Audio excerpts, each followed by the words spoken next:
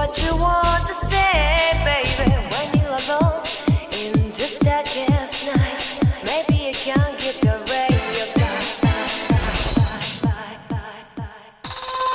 Open your heart and show your eyes that your destiny. And grow your love, baby. The future is waiting for you. And show your eyes that your destiny.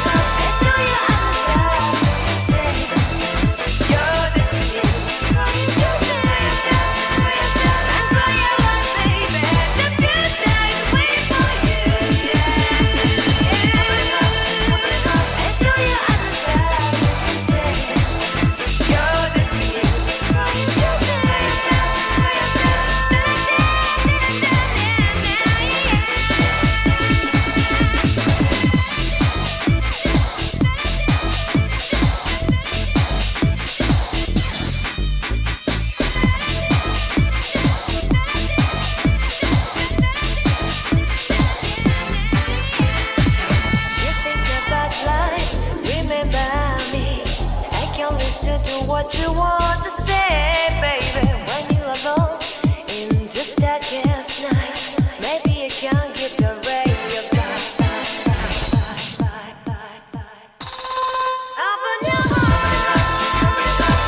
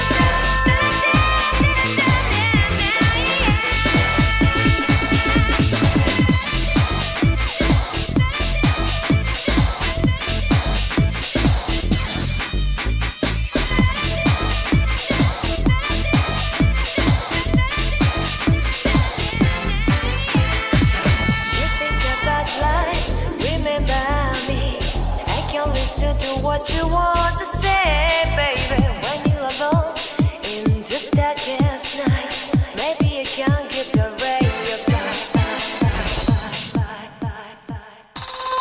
Open your heart and show your eyes that you're destiny.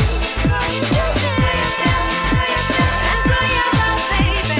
The future is waiting for you. And show your eyes that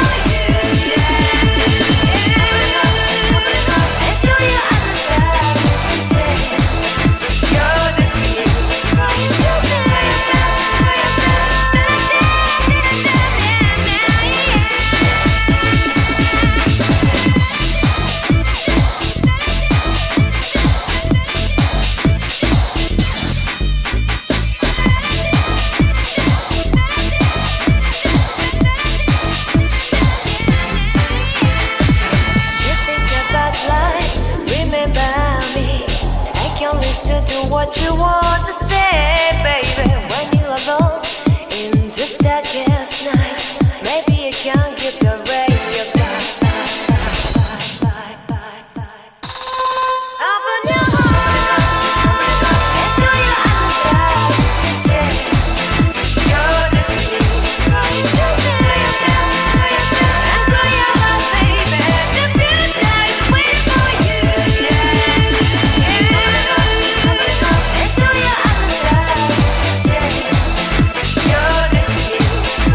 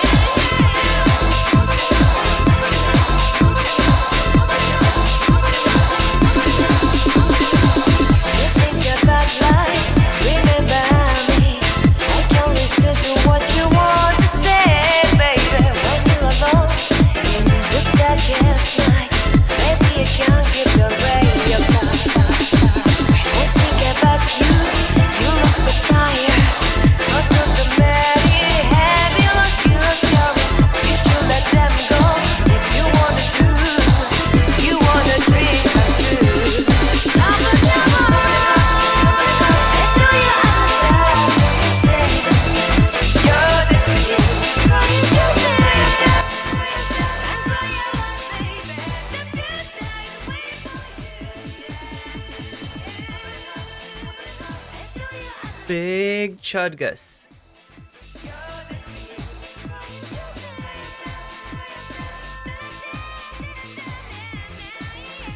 Gatsby Cat, thank you for re-subscribing, ensuring yourself a premium ad-free experience on Twitch.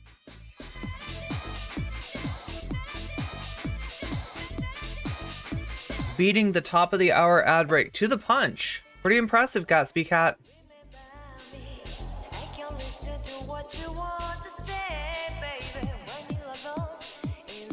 Hi, chatter.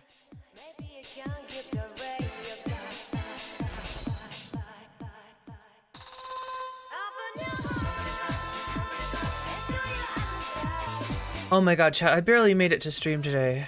I don't know, I'm just like tired, but I'm not tired at the right time. Do you ever get that? Where you're tired at the wrong time? Like, I'm not tired at night. But I know that if I do an epic all-night Fallout stream, then I will officially turn into a vampire. And it's hard to deal with life as a vampire, right? How do vampires, you know, I don't know. How do vampires go to the DMV? That's what I want to know, right? The DMV, you can't go to, there's no like 24-hour DMV. What does a vampire do when they need to get a driver's license? You went extra long yesterday? That's true. That is true. You're tired as well? Okay, so chat's there with me. You liked, oh my god. Wait, let me make sure. New Troy, that is amazing. I almost reverted to like pronouncing your name completely in a French way, but it's only half French. Just like me, I'm half French. Do I look half French, chat? Do I smell half French?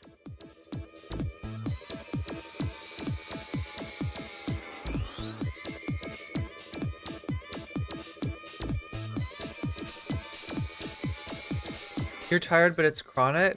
It's you all week. You're French dressing? Oh my god, I forgot about French dressing.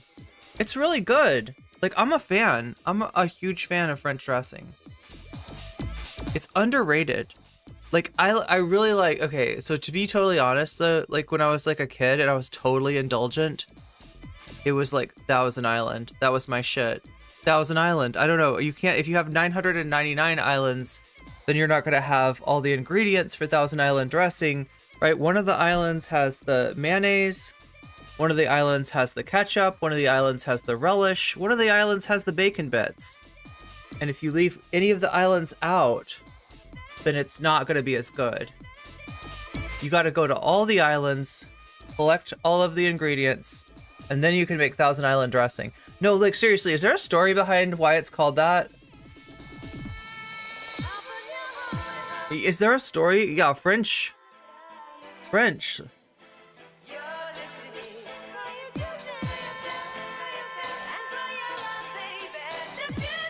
Stinky French. That's right, Gatsby Cat. Stinky French. Pirates made it? Seriously? That, I mean, it makes sense. If I was a pirate, I would... Like, if somebody tried to tell me, you're a pirate, you gotta eat, like, healthy dressing, I'd be like, screw you. I'm gonna eat Thousand Island. You're lucky I don't eat blue cheese. Blue cheese is stinky, though, right? Is that the stinky one? Oh, French onion soup? That's one of my favorite soups.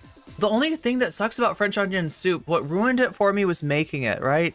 Because I didn't realize that you pour like a bottle of oil into the pan and then you cut up 1,000 onions from 1,000 islands. No, just 1,000 onions. You cut up 1,000 onions and you like caramelize them in the oil, and then that is your soup base. That like so no wonder it's so good. It's like 90% oil. That's the story. It's pirates. That makes sense to me. My dad told me that. Nice. Here's your French dressing. Wait, it's mold? Oh, blue cheese is mold? Oh, you're right, it is. It's mold. It's moldy cheese. Gorgonzola? That was an island, yeah.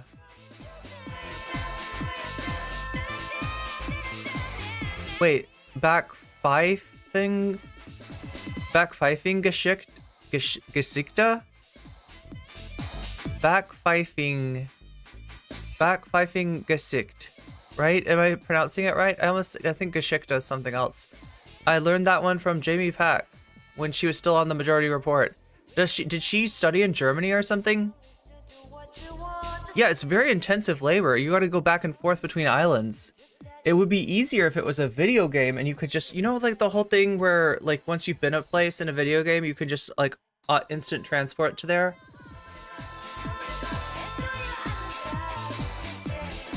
Dressing says it's got its name from the island chain that straddles northern New York and Canada.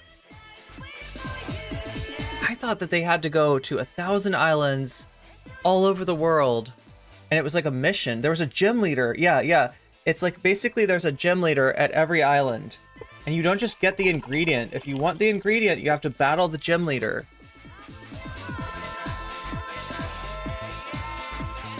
But sometimes you might battle the gym leader and you might lose, and something might happen and Team Rocket shows up, and you save the gym leader from Team Rocket, and the gym leader gives you the ingredient anyway. The gym leader is like, okay, you suck and I beat you, but here's the ingredients.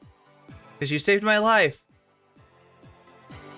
According to the Oxford Companion to American Food and Drink, the dressing's name is from the Thousand Islands area. Are there really 1,000 islands in the upper St. Lawrence River? Is that really, like, that seems like an exaggeration. It seems like there's probably 300 islands or 30 islands even, and they decided it was 1,000 because it's a lot of islands. It's too many to count. Germans have a word for everything. Well, and if they don't, they make it up. Like, that's the thing about German, is that like if you know the rules of German language, you can neologism pretty easily. The legend is that a man had to visit 1,000 islands before you invented the dressing. Like, how many islands must a man visit before he can invent a delicious dressing? Yes, it was a Bob Dylan song. Wait, is it a Bob Dylan song, or is that like some older song that Bob Dylan stole from somebody else? It sounds very Greek for being Canadian or New Yorkie. German is an agglutinative language. So they don't have, if they don't have a word for something, they make a new one by smashing together ones that already exist.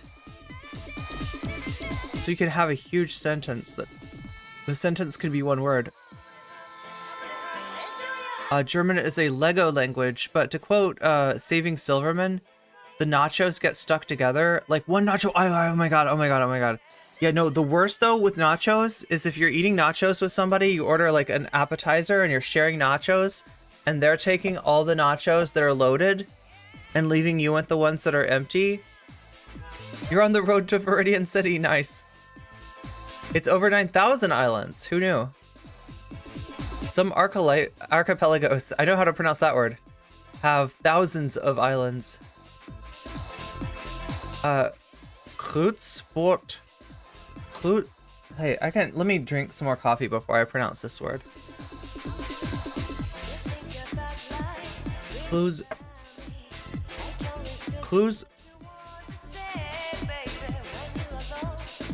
Krutzvort Tasselin? No, Krudvortasel is my big word. Does it mean crouton? Is that how they say crouton in German? Are there special German croutons flavored with the juices of 1,000 bratwursts from different provinces of Germany? I miss Jamie Peck, yeah. I mean, wait, does Jamie... Wait, okay, so Jamie went to, like, the Antifada after the Majority Report, but what does Jamie do now? Loaded nacho... Yeah, noted loaded nacho pilferer. That's exactly right. It's the worst thing to do on a date. Okay, I'm just ripping off. I ended up watching a bunch of sketches from I Think You Should Leave. After figuring out that the coffin flop thing was from I Think You Should Leave. Oh, including coffin flop. Coffin flop is my favorite though. It's on Corncob TV if you're not familiar.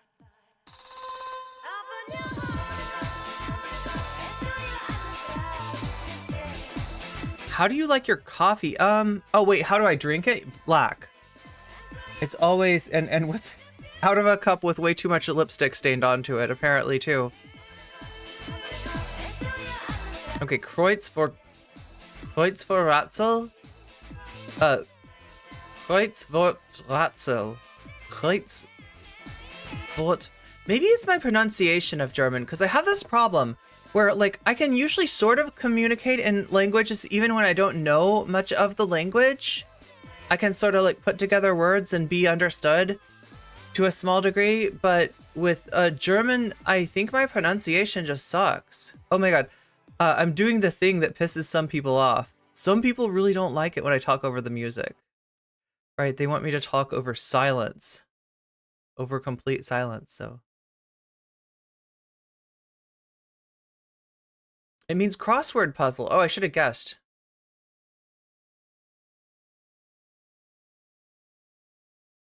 Like, why did I think crouton would be a cognate between English and German? Clearly, crouton is going to be a French word that gets borrowed or even invaded into England. I don't know. Is that how that works? Like, you got your... Oh my god, it's so complicated. Chat, England is so complicated, right? You got all these, like, the Celts and the Picts and all these dudes, and then there's this whole, like, Danish invasion, kind of like the British invasion, but the Danish did it to the British first. So that's where they got the idea of the Beatles, was from the Danish invasion. And then the French invasion. And, oh, no, wait, I forgot about the Roman invasion. I can't forget the Roman invasion. That was hugely significant.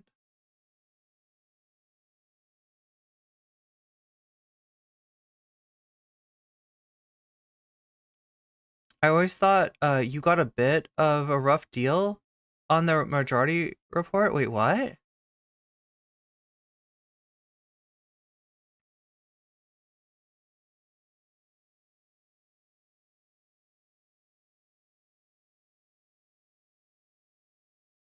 Oh, Jamie. Probably you thought Jamie got a...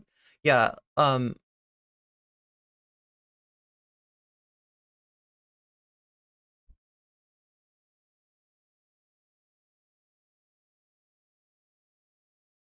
okay, yeah. I'm just trying to make sure that the Majority Report's not talking shit about me. That would be a big problem. Can you imagine if we had to do a drama stream about MR?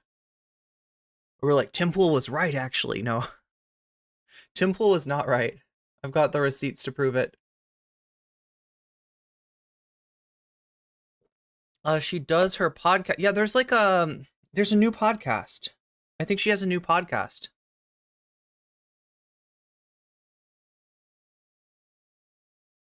The show's jokes are imprinted on my DNA at this point. Yeah, I know, they're pretty persistent. Rate cell. Jamie quit Intifada to do her own thing. She also... See, I can't mention that website. Twitch freaks out. If I mention that particular website, Twitch will somehow think that I have one of those, and they'll think that I'm advertising it, which I'm not, because it doesn't exist. And I'll get in trouble. I'll get in trouble. Twitch is so weird because it's weirdly like, it's the most sex-phobic website of all. YouTube, not particularly sex positive, but it's not quite like, it's not the kind of, like, I don't worry about Crackhead Barbie getting me banned on YouTube. I do worry about Crackhead Barbie getting me banned on Twitch. That's the difference. The first time Kreuz. Oh my god, I'm messing everything up, aren't I? Jamie's doing a lot of Cop City reporting. Oh, that's right. Yeah, the last time that she came on the Majority Report, she was on there to talk about Cop City.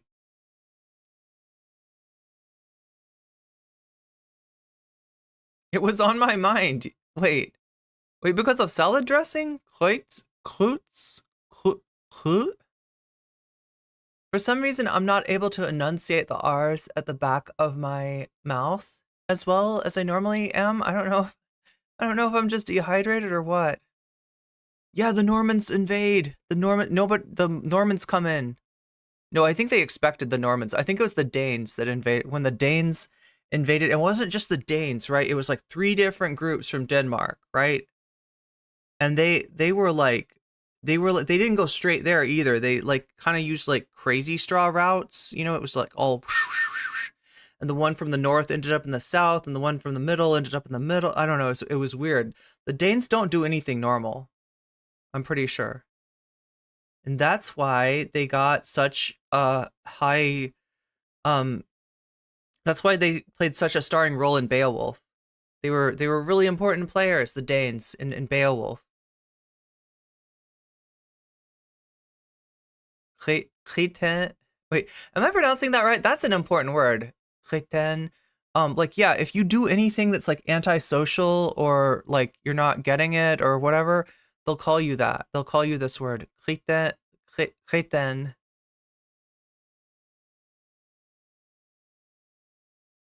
The Gales yeeted the Picts.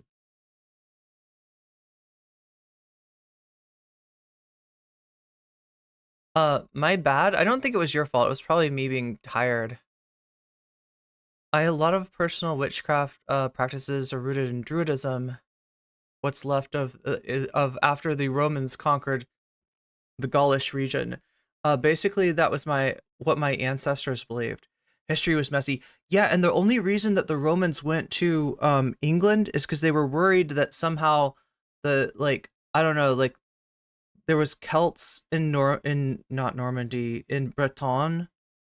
There were Celts in Breton and there was Celts in Britain, and they thought that the Celts in Breton were going to get resupplied because they were the annoying ones, right? Weren't they the ones that like they hang out on Mont Saint Michel and you can't conquer them because they're up in this tower and they fart in your general direction? Or am I thinking of something else? It seems like Sam hated Jamie the entire time. Just fell into an Asmongold rabbit hole on Reddit. It's gross. Damn. Maybe you can guide me. Maybe you can guide me because I don't know much about this guy, Asmongold. All right, what can I tell you about Asmongold? We haven't covered Asmongold like at all. He's a Twitch streamer. His name is Zach Rar. Rar is his last name, and he lives in he is very rich, but he lives in a house that's full of cockroaches and because he wants to, I guess. I think he's just living the gamer lifestyle. I think that's what it is. He is the gamer. He is what the gamers like think that they want to be. And it's like if they actually were Asmongold, they'd change their mind. They'd be like, no, this is not good. This is not cool. This is not my dream after all, right? It's like the person that gets everything they always wanted and they realize that it's not what they wanted at all. You can't say whatever you want just because you're rich. When does the NCC podcast begin? As soon as we can schedule it.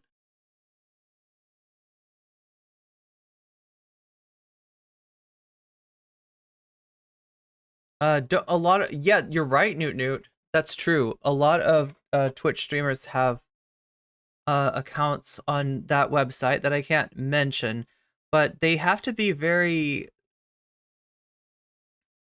strategic in how they promote themselves. What they do is instead of linking the website, they'll link like a they'll link like a one of those link trees, right? They'll have a link tree, and the link tree will actually have the website link in it. Whereas if they put the actual website on Twitch, Twitch would be like, I don't know, like I said, they're sexphobic. They're afraid of getting trouble. Well, they yes and no. What is Crackhead Barney? It's actually Crackhead Barney. I don't know. She's a performance artist of sorts. You know, like Andy Kaufman, think maybe. But if you cross Andy Kaufman with Hunter S. Thompson, then you get Crackhead Barney. I think that's the best description. Don't you worry about wait, Skibidi Toilet could get me banned? Wait, how would Skibidi Toilet get me banned? Is there something in Skibidi that is not allowed. Maybe Twitch is on the side of the. Wait, what was the deal? Yo, Skibidi did get banned though. Russia, do you know about this? Russia banned Skibidi. Like, I think I talked about this a long time ago. And it finally happened. Russia actually banned Skibidi toilets. Because they think it's a metaphor. They think that, like, the cameramen are Ukraine or something. And I don't know, it's...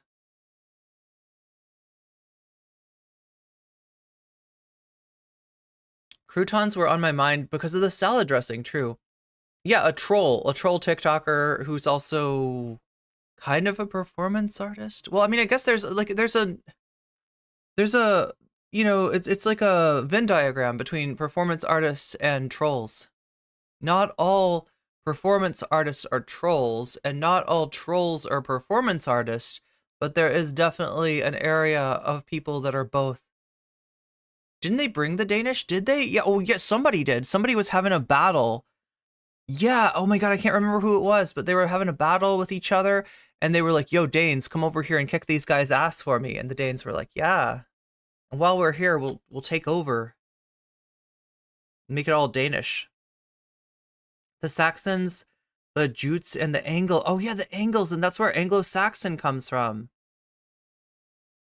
What's a Jute? It's like the other dudes. They got, yeah, how come it's not called Anglo-Saxon Jute or Jute you know what I mean? Like, how come the Jutes got shortchanged? Like, they were there too.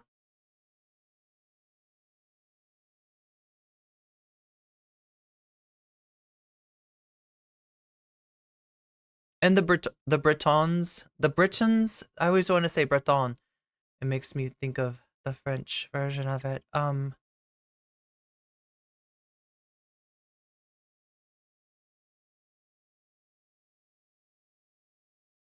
Yeah, the Cop City was the last I heard of Jamie on MR. Bretagne. Breton. Wait, you gotta, it's weird, you know, here's the weird thing about French, right?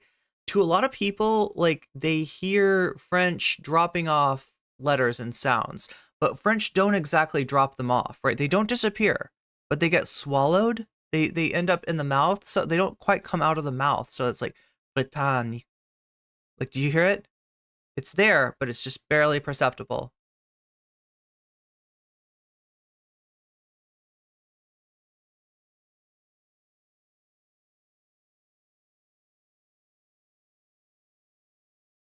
And they have their own language, too.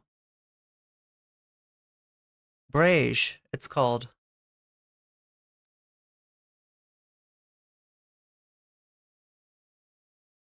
Show the picture of Asmongold's bedroom. Look, I'm not trying to come down too hard on somebody for just having like a messy room.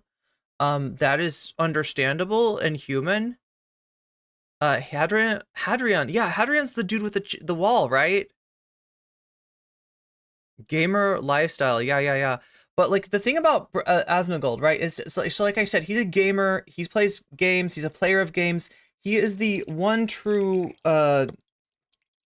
wait, what is it called? Like a one true incel? No, one true cringe.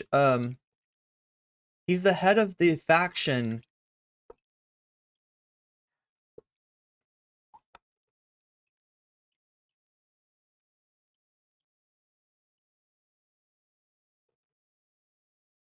He's the head of a Twitch team. Do you all know about Twitch teams? So just like there's esports teams, there's also Twitch teams, and sometimes like there's like a overlap. I mean, like Twitch was populated by gamers originally, and they made teams, and the idea of a team, well, you know how we got the Fimios raid last night, right? It's OTK, but what does it stand for? One true something. I can never remember what it is. The loser team? But yeah, you know how we got that raid last night on YouTube? Now that's not common, right? YouTube has raids, but they don't do them very much because it's really hard to even figure out how to allow. So YouTube looked at Twitch and they were like, huh, we kind of like what they're doing there. We kind of want to eat their lunch for breakfast. We'd like to be the streaming service. We'd like to take some of their business. That would be nice at one point, right? I think they've kind of forgotten about it. I don't think they're really trying to build streaming on YouTube the way that they once were. But they did implement raids. But they also looked at Twitch and they looked at the problem that Twitch had with the hate raids. And they didn't want to mess with that because they don't want to moderate.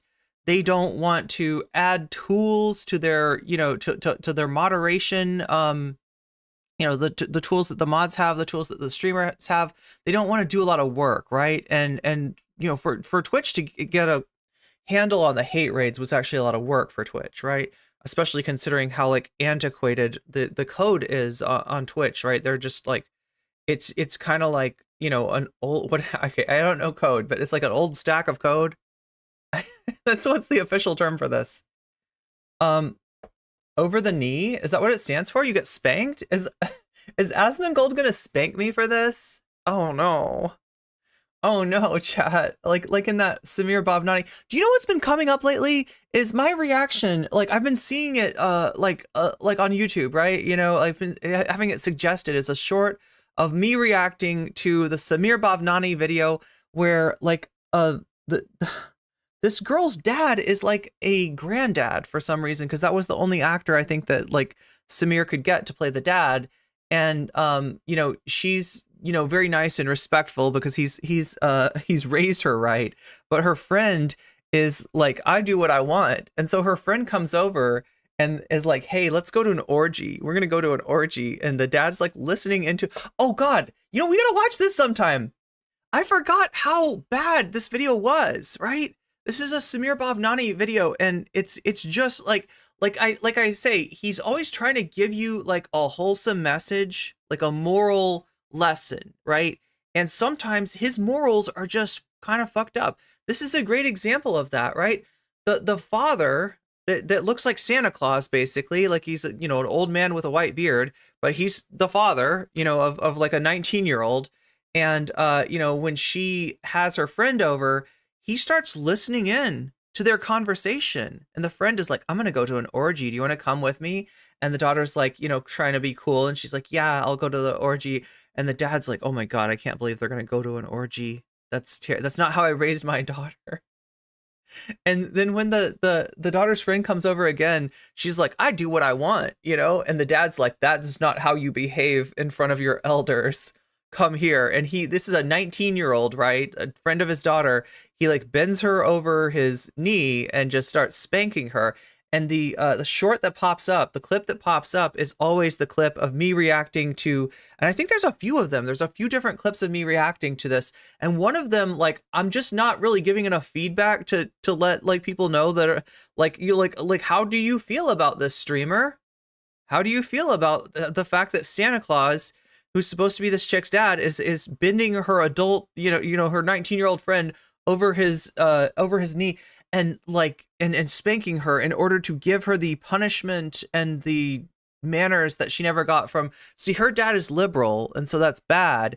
But the dad that's conservative and is listening in on his adult daughter's conversations in her room, that's the good guy. That's the good guy, right? It's so fucked up.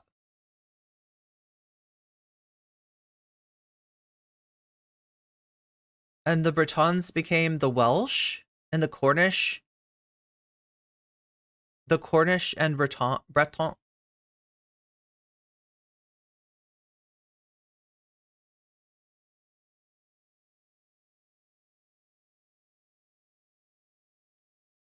There's no reason that his hygiene has to be. Yeah, this is the thing.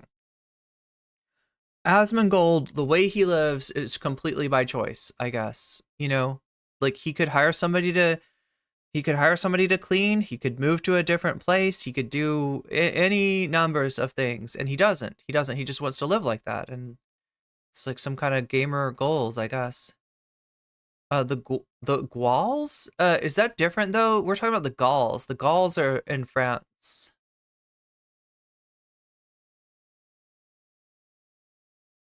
He's rich and he lives among roaches. Like you can pay people. Yeah, it's incomprehensible. I don't know why Asmongold lives like that. That's a legitimate question.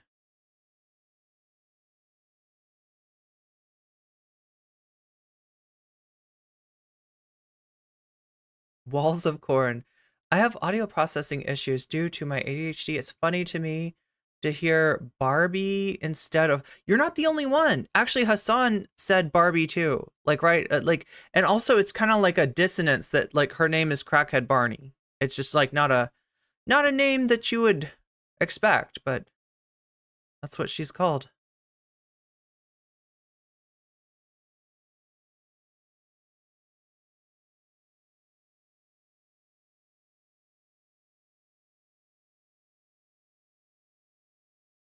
But yeah, so like I was saying, Asmongold, he's a gamer, he's the one true king. Yeah, it's one true king, right? That's what it's called. He's the one true king behind one true king. Like he is the king that they all swear their gamer allegiance to. And he is like right, so him doing games is whatever. It's fine. That's what he does. That's his lane, right? But when you become a big enough Twitch streamer, you've got every incentive to not just do your gaming streams, but to also do just chatting streams. And just chatting streams generally work out in that there is a reaction component to them, right? Reacting to videos, reacting to TikToks, reacting to news. And Asmongold has been doing more and more of that, right? But both in the sense of reacting to like gamer news, right? Reacting to like the Sweet Baby controversy and how they're trying to put wokeness in games, oh my god, but also to just news like the protests. And so we've got a lovely video of Asmongold's thoughts, the enlightened thoughts of a roach coach, as Bach would say. I never looked into it, nor did I know anything about Skibidi Toilet. I mean, Putin is scared of the toilets.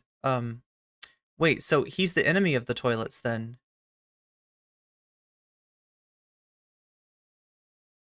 He's afraid something's gonna reach up and grab. I used to be afraid of that as a kid. I was afraid of all kinds of unreasonable things, right? I feel like we started a rumor that there was some kind of troll that lived in the toilet at my school. There was one toilet that nobody wanted to sit in, like, right?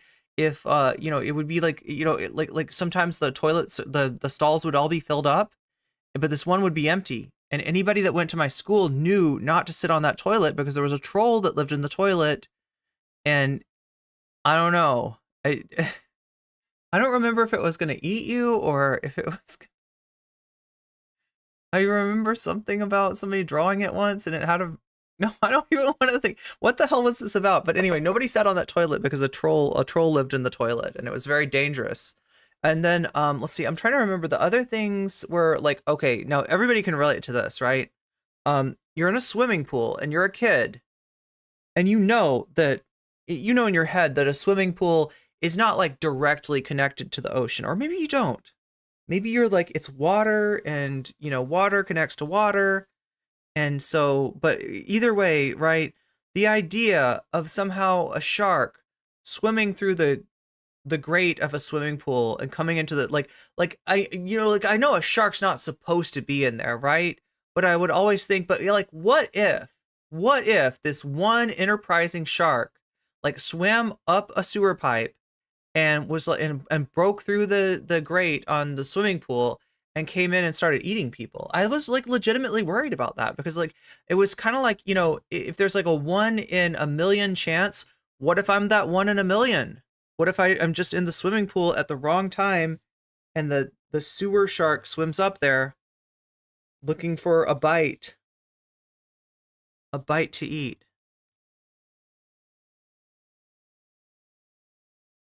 It's weird though, because I swam in the ocean and I never thought about sharks. Like when I was in the ocean, I never thought about sharks.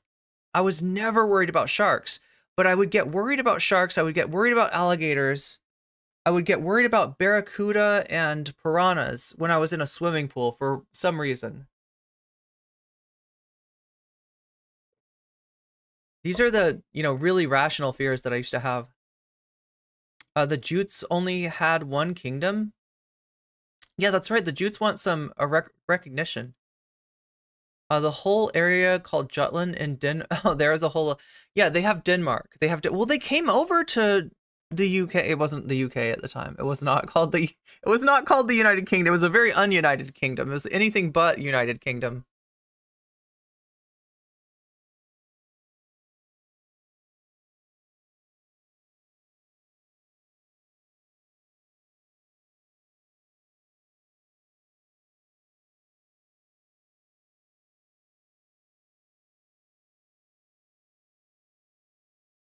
I don't think most people realize the particularities of their first language. True. Yeah, yeah, yeah. It gets normalized. Wait, it's pronounced nani like in Japanese?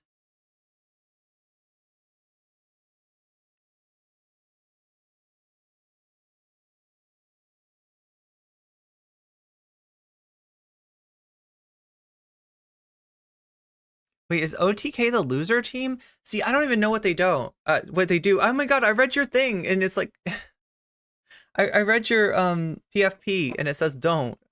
And I just like anyway. It got in my head.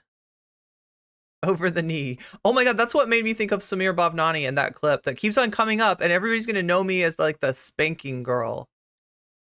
Yeah, it is one true king. One true king, just like the United Kingdom has one true King Charles. What if they had competing kings though that were like, you know, actually I'm the king.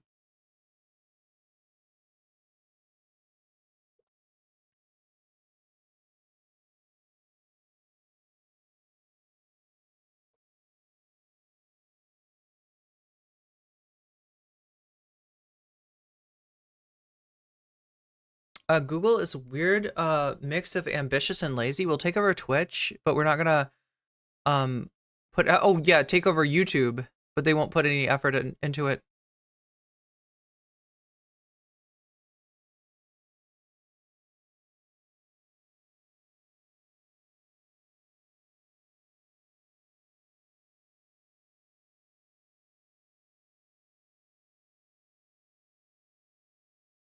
Oh my god, like we gotta watch this, right? Because I don't have a good react to it.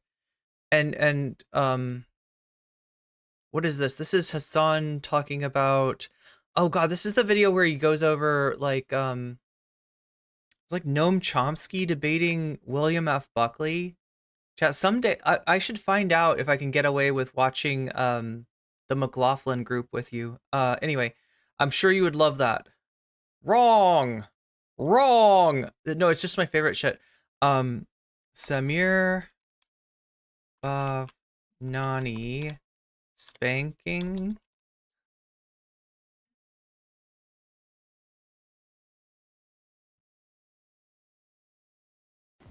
Amber, I am loving your new accent. I'm just having fun. Your new accent? Honestly, I'm so glad that you joined our sorority, Emily. I'm so glad you let me join. No problem.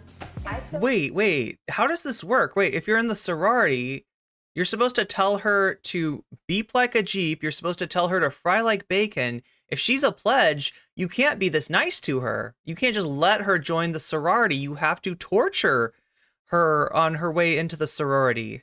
Huge potential. Thanks. Speaking about huge, I saw you in a class in a new bra.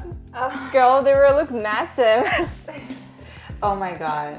This is the first time I've worn a push-up bra. See, here's what I'm wondering now. I'm wondering, does Samir write the dialogue, right?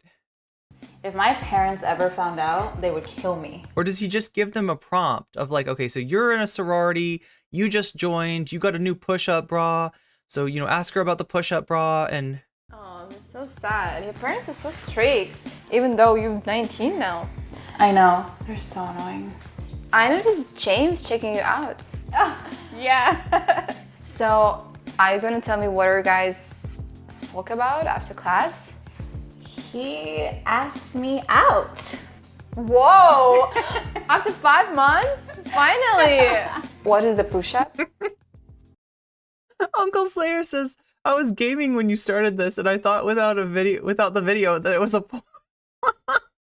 It does sound like, yeah. Oh, definitely. Oh god, chat, I just realized So you know how when I risk it for the biscuit, that's like when I go over 6 hours, and I usually don't do that because I lose ad money entirely if I do. It happened yesterday. I thought we could do it. I was like, there's no way. I didn't listen to any music. I didn't listen to any music at all. I'm totally good, right? And it's like, nope, it was the dogs eating the cabbage and the possums eating the bananas and all the cute little animal videos we watched. I got a copyright, not a strike, but a basically they take my ad money. Okay. Wow, what did he say? It's so fucked up. Like, people always say that streamers are taking content, stealing content from other people. But even if even if I was Sniper Wolf, even if I was watching this and doing nothing, I'm on the floor doing the worm like XQC, right? Even if I'm doing that, it would be like, you know what, I'm stealing like 10 minutes of content, right? But they steal all of your ad revenue. It's not streamers that steal from, like, you know, YouTubers. It's YouTubers that steal from streamers. He started off by saying, "Oh, you look so different today." Boys, You can see the microphone. such pigs. I know, I just noticed. But he seems sweet. So when is your date? This weekend, Saturday. Ah! You should flake on him. What? Yeah. No way. Wait, this is not a... Like, the whole, like, wait a minute, you should flake on... Wait, there's a whole thing with, like, pickup artists where they're like, you know, if you really want a girl to, you know, be interested in you, don't call her back, right? Or don't text her back. Okay, so what is going on here? It's her dad. That is her dad, chat. And I know it looks like her granddad, but nope, it's her dad. Yo, he's plating up the crackers. Did you see him? Put them in a little V shape. What kind of snack is that? That's not like, I don't think that's a snack. Look, if you're gonna bring your adult child a snack while they're hanging out with their friend, maybe get some crackers and some dip. But no, we've got crackers and Toblerone, dry crackers and Toblerone. It's so weird. Is it saltines? It looks kind of like Zweibacken. Is that what it's called? Zweiback?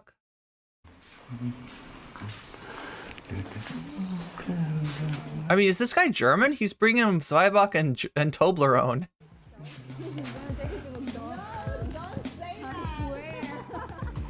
What?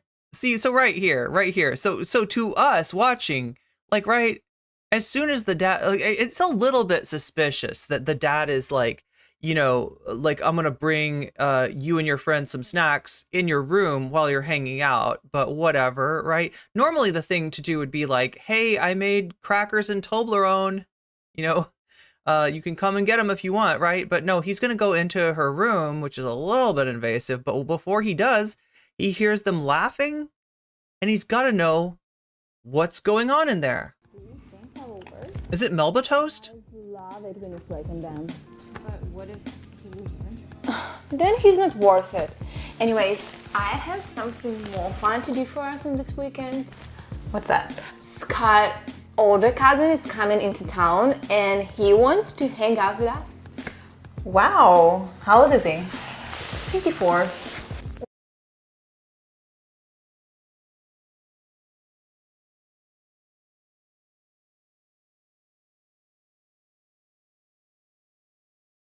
What?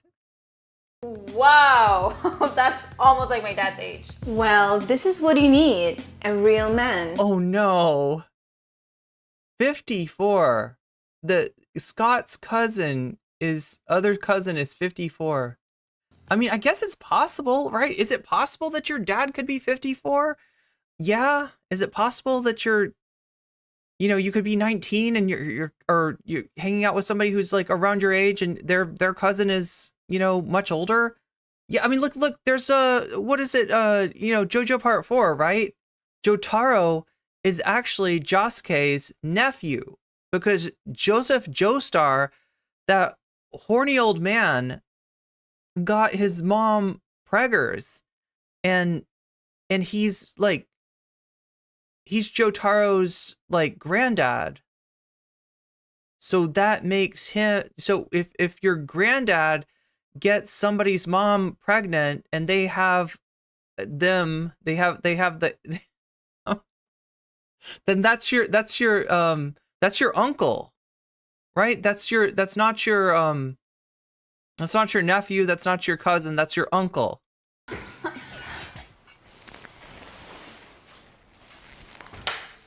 Busted. Hey, sweetie, I'm Fucking busted. bringing you and Amber some cookies. I had an accident. You had an accident. I'm glad your nose isn't bleeding. God, what is wrong with this guy? It's okay, Dad. Okay. Thanks, sweetie. You're welcome.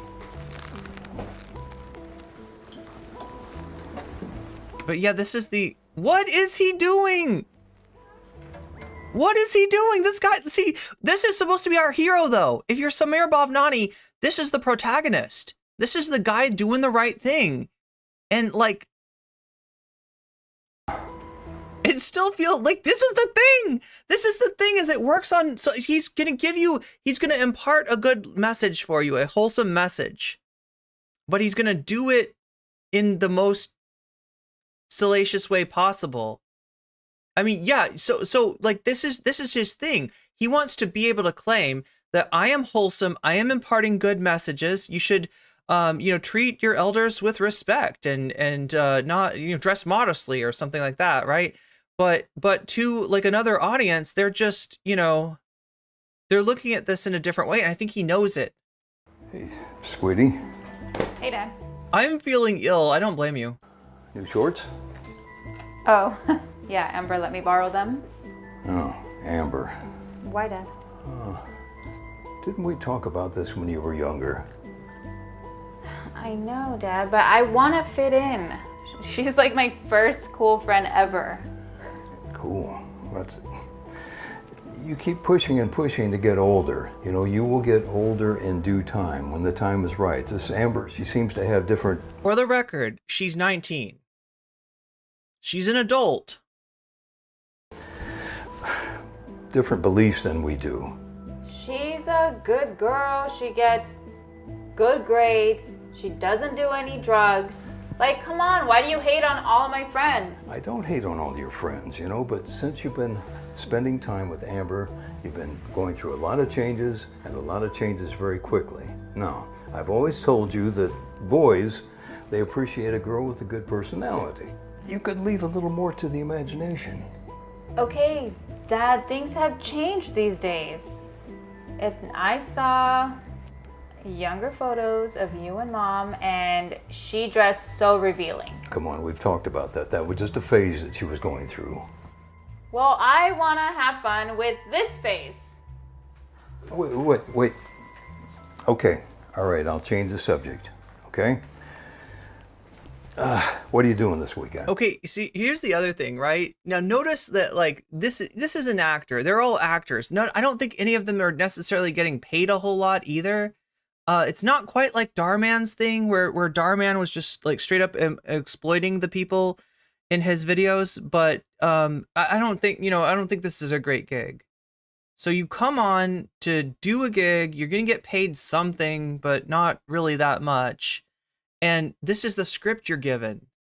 Like, okay, so I'm the father. Wait a minute. He's thinking, why am I the father? Okay, he's uncomfortable. He's uncomfortable with this script. He's uncomfortable with this scenario, and it's like showing. As much as he's trying to act, as much as he's trying to be the character that Samir wrote, it's like impossible. It's a fucked up story. Might go on a date with his... Yeah, is he talking about his wife? Yeah, is he talking about his wife going through a phase? Is that idea that a good man can tame a wild woman very much, she needs a man to show her proper way to live. That's why it's a phase Away from to him. Oh. So you are going out with him. This is creepy. I forgot how creepy this was. What? You know? No, I mean you do have a date. That's what I meant. See, like, I think it's that the actors, I'm trying to be the most charitable possible, because the actor is acting creepy, but I think it's probably that he's uncomfortable. but it reads in this scene as in he is thinking unfatherly thoughts. Yeah. Thank you for letting me know. I'm surprised you told me. Yeah, I don't want to make things up, but it's not confirmed. Wait, is there an issue with Discord? Okay, sweetie. Well, thanks for keeping me in the loop. You can hear she's got the microphone, she's got the lavalier mic on her back. That's why you can hear the hug.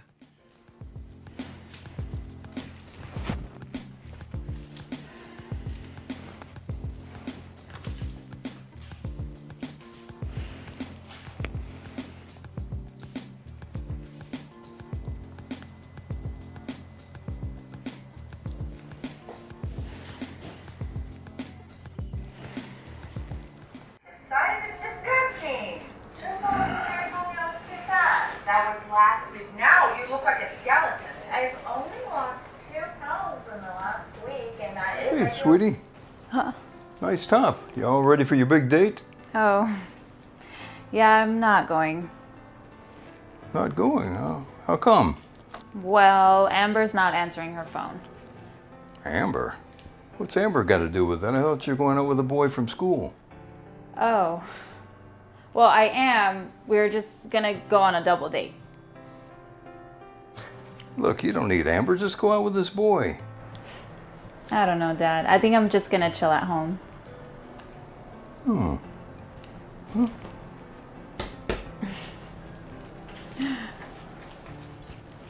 Oh, movie date with Pops, huh? Yeah. Okay. This whole fucking thing is like more subtext than it is plot. And I don't like the subtext. Hey, stranger. Come on, are you mad at me? Come on. Well, you made me flake on James, and then you flaked on me. This dude's Oh, thanks, Ellen Fox. Yeah, it was like, just came out, and I guess by double deal, he just wanted to hang out with us. Well, you should. I'm like setting myself up to go long on this one too. Should we? Okay, I don't know. I kind of want to put this forward, right? I mean, it's hard to appreciate Samir without his like. Yeah, we got to skip some of this. It's hard to appreciate him without the whole thing, the whole story. Have to do something. And by appreciate him, I mean like be shocked and scandalized and ask yourself, what the fuck? What the fuck is this guy thinking? That's on you. I'm not sure how it all works. Okay. I'm down. Yeah, but we're hotter. But do I have to do something?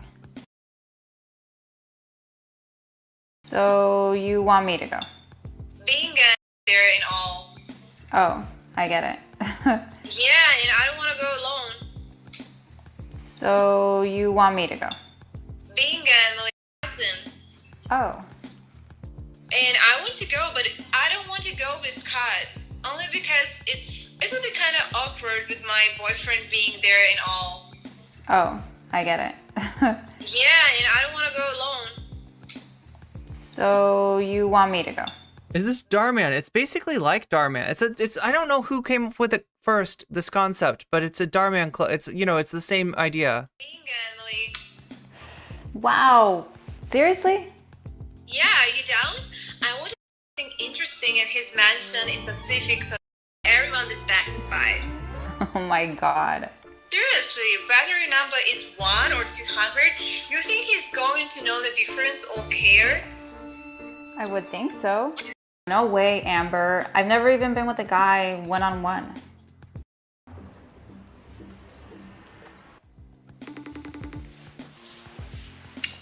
So, what I wanted to tell you about today, well, first, what do you think about Or What? He had to mute the word, right? This is a word that YouTube is like. into the type of stuff? Oh my god, no way, Amber. What is this music? I don't know, but it's probably gonna be demonetized again. I've never even been with a guy one-on-one. You haven't? Well, no, I've been. Oh yeah, but yeah, she's in. Like, you want to go to an or maybe I shouldn't be saying the word. Wanting to save myself. Maybe this is a bad word for YouTube. Oh wow, that's really sweet and stupid. What do you mean? Look, my aunt and my own mother said enjoy it now. Because Mr. Perfect out there is out there babying his thing around to everyone that passes by. What? God. Seriously, whether your number is 1 or 200, you think he's going to know the difference or care? I would think so. Girl, no. You can tell them 1 or 2, it doesn't matter. Wow. Here's the thing. Scott's cousin, the 50 years old dude, he invited us to something interesting at his mansion in Pacific Palisades. Wow, he has a mansion? Yeah, he's some rich YouTuber. Anyways, this wasn't a normal kind of party. What was it? It's an art. Oh my god. So you went? No, but... But what? Well, I didn't want to go with Scott, so I made some excuse with my weak nonsense, but he's been messaging me on Instagram all week. Scott? No, Scott's cousin. The 50-year-old dude. Yes. And I want to go, but I don't want to go with Scott. Only because isn't it kind of awkward with my boyfriend being there and all? Oh, I get it. Yeah, and I don't want to go alone. So you want me to go? Bingo, Emily. Wow. Seriously? Yeah, you down? I wanted to make it up to you for last weekend. It's at a mansion. Are not going to an orgy, young lady. Oh my god. Dad! You are way too controlling. And now you're spying on me? I said I was No, he's been spying on you for this whole video. going to move into a dorm if I had my space. I'm moving out. Go to a dorm. You can't move out. You don't have any of your own money and your own space. I'm not going to give you enough space to go in an orgy ever. Never. You are not going to an orgy. These are not the values your mother and I raised you with. You're not going to an orgy. I don't want to talk, Dad. Are you forcing yourself inside? Oh, jeez. Oh. So here's how he's gonna take care of it, right? He's gonna go and talk to his daughter's friend's dad. And here's the daughter's friend's dad. What's going on? Are you Simpson? Yeah, that's me. How can I help you? I'm Emily's dad. Sorry, who? I don't have my glasses on right now. From church? Church? You go to church? Well, I'm even more surprised that you don't know who your daughter's best friend is, Emily. Amber? She has a best friend? Dude! Yeah, your daughter Amber and my daughter Emily are very close. Yeah, what's up with these dads? Surprised you don't know that. Like, I guess it's cool headwear. I guess it's never too late to, become a father. I don't know what your daughter Amber's up to, right? Wow, hey, that's great to hear. How's she doing? Okay, well, she's doing great in some people's eyes, but... Oh, look at this. I just noticed this is not on Samir's channel. He might have taken this down. I mean, this is like, there's no excuse for this video because he was absolutely like, he's trying to portray a moral message, and the moral message is like that the problem is not obeying your adult father in his every commandment, not that your adult father spying on you, listening to through your door, is a problem, and that you'll see what links he goes to, right? I have a little problem with her. What is it? She's been kind of a bad influence on my Emily, and I'd like you to discipline her. What's the problem?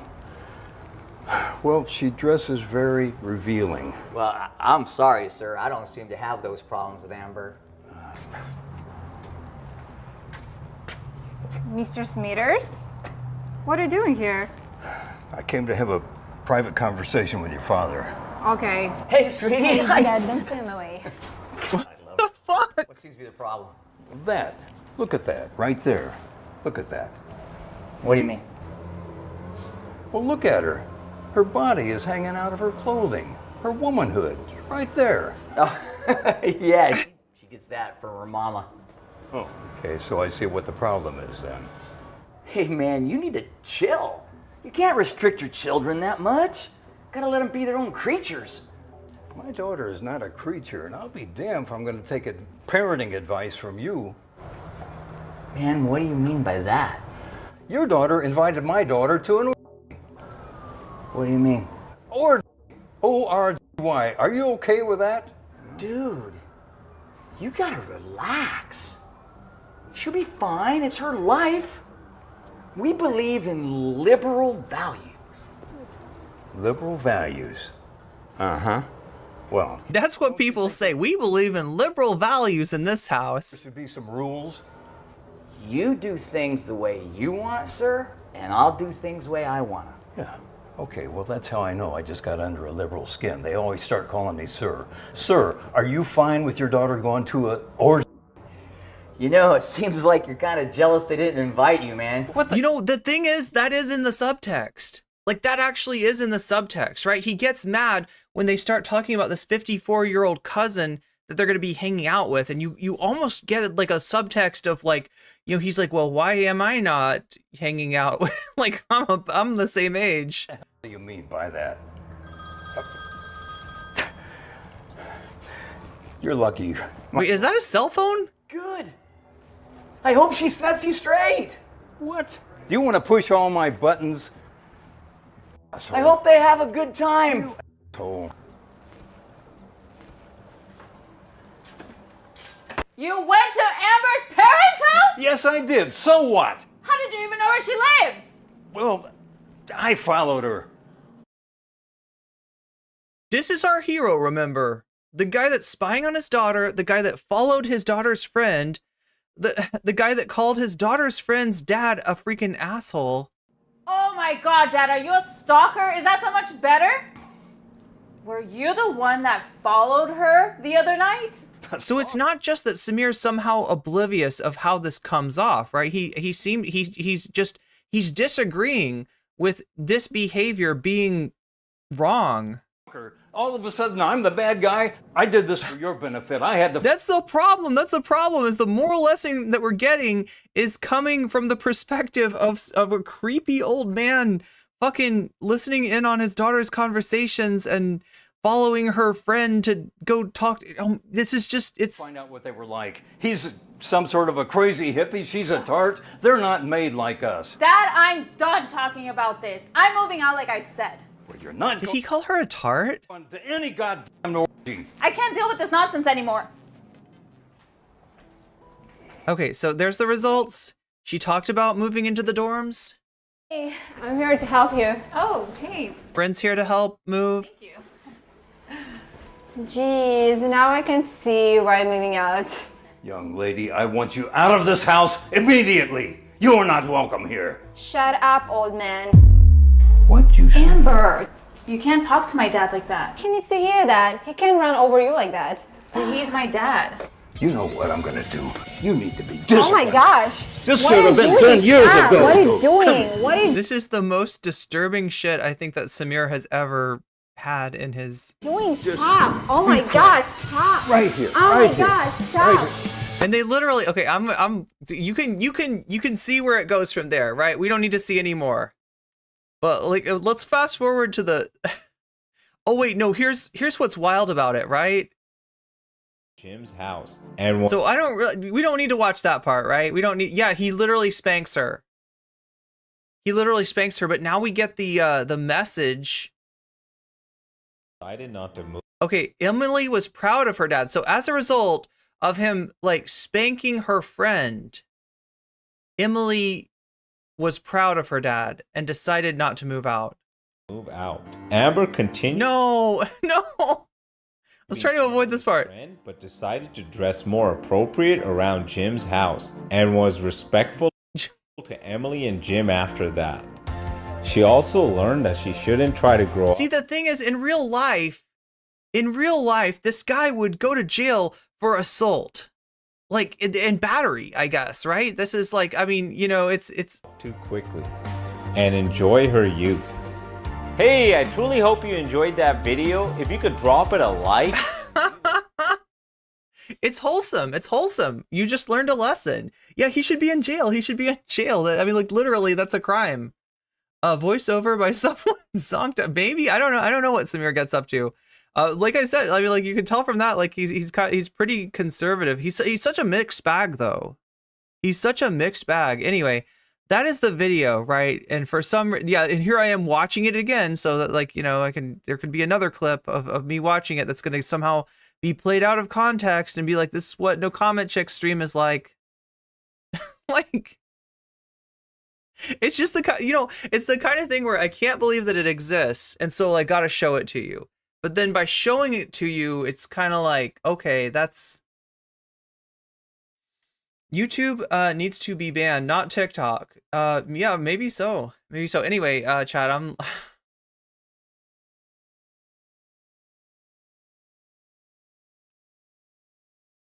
so distracted today. I just talking about over the knee. It's literally somebody saying over the knee that made me think of, like,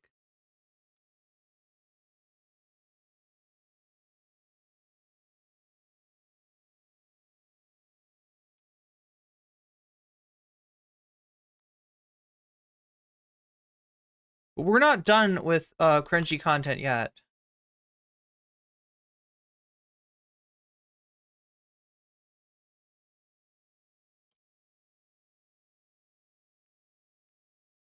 We've got to get the backstory behind Tipster. Do y'all remember Tipster? Tipster shows no... Does everybody remember Tipster? This was the guy that...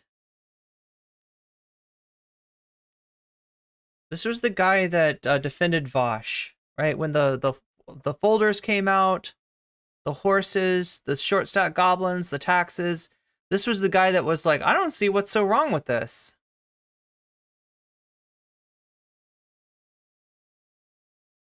It wasn't just cringy, it was more serious than that. Yeah, well, and in that there's a problem with, like, Samir's videos, there's a problem with the message. There's like a hypocrisy of somebody who is both, like, you know, criticizing what, like, you know, criticizing dressing immodestly, but at the same time, like, presenting this video that is going to attract an audience that is, you know, more problematic than just, you know, an issue of, like, wardrobe. What you want to do? What are we gonna do next weekend? Want to hang out? Want to grab some drinks? Maybe go to a bar? I don't know. Did you get any sleep? What do you feel like doing? What do you feel like doing? That's why you got blocked, because this doesn't have anything to do with me, and you really want to make it about me. Enjoy your little 15 seconds of fame, you loser. As if, like, oh my god, I have to respond to every single person, whoever... Oh my god. As all of Tipster's worst controversies have begun, this one started with a situation that he totally could have avoided. In place of AP, Tipster had gotten a new prime goth mommy e-girl by the name of Rum, although she was nowhere near as annoying or insane, but she was pretty weird. On February 19th, 2023, a commentary orbiter by the name of Alex Gekmo posted a tweet exposing Rum for liking, quote, little girl lolly CP on main. Whilst I'm obviously not going to show the image... So, this is what Tipster did a year before the Vosh thing happened, right? This is his friend, Rompendump, that was caught liking, you know, some really questionable art. Drawing of someone who obviously looks like a child and has explicit clothing on, although they're not engaged in sexual activity as would be implied. But regardless, if you're normal, you'd think this is lolly and it's fucking weird. But unlike DJ Screwdriver's tweet about AP, Alex never mentioned Tipster in his tweet, instead mentioning other orbiters that AP was friends with. So how did Tipster get involved this time? Well, it's because Rum got a bit of backlash from a tweet and vented about it to Tipster, to which he decided to get involved, tweeting this: I see the usual suspects are trying to call someone out for liking lolly when they don't know what the lolly actually is. Some things never change. It's lolly, Tipster. It's a cartoon of a child in nothing but a strip of clothing covering the flat chest and crotch. Had to unfollow Rum because her liking it put that disgusting to my time. I don't think I can take this video now. Let's do Asmongold.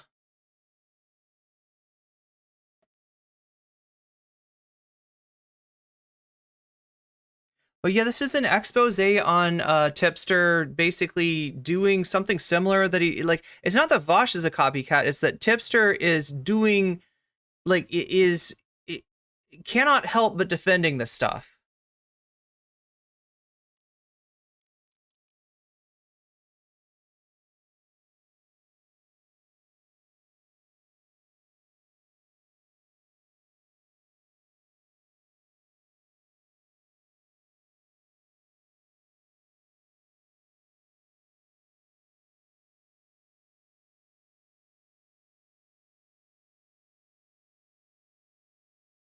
God, I feel like this is going to be stomach turning too.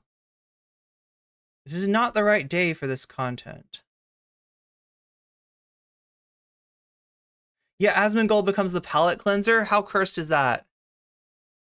How cursed is it when Asmongold is the palate cleanser? A lot of people are. Because you know what got me in trouble? Do you know what got me demonetized for that last stream? It was literally the palate cleanser. It was literally the dogs eating cabbage and the possums eating bananas. Like, right, that's what got me demonetized. Tron.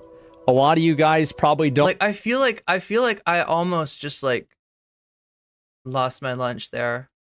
Know who that is.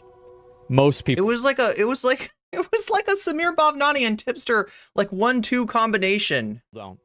She used to be a streamer a long time ago, and ever since she fell off about 10 years ago, her entire existence on the internet has been dedicated to being hostile and negative about other people. And so she goes and she makes a tweet today about me. And so she goes, she's like, Asmongold hates himself more than we ever could, just like his lifestyle. There's nothing to be said. Disgusting man. They could ever make him change his filthy, putrid ways. Just a real stinker. I respond back. I say, you're fat and you spend your life smoking weed and yeah, literally the possums doing drugs. If anyone's a stinker, it's you. That's true. And I'm not insulting her. It's just this is just an observation. She is fat. And if you're fat, you sweat more. And if you sweat more, you're going to smell bad more. Why she? What is up with content today? I swear to God. Even attack you? Because her oh, look what he's okay. This isn't necessarily what he's following, right? I shouldn't judge him by this. This is the stuff that's getting recommended to him live on Twitch. But I mean, it does have something to do with the kind of tweets that he interacts with, right? You know, this like, you know, the live these are live streams, aren't they? Seriously? That's so weird. Who is he trying to justify fat phobia? No, he doesn't even have any thought that it's like at all problematic. He's just like, well, it's just like a judgment in his mind that. Yeah, this is so he's talking about Tron here. Let's roll it back because it started too quick. Everything is just like hitting me today, and I don't know. I'm supposed to play some Fallout New Vegas tonight. I didn't happen last night. Didn't happen Friday night. Get canceled again. A lot of people. So he got canceled. Why did you? So wait, I'm trying to figure this out. Is he just showing? Is he okay? So start. I did get canceled again. A lot.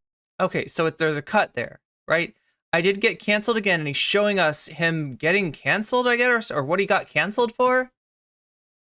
Yeah, he's not really. A lot of people are angry. Tron.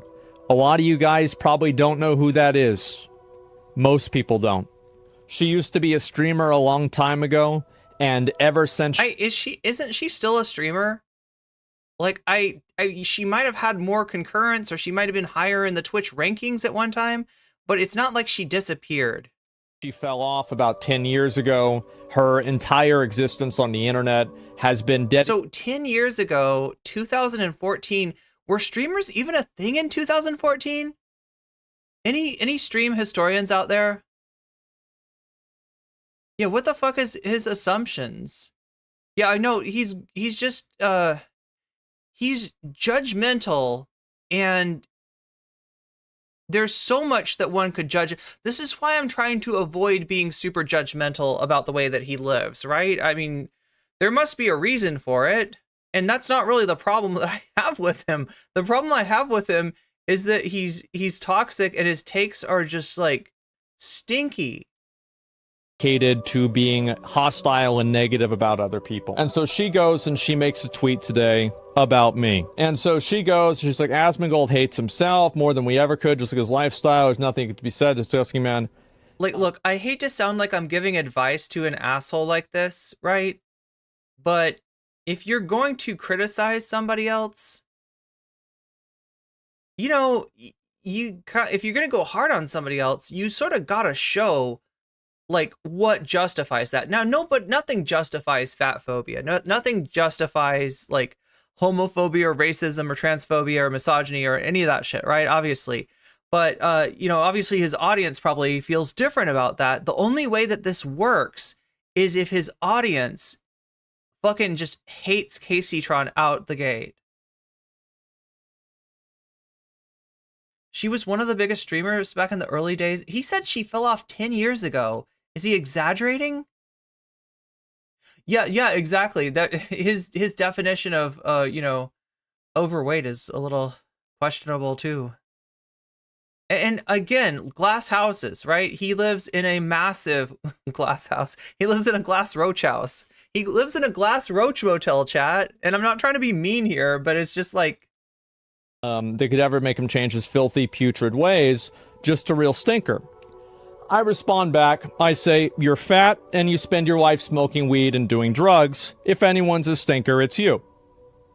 That's true. And I'm not insulting her, this is just an observation. It's not an insult, it's an observation. I'm just being objective, right? He sees no problem with this. So if this is your first introduction to Asmongold, I guess, you know, this is pretty descriptive of who he is. And if you're fat, you sweat more.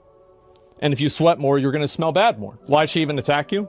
He's just like matter-of-factly. Yeah, no, like you're fat, you sweat. If you sweat, you smell bad. You smell bad more, so fat people smell bad more. Okay, dude, okay. Because her entire existence of the internet... No, Uncle Slayer, he's Jesus at home, right? He's like he's the great value Jesus, right?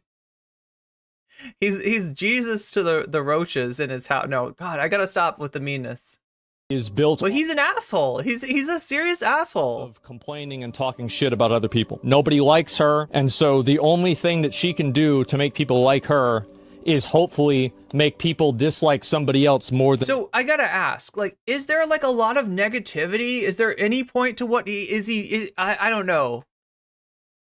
Like, I mean, obviously she's being negative to him, but he's kind of like, I hate to say it, but he's on his way to the Locale podcast. Well, it doesn't exist anymore, does it?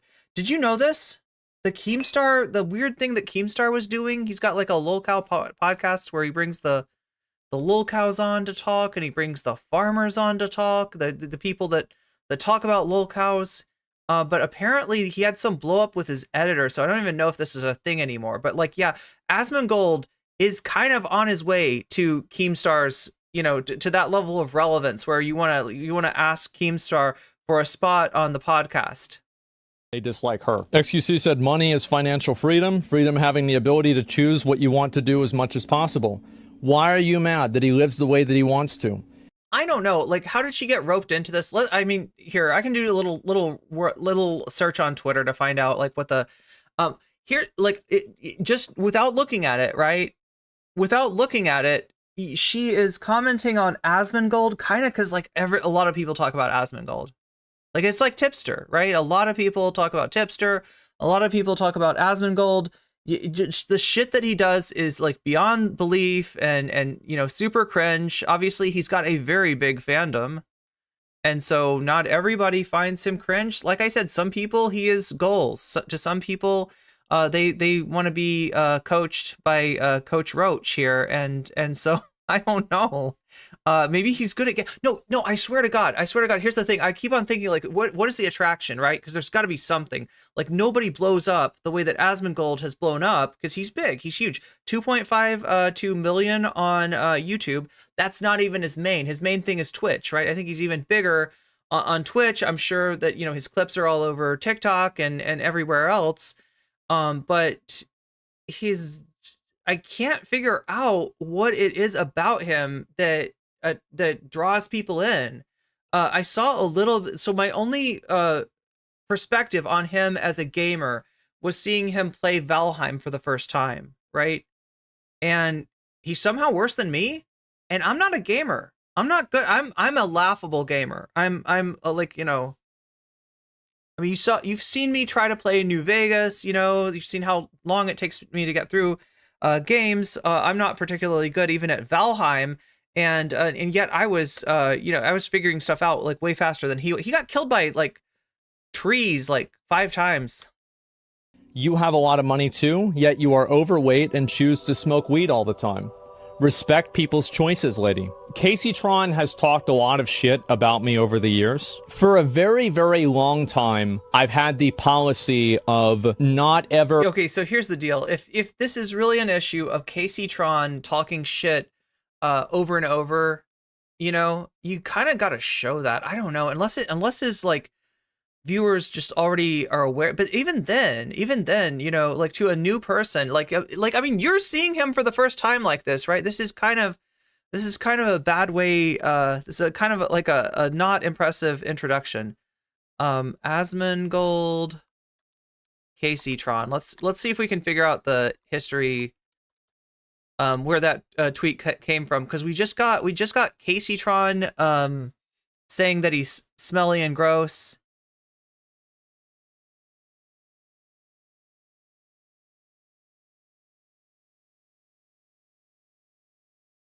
Oh my God, chat, there's a lot. Even Keemstar! Chat, even Keemstar is dunking on him. Like, you would expect Keemstar to be on Team Gamer, like on Team Misogyny, right? But here's Keemstar. Drama alert. Asmongold triggered by Casey Tron saying he lives a disgusting life. Here is a picture of his room for reference. So yeah, Asmongold hates himself more than what any of us ever could. Just look at the lifestyle he chooses to live as a multi-millionaire. There's nothing that could be said to that disgusting man that could ever make him change his filthy, hateful, putrid ways. Just a real stinker. And then his response is this. Oh, wow. He's got the... Wait, how does he get the OTK badge to show up on... Oh, OTK must have a gold check mark. And if you... What? How does this work? You get a badge of... If you're like associated with a company that's paid for the corporate check mark, then you get a badge? I've never seen this before, chat. Life smoking weed and doing drugs. If anyone's a stinker, it's you. It's Bugs Bunny, okay, is the stinker for the record. But yeah, here's the picture of Asmongold. And look, if somebody wants to live in, you know, like if a rich dude doesn't want to move out of his house, even though he has the money to do it, I don't care. But yeah, you can see that this is kind of like... Anyway, that's his house. I'm trying not to be toxic. That's all. Right? I don't want to get drawn into it just because he's toxic. Okay, so there's the tweet. It does look kind of apropos of nothing, but I think it's just that like people like it's like people just talk about Asmongold now. XQC, money is financial freedom. Oh, this is the worm. Yeah, see, look at this. XQC's got the kick badge. So what is this? If you're like, how does this work? Anyway, chat. Anyway, Freedom is having the ability to choose what you want to do as much as possible. Why are you mad that he lives in a way he wants to? You have a lot of money too, yet you are overweight. And so here we go. XUC, same kind of deal. Same kind of deal as Asmongold. Yet you are overweight and choose to smoke weed. And look, here's what, you know, that's who these gamers are calling overweight. Anyway, it's Casey Tron. And I don't know much about any of these people, right? So this is kind of my introduction to this all too. I've been holding off on the Asmongold content because I just don't know enough about him. Casey Tron back, clapping back. A little bro lacks basic reading comprehension. I'm not mad that he lives the way he chooses to. I'm saying that he hates himself for choosing to live, that because he chooses to live that way, he hates himself. That's what she's saying. You want to talk about my drug addiction? Worry about your Adderall. Okay, oh my god, that is not something we can look at. This is twitter.com. The PIB bots. I don't think you could see this. But when I tried to open up the thread, the first thing that I got was something that looked like TOS. So there's Casey Tron's response to Asmongold's.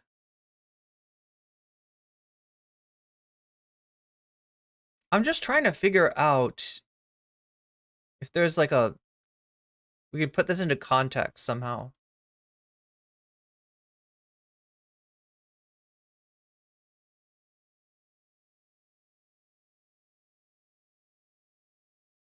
Oh crap, chat, I forgot.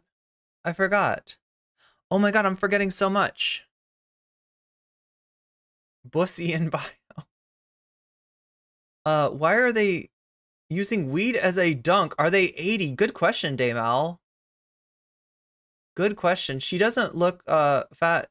Well, yeah, and like, I mean, I don't know. It's just like Asmongold talked about Bronze Age pervert. What? So my understanding of Bronze Age pervert, right? This is a right-wing. Would you call Bronze Age pervert a guru, Shakespeare? Like in the social media sense? Like supposedly, according to right-wingers that are into this, he's like the more intellectual version of, like, you know, he's like Nick Fuentes with a little Nietzsche under his belt. Is that what I'm getting? Asmongold explains the stains on his walls. It's dried blood from when my teeth would bleed overnight, and I just wipe it on the wall when I woke up so I didn't have to get out of bed. Oh my god. Oh my god. See, this is like, ugh. Anyway, so this is the video that we're watching, right? I got canceled for the final time. I don't know why it's the final time. Casey Tron, in normal Republican grifter fashion, Asmongold is now lying about being canceled for attention from brain-dead Republican troglodytes. These men, quote-unquote, are such pathetic perpetual victims. Asmongold isn't a Republican. He is just too much of a pussy to admit. Oh, okay, so she's responding to the comment, Asmongold isn't a Republican. He's just too much of he's too much of a P word, as Ben Shapiro would say, to admit it, so he masquerades around as a centrist while spewing Republican dog whistles. Exactly. You want a problem 90% of the time if you ain't black? Guys, the police officers do not pull over black people and arrest them, like, just because they're black. This does not happen. Does it happen sometimes? Yes, it does. This does not happen. Does it happen sometimes? Yes. Time is ridiculous. It's a misrepresentation of what actually happens. It's deliberately disingenuous. It's harmful for the community. It doesn't help anybody. It's just a unnecessary exaggeration to make things more. Wait, it's harmful. It's harmful. This doesn't happen. Exactly. You want to? It's harmful for what community? The black community? Is he telling the black community, like, what not to talk about? Problem 99% of the time if you ain't black. Guys, the police officers do not pull over black people and arrest them. Like, just because they're black. This does not happen. Does it happen sometimes? Yes, it does. To say it happens all the time is ridiculous. It's a misrepresentation of what actually happens. It's deliberately disingenuous. It's harmful for the community. It doesn't help anybody. It's just a unnecessary exaggeration to make things more emotionally charged. This doesn't happen. Exactly. You want a problem 99% of the time if you ain't black? Guys, the police officers do not pull over black people and arrest them. Like, just because they're black. I tuned into his stream for a minute, and he was saying everyone loves to hate him because his ancestors were marauders millions of years ago. That's a Valheim take, and he sucks at Valheim. I'm sorry. Maybe he's better at Valheim now, but he sucked at Valheim when he started playing it. I feel like the real Vikings, like, I don't think, anyway, is that what he's trying to say? Everybody hates him because he's Scandinavian? What? Is that the take? I don't understand. Literally trying to cancel him by making these posts. Yes, that's right. Cancel him. Cancel somebody who ratioed the fuck out of her. What sense does that make, right? Just give up. You attacked him, he bit back, and now you're salty. Also, I find it funny that you're bringing the whole Republican and men comments into this. You look like you're not really. I don't think that. I feel like she's pretty supported here with the clip she's posting. Look, he's lost Keemstar, okay? That should be an easy get. Right? Keemstar should be a slam dunk for him. Like Keemstar is just naturally programmed to agree with dudes like this. Quinn, women are asking for it. 69 comes to Asmongold's defense, calling me a terrible person and accusing me of being a grifter. Clearly projection. If you had to work alongside men. Now, look, this is some nasty drama from nasty people. And I mean, from Asmongold and you know, it looks like this is a orbiter or something, or somebody that's at least coming to his defense. Right. And that would be one thing, right? Just gross people being gross on the internet is not really something that you don't expect. But what the place where it crosses the line is the fact that this guy is talking about the student protest situation, and he's got a community that's taking him seriously, that's listening to him, that thinks he has good takes on this stuff, right? We saw him a little bit. If you were watching last week when I covered Tim Pool going after furries for having litter boxes at school, like really just necro posting a Joe Rogan, you know, gaffe from a year ago. And you know, he came in and be like, oh no, these 100% these kids are being groomed, like just like out of nowhere, right? Just automatically believes it. So here's this makes me a bad person. If that makes me a bad person, still miles above of Asmongold. Miles above She's literally a piece of trash. Grifter. Like actual garbage. This is actual human garbage. Asmongold. I'm sorry.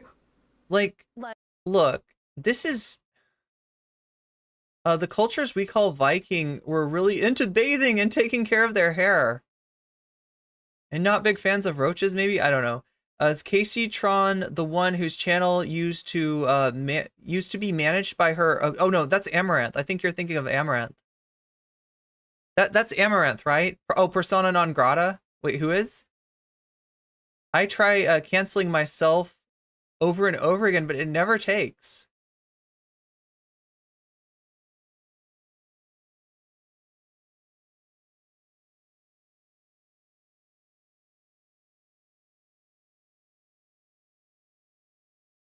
Like, I have literally... I've seen it repeatedly on pretty much everything. Any sort of topical It could be a crisis, could be anything. She's just there grifting, just there saying whatever she possibly can to get the most attention. And this right here is just another grift. Really a fraction of the income, and I take better care of my parents than that.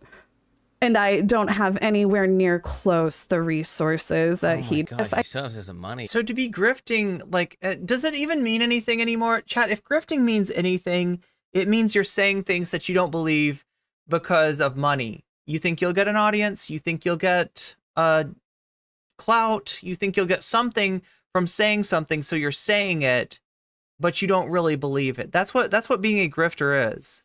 So, but I feel like it doesn't mean anything anymore. And here's the drama alert, Asmongold. So to somehow Keemstar taking Caseytron's side, I don't see why that would happen.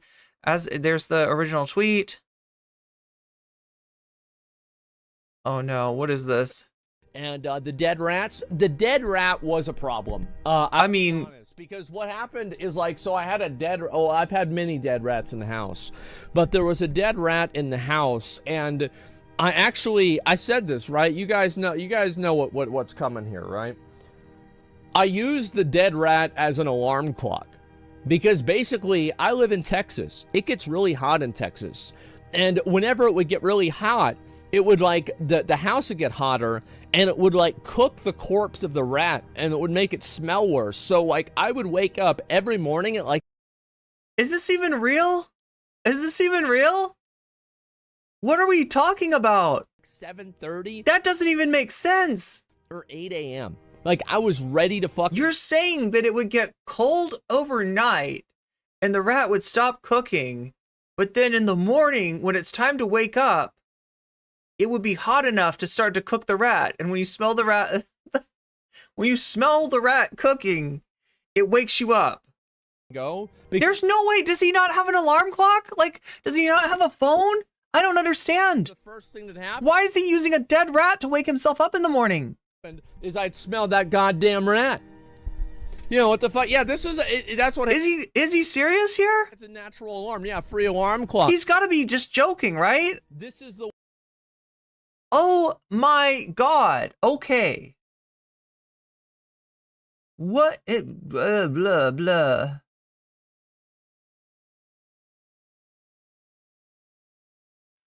Pimio says being a grifter is when a YouTuber says a thing I don't like. Yeah, basically. Like, what are you saying when you're calling Casey Tron a grifter? Are you saying that she doesn't really hate Asmongold? I mean, I guess that could be it, right? Because here's the deal. Asmongold is getting cooked right now by a lot of people, right? Like I said, he's on his way. Like, as much as, like, you know, Keemstar's taking Casey Tron's side here, he is on his way to be part of Lolcow Live. And I'm not trying to say that to be mean or, like, wish, you know,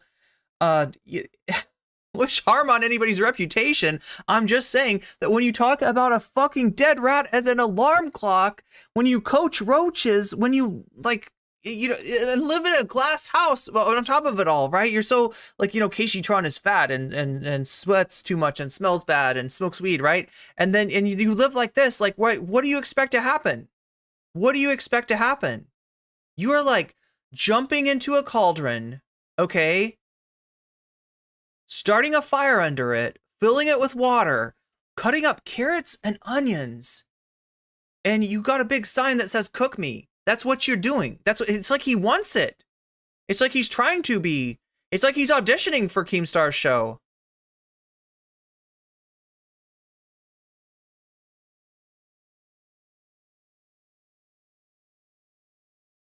XQC and Asmongold, yeah, both with the same line.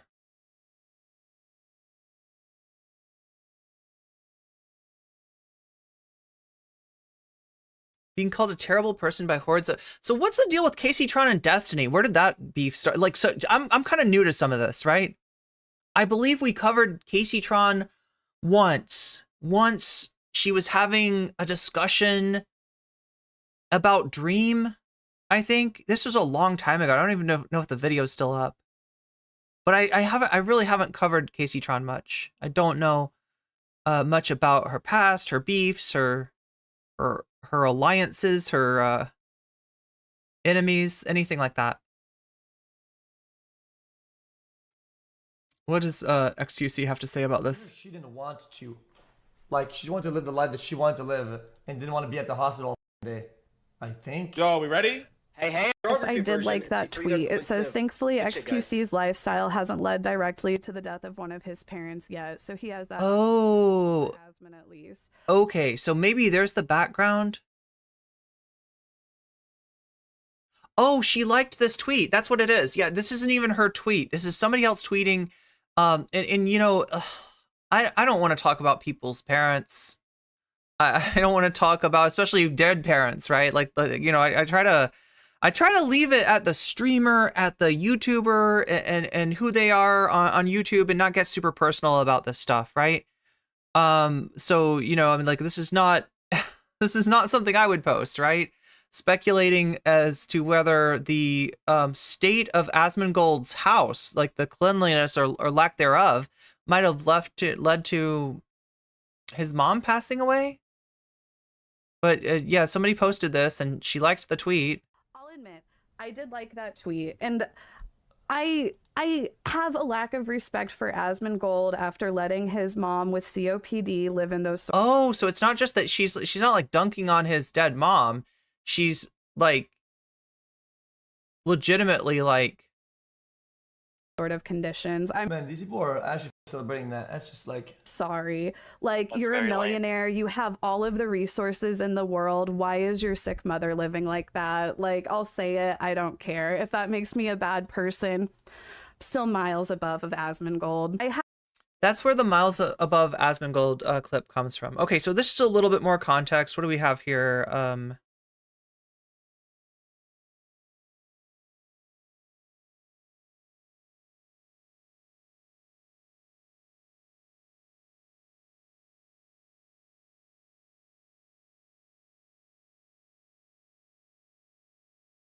Wow. Okay, I don't think I'd ever really looked. That's where he streams from.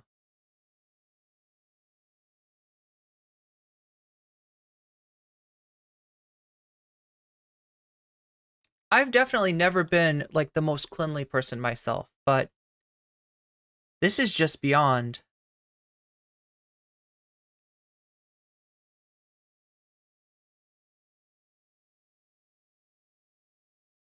Directly to the death of one of his parents yet, so he has that going for him over Asmon at least. I'll admit, I did like that tweet, and I don't know, chat, what do we think? Like, is this too far?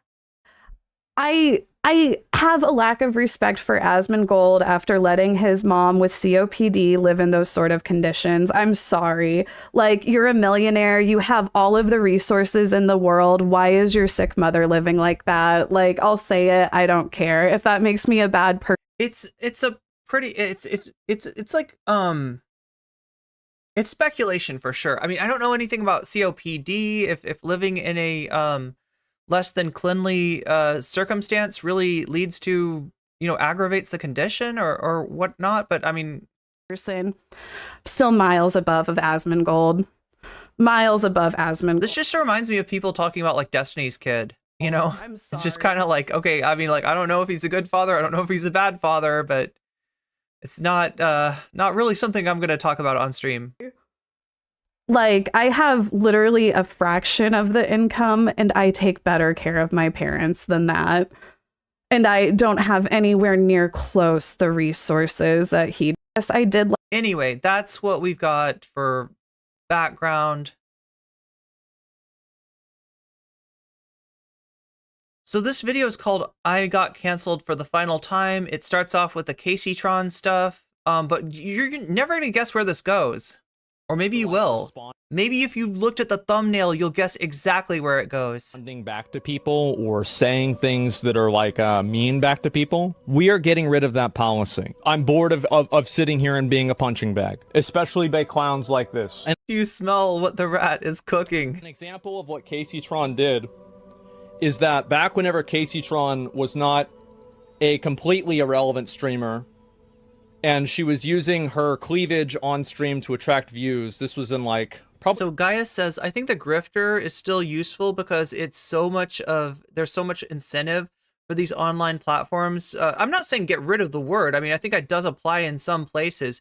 I just feel like it's so overused that it is losing it's in danger of losing its meaning, any meaning that it ever had. For creators to play to what they think their audiences want, what they actually think is beside the point. Like about 10 years ago. Guess what happened? Well, my ex-girlfriend, Izzy, Pink Sparkles... You can't snooze the smell. Yeah, I don't know how that would work. I'd throw it into the freezer. Came on, and everybody started watching her instead. Now, why did everybody start watching... Sisyphean, that's what I thought too. Like, it feels like it can't be, he can't be serious about this. Sparkles instead of... Like, is he making fun of himself? Is that what's going on? I think everybody knows why. So Caseytron talked mad shit about Izzy constantly, perpetuated a lie that she was a viewbotter, and wouldn't back down. Oh, okay. Years. So this is more of the backstory, right? This beef, supposed beef between Izzy and Caseytron. Until finally she got confronted recently, and apologized in DMs to Izzy. This is like 2 years ago. The point is that I think Caseytron is disgusting. She is a disgusting person. She fell off over 10 years ago, and the only relevance that she will ever have is being a bottom feeder and farming people that somehow hate another person more than they hate her. And to be honest, guys, I don't want to say anything more about it, because the truth is that at the end of the day, I'm still me and she's still her. And that's worse than anything that I could ever say. Caseytron under fire for liking tweet blaming Asmongold's lifestyle for his mom's death. Here we go.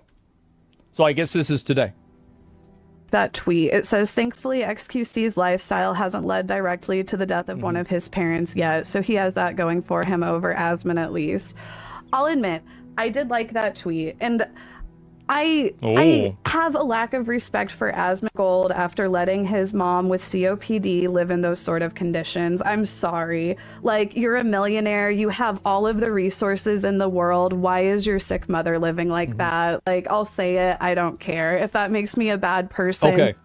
Still miles above of Asmongold. Miles above Asmongold. I'm sorry. Like, I have literally a fraction of the income, and I take better care of my parents than that. And I don't have anywhere near close the resources that he does. I did like that. You should take better care of yourself, and if that's the case. Now, I'm going to be honest. This doesn't really offend me. It doesn't. And the reason why it doesn't really offend me is because I know that she doesn't know what she's talking about. She doesn't really know what she's saying. She's just saying this because I have said something to be mean to her. This does not hurt my feelings. This doesn't, like, get me upset. It's malicious, though. It is malicious. She's a disgusting person, and she always will be. I don't like attacking people. I only respond to people who attack me. I don't go out of my way and go and personally insult people or anything like this, but if they do it to me, I will do it back. I do genuinely believe that bad things do happen to bad people. And so whenever I see somebody saying this, I think it's just a matter of time. And whenever it inevitably happens, I will be there to laugh. Call me out if I am attacking somebody who didn't attack me. But I don't think that's going to happen a whole lot, especially on a personal level. And also, by the way, obviously there was like a big conversation. And the reason why Caseytron tweeted this out. Yeah, like I said, I don't know anything about Caseytron. I don't know if her content is particularly negative at the moment. I don't feel like criticizing anyone for having negative content because it just seems to be what the algorithm is looking for half of the time. Even when you try to, not be overly negative in your content, you put on a tipster video and it just like overwhelms you in the first 2 seconds. Fimios, we couldn't get through the tipster video because like I almost lost my lunch, right? The very beginning of the tipster video. And it's just a rehash essentially of what he did with Vosh, only like what he did a year before Vosh, right? He was defending a friend of his for similar stuff. And it's just like, I don't know. He's gross. There is a reason for it. besides the fact that she probably needs impressions. But not gross like this. Not gross like this. Like, I don't even understand this. I do feel like Waluigi is like half cut off, though. Let's see if I can fix that. Yeah, there you go. There you go. There you go, Waluigi. Let's see that smile. See, he's as tired as I am. Or more tired, I don't know. Are you gonna stay there? Okay, good. Money. The other reason was because I had said on stream yesterday that I thought that standing in a road was not an effective way of protesting for Palestine. I thought this was counterproductive. I don't think it really helps anybody. So, like, that's the one thing that I don't see. I don't see a back and forth between Asmongold and KC over the protest. Now, we will get into the video that he was talking about from the day before. And in fact, I think he gets into this stuff a little bit in this. Like I said, it's not just like, he's not just a gamer. He's not just a roach coach. He is commenting on politics like he knows something about it. Obviously, a lot of the Twitter revolutionaries love to, they love to act like, this is some big... I've been watching too much Bugs Bunny again. I mean, look, this is where it comes into play. When somebody literally asks you to cook them, and then they complain that they're getting cooked. That's what Asmongold's doing right now, right? He brought people into his house to hang out and film, right?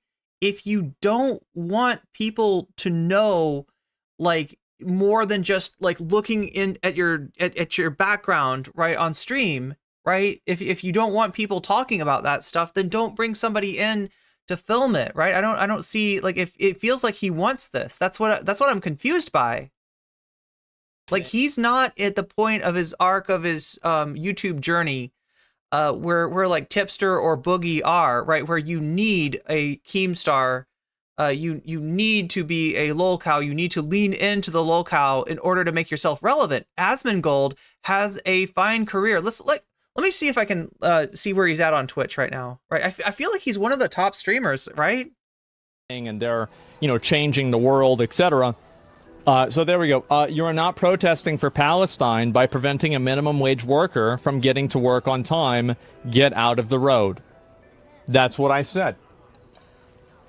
And so obviously a lot of these people... So obviously he thinks he's qualified to give protesters who are off their ass, they're not sitting at a gaming chair, they're doing something. He wants to give them advice on how they can most effectively protest. Are, these are people who have no problems in life. These are people who live in first world countries, in the safest country. And look, he might not look like he lives in a nice place, but he does have the money to do, like, whatever he was. XQC was right about that part. In the world, in the safest time in history, that are trying desperately to LARP as if they are anything even similar to the civil rights movement. You are not even 1% of what the civil rights movement was. Does he even know the civil rights movement? Does he even understand the civil rights movement? Or does he have, like, a watered down vision of what that was that emphasizes, like, the most non-confrontational aspects of the civil rights movement? You are also, as far as the cause, right? As far as what is being protested, I would say that the systematic killing of tens of thousands of people, the casualties numbering in the 6 digits, right? I would say that is a pretty important, pretty historical thing. I don't know what distinction he's trying to draw here. It is a different cause, it's a different issue, it's different people, but it's not, you can't say that it's out of whack. You can't say that this is a minor little thing that's just kind of going on in Israel. It's no big deal. No, it's a huge deal. All of Gaza has been flattened. All of the hospitals have been destroyed, the universities, the graveyards, the fucking graveyards, right? They are trying to destroy any memory of civic life in Gaza in order to just, like, ethnically cleanse that place and turn it into beachfront property. I mean, like, it's gross what's happening. Ending in the. Let me take a look. So I told you before I thought that Asmongold was one of the top streamers. Who do we have right now? As of April of 2024, we have Jinxie, we have Kai Sanat, we have PGL, we have FPS Shaka, we have Queso. I never know how to pronounce his name. I think it's Queso. Anyway, eBay, Ibe, Gulls, Oron Play, Eliason97, Papa. It strikes me how many of these big Twitch streamers that I don't even know. I should pay more attention, chat. I technically got my start on Twitch, right? I should care about this. I kind of care more about YouTube though, if I'm being totally honest. Baller League, Bino, Minute Matchu, Tariq, Hasanabi, Una Pixel, LCK, Ilowan, Lord Cave. I'm probably mispronouncing like half of these people's names. Okay, well, I thought that we would see him. We're at 25 here. 25. Oh, there he is. 27. He's number 27. So no, I'm not dunking on this guy. I got no room to dunk on him. He gets like just like an infinite infinity more views than I do. So I'm not trying to make fun of, any of his stats or his ranking or anything like that, right? But he still is a pretty big streamer. I wasn't looking at this to try to, I didn't realize he was going to be number 27. I thought I'd find him in the top 10. It turns out more like the top 30, but he's still there. That's what I mean, is I don't feel like, what my point is, chat, is that I don't feel like he is at the point in his career where he needs to lean into the lolcow, but he's doing it anyway.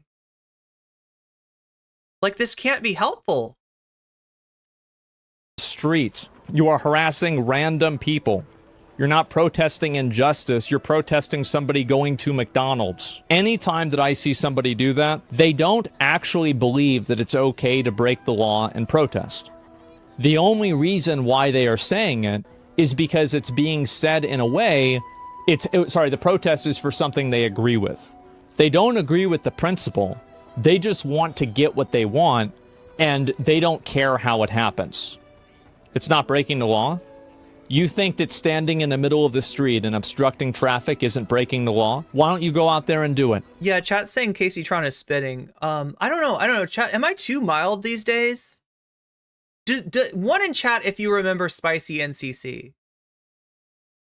Because, that's still somewhat my reputation. I don't know if it really matches who I am these days. After having been through what I went through, I try to moderate some of my takes, but maybe I've gotten too mild. And see what happens. Go ahead, go find. Maybe I need some spice. Around and find out. And at the end of the day, I will support any time that the police come and remove these people and or arrest them. A lot of people say it's the most effective way of protesting. Is that false? Is it the most effective way of protesting? I think that it can be if the focus of the protest can be linked directly to what they're protesting. Do you see what he's saying? He's saying that a protest blocking the street would be appropriate if you were protesting, I don't know, potholes, public transit, traffic, right?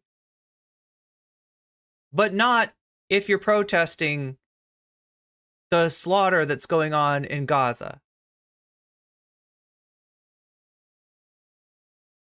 Like, he's saying that you got to match up the venue and the way that you're protesting with the subject that you're protesting, which is just kind of incomprehensible. And honestly, why do I expect a guy like this to know anything about protest movements, right? It's not his wheelhouse, and yet here he is talking about it, right? I mean, this is what clout does to your brain when it goes to your head, I guess. For. It's just he's the weirdest clouded up guy I know. Right? Hasanabi, Kai Sanat, these people are kind of normies, right? Normie coded. Asmongold is something else entirely, and I don't entirely understand it, other than like what people have said is that he somehow represents the crustiest gamers out there. So, for example, and I think that sometimes it is, sometimes it's not. This is an example of it completely not being it.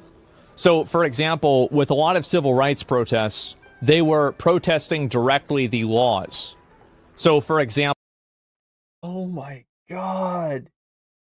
Great way to misunderstand racism. Yeah, it's all about the laws. As long as the laws don't officially establish racism within them, then there's no possible problem. I mean, this is a common misperception, though. This is a common, like, misunderstanding of how racism works in the modern day. That if, like, things like segregation have been officially abolished, well, then what are you complaining about?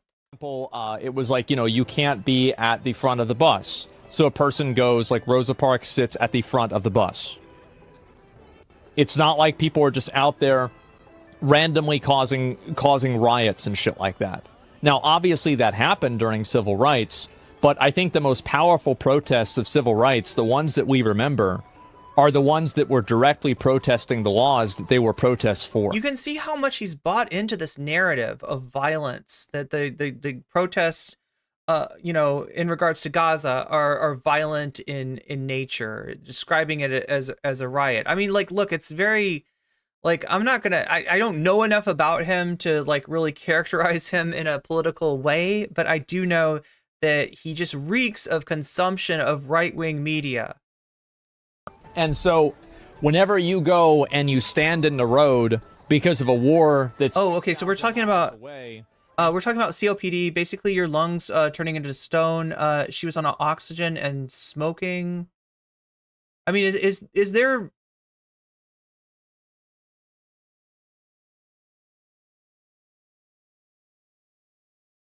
So in some way, the foul air, the miasma that is no doubt surrounding Asmongold in his lair, and the guy literally lives in like a lair, right? I would be surprised if there wasn't some kind of Zerg creep on the ground. Like, I think that's how Asmongold functions, right? If you come into his house, you are at a disadvantage. All of your stats get reduced, right? From the creep, and he's able to move, like, he's got 2+ movement points or something like that, right? He's I feel like that's how Asmongold probably works. You block some random minimum wage worker from getting to work on time, and then you try to hijack... The switch to daylight rat time always catches me off guard. Me too. You try to, you know, kidnap their life because they don't have any empathy for your problem. Why the fuck would they have any empathy for your problems whenever you're the one who's ruining their life right now? They're trying to get to work. They can't get to work. They can't live their life. Why the fuck would they have any empathy for you?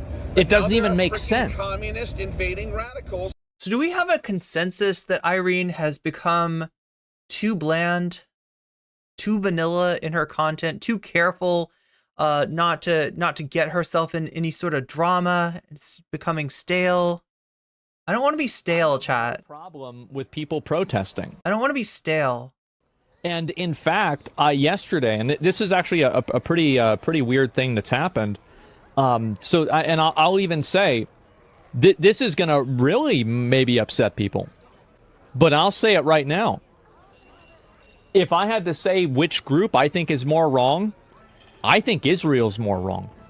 I'm more pro-Palestine than pro-Israel. That doesn't. But you're still going to tell people how to protest, right? Without any sort of, like, so it's great that you know, can recognize what is at this point a pretty obvious fact. Even I would say like a non-political fact, right?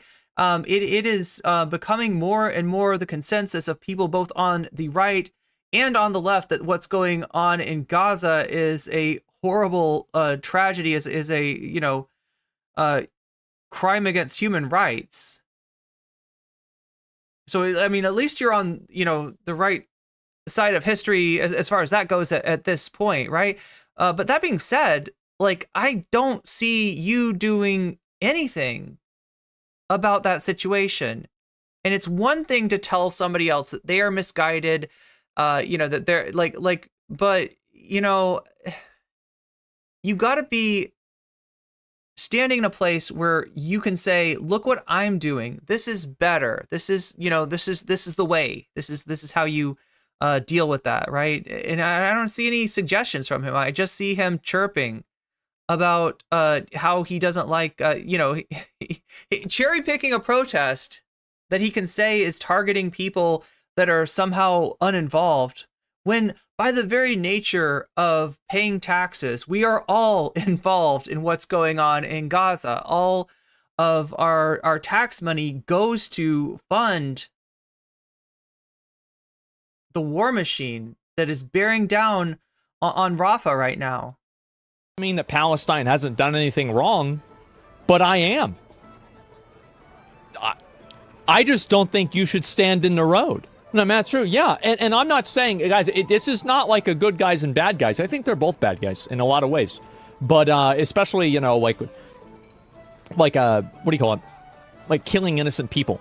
I mean, what do you call it? I'm pro-American. What do you call that thing? You know, that the killing of innocent people. Yeah, I'm not in favor of that. America, fuck them both. Sure, yeah, I understand that. But there has been a lot. Wait, what did they say? I'm Team America, fuck them both. That's kind of what Matt Walsh's take was, right? Like if let's see, what is he reading? Yeah, he's reading Matt Walsh's tweet right here. If you're, oh my God, if you're arresting them, oh yeah, I remember seeing this. So Matt Walsh is mad because even though he is in favor, I guess, of arresting protesters for illegal encampment, making threats, but arresting people for anti-Semitism is obviously a clear violation of the First Amendment. I can't say. So yeah, it's so like, way to miss the point, right? Way to miss the point, right? That like, you're calling like Jewish Voices for Peace anti-Semitic. It doesn't exactly make sense. But at the same time, you're like, but we can't go hard against people for anti-Semitism. That is protected speech right there. Of what do you call it? There has been a lot of conversation. Reading Greg Abbott's tweet right now. Greg Abbott, governor of Texas. Probably the most militarized and violent, honestly, crackdown on protesters at college campuses in all of the states, right? Texas, everything's just kind of worse in Texas. Conversations about this. Pro-Hamas idiots at UT discover what happens when you try to pull a Columbia in Texas. And this is our governor here, Texas, my governor. Arrests being raided right now will continue until the crowd disperses. These protesters belong in jail. Anti-Semitism will not be tolerated in Texas, period. Students joining hate-filled anti-Semitic protests at any public college or university in Texas should be expelled. So I completely disagree with the governor here. I think that whenever I look at a lot of the videos of the UT protests, I think everybody is behaving in a generally law-abiding manner. I completely support those protests. And I think that our governor is totally fucking off base. Oh, he's in Texas. I think that how is this not a First Amendment violation? And I understand some people might be getting a little bit of whiplash for this. They're like, oh, wait, I thought you said it's not, it's bad to protest. No. I support protesting. Absolutely. And as I said, I even support the majority of what this cause is for. Not all of it, but the majority of it. However, get out of the fucking road. Get out of the fucking road. Like, what are you doing? Is it possible a school doesn't want them to, so then they are trespassing? That's between the school and the government. And that doesn't have anything to do with them being protesters or not. Everybody has a right to decide why somebody is on their private property other than a discriminatory reason. So they have every right to make that decision. And imagine they're doing this to avoid having a school shut down like Columbia, though. People are paying money to attend their classes and learn. I don't think that they should try to yeah, exactly right. According to Asmongold, civil rights is when peaceful protesting shut down the school, because that's infringing on other people's ability to go about their daily lives. I think that to the extent that people hijack something and then they say basically, we are holding this hostage until you give us what we want. I feel like most people in the public at large doesn't respond well to a hostage situation. And at that point, like, Hamas or Israel is not the enemy, you are. You are the enemy right now. You are directly affecting negatively their life. So they're not going to be like, oh, wow, wait a second. These people are standing in the road. Holy shit, I hate Israel now. That's not happening. People see this, and if anything, it makes them fucking hate Palestine. He reeks of many things. Because every time they see Palestine, it's some dipshit that's standing in the middle of the fucking road. Yeah, Michael, this is the same thing, the same kind of criticisms during Occupy. There's never been a street protest in this country that wasn't met with this. And it's so easy to do too, right? Okay, so either a protest movement is so small. Because it was so peaceful up here, but now there are freaking communist invading radicals. So unobtrusive that it doesn't get noticed, or it's big enough that you've got people that are either, they're doing, kind of fucked up shit, or actually, agent provocateurs trying to smear the movement, trying to make the movement look bad, to justify the crackdowns, right? So that's with any effective protest movement, you're gonna have these kind of tactics. You're gonna have these kind of techniques used against the movement.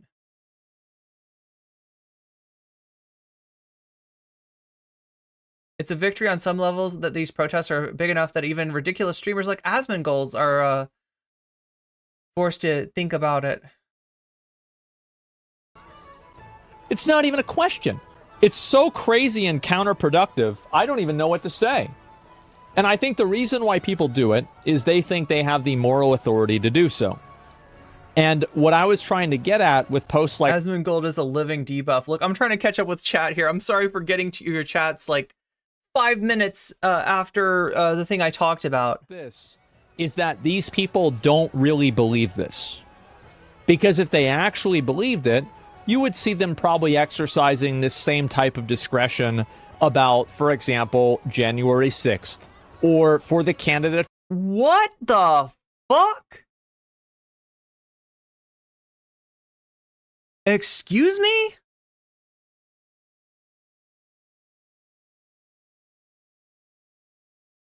Excuse me?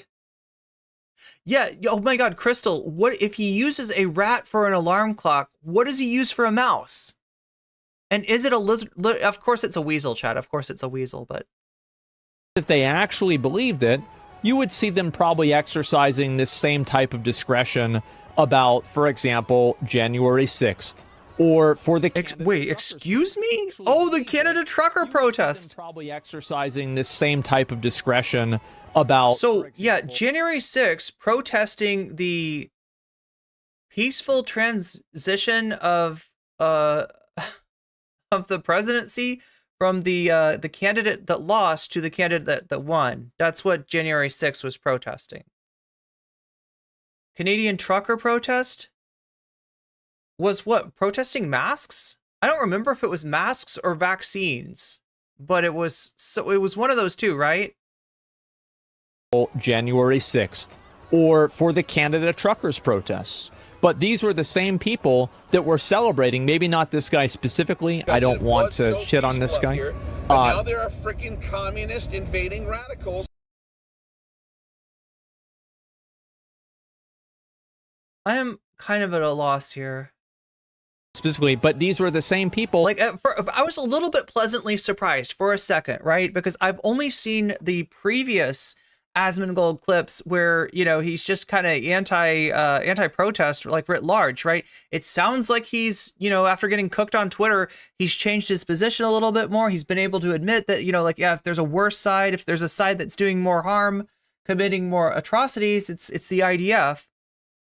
But then he's like, well, if these people were serious about supporting protest movements, where were they on January 6th?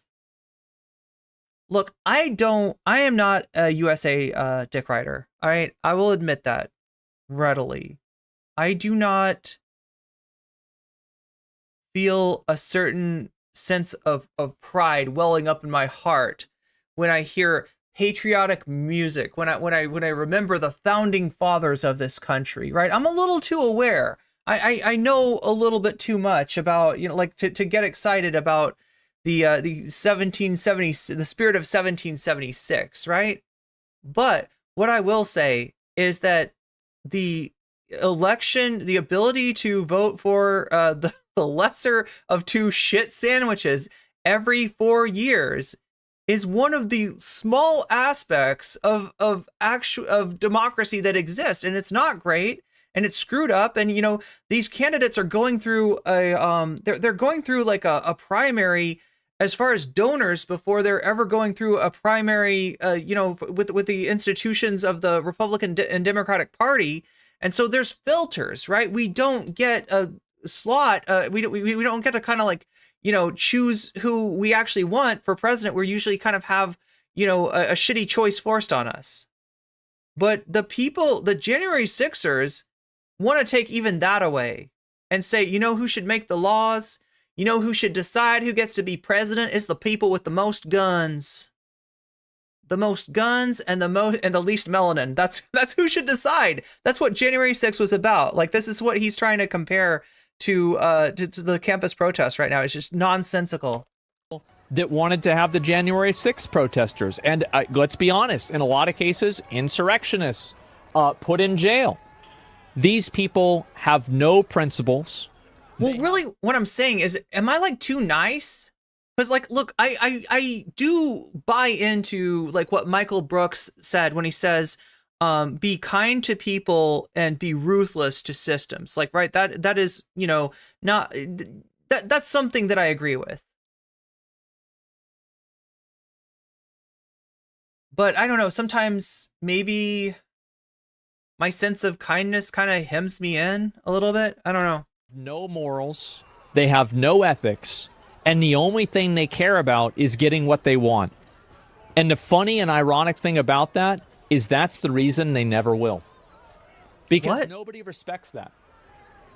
Wait, sorry, say that again? These people have no principles. They have no morals.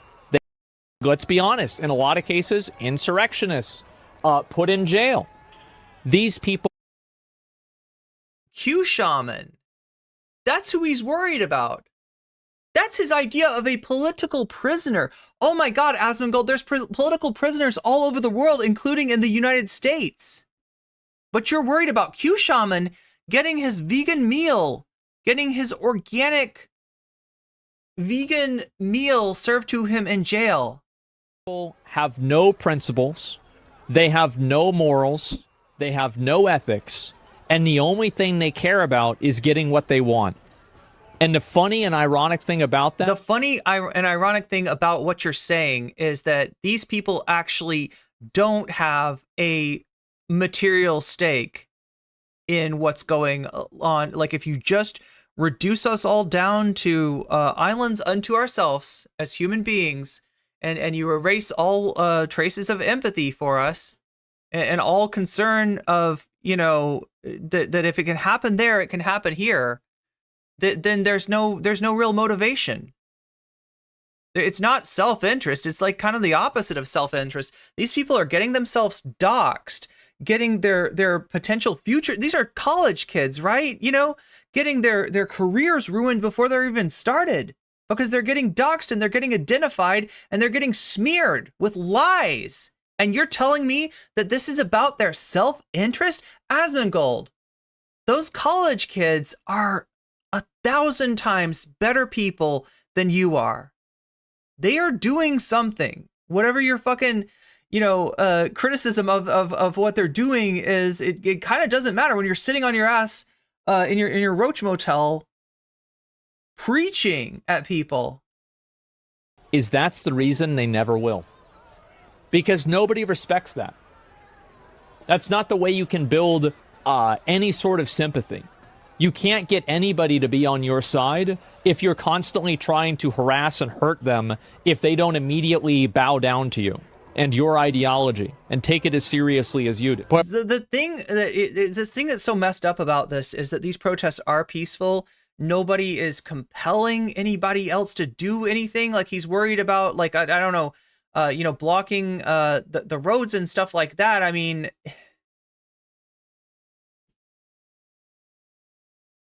we're not talking about like a massive movement that's going and they're not going to come in, Asmongold, and pull your ass out of your sweaty gamer chair and force you to go in and protest, right? They're not doing that. a nonviolent protest is to showcase the violence of the state. I think there's a lot of instances and reasons for that. But they might make your Uber Eats delivery 5 minutes late, so I guess you got to bitch about it, don't you? But I would argue that obstructing cars and stopping people from driving is violence in itself. It might not be direct physical violence, but it is a violent action as you are obscuring somebody's, obstructing, I believe.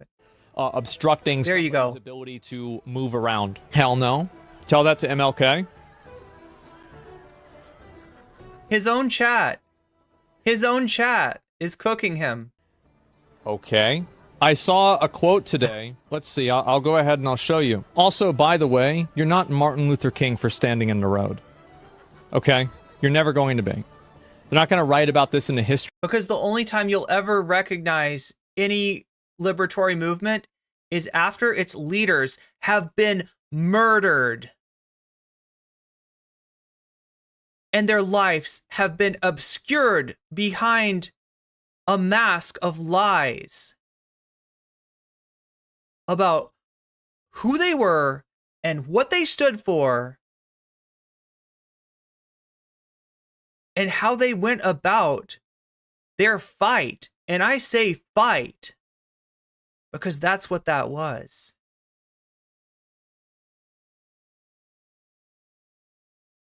Books of, oh wow, these brave students decided to stand in the middle of the road and they saved everybody. It's not going to be remembered. Nobody's going to care. But let's talk about Martin Luther King. I saw this on Twitter. I thought it was interesting. An organizer with King's Southern Christian Leadership Conference declared, "We will tie up public transportation by laying our bodies prostrate." Yo, if you want to talk about MLK, I will say freedom is never given voluntarily by the oppressor. It must be demanded by the oppressed. And you call that violence. If you were faced with the reality behind MLK, who was one of the leaders of the civil rights movement, not the only one, not the decisive one, not one who by himself could have done, everything, and definitely not one that, were he alive today, would say that the struggle is finished, that the struggle is complete, that everything is good now. Because racism, as it were, has been expunged from the letter of the law.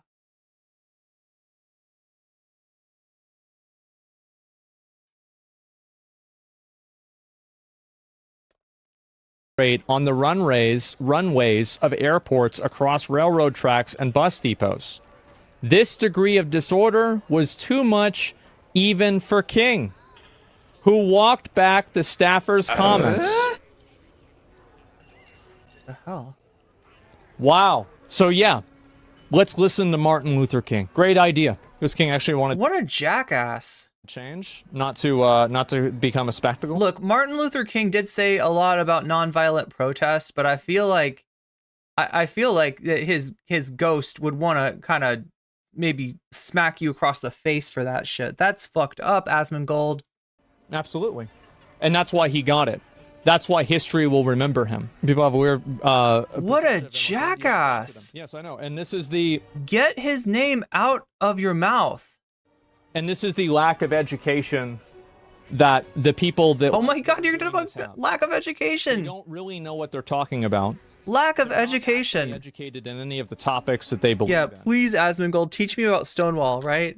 They just feel a certain Thanks for the super chat, Thomas Jerome. Backwards to justify. Why are people so emotionally invested in a situation topic? People are oh my god, that's a question from his chat. Why are people emotional about this? God damn. Look, it's a sad thing how many people it takes tens of thousands of innocent bodies in the ground to make emotional. But I'm glad that people are starting to wake up. But because everybody is on edge, because they're fed a constant, ever-increasing, like higher pitched of emotionally driven news media in every single outlet they are like subscribing to. They go on Twitter and it's emotionally charged political social rhetoric. It's really funny that these chuds still bitch about Twitter, right? Twitter is Elon's world. Twitter, like anybody who's got any courage at all, is getting their tweets quashed. Anybody who won't pay Elon $8 has had their reach sliced back. Right? But they're still complaining about Twitter. They're still like these Twitter freaks. I can't believe these Twitter SJWs. Oh my God. On Reddit, it's emotionally charged political social rhetoric. You go on Twitch, look at me. You go on YouTube, same thing. And so people have done this to themselves. Thoughts on the UT Austin stuff? Yeah, sure. I completely support their right to protest. I think that they are protesting UT giving money or having some sort of investment in Israel. I think that it's totally fair for them to protest that, and they have every right. I love that it's Tim Allen's voice. That is Tim Allen's voice, right?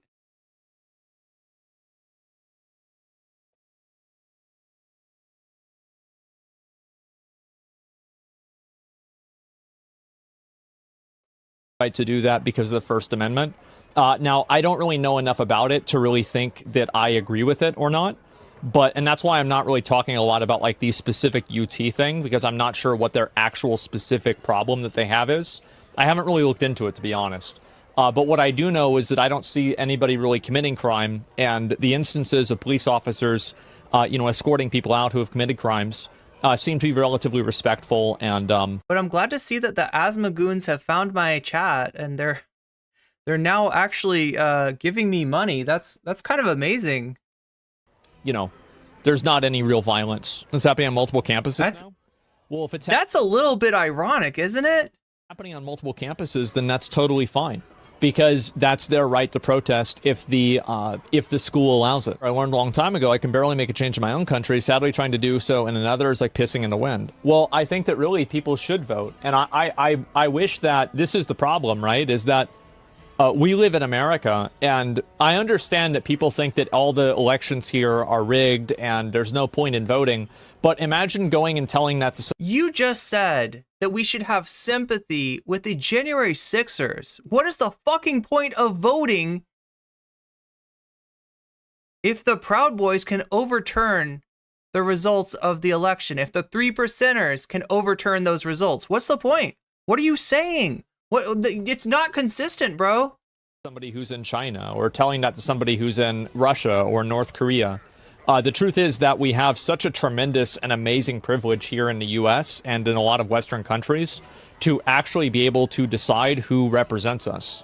And the sooner that people know that, the sooner that I think that we'll have people that better represent us, which is why I believe the truckers thing was about vaccines. All of the mainstream media that's owned by people who own the people that are in charge of the government are trying their absolute best to create a dichotomy between two people like Trump or Biden instead of actually providing real candidates with real solutions. I don't think that's happened. I think it's intentional. Voting should be mandatory? Absolutely not. If somebody doesn't know what they're doing with the vote, I don't want them to vote. Why would you want somebody to vote? I mean, I do like the idea of somebody coming around. You know that the voting used to, like the old school Greek democracy, right? Voting was mandatory. There was a dude with a whip. I don't know, Shakespeare, you can correct me if I'm being ahistorical here, but I think there was a dude with a whip that went around, and like anybody that wasn't voting, they got whipped. They got the Castlevania treatment, right? And it's like, look, I don't really want or need Asmongold participating in our democracy. I don't think that we really benefit from that, but I do like the idea of a dude with a whip coming up his stairs and getting him out of his gamer chair. I kind of like, I low-key. Chad, is this me? Am I too spicy? If they don't know what they're talking about and they're not, if they don't care about voting, why would you want them to vote? That doesn't even make sense. What? Like, they'll just go in there and click random things. Mandatory voting has none of the above option on there? Yeah, the important part is that we disconnect your butt from your gamer chair. Yeah, maybe that would be okay. Different countries charge a fee for not voting. Yeah, as long as you don't have to vote for somebody, I think it's okay. Yeah, I don't really have too much of an opinion on it. I just don't think you... Yeah, you're right, Jamie Coyle. You're right. Many other countries have, a system where your vote, where voting for somebody other than the two top parties does not end up blowing up in your face, or can't be sort of used against you. You can't be called a spoiler for voting your conscience. You should be forced into like one decision or another, right? But yeah, a lot of people have been upset about my take on this. And again, the reason why they're upset about it is because it's not happening to them. These are, again, people that want to co-opt your empathy and use it against you.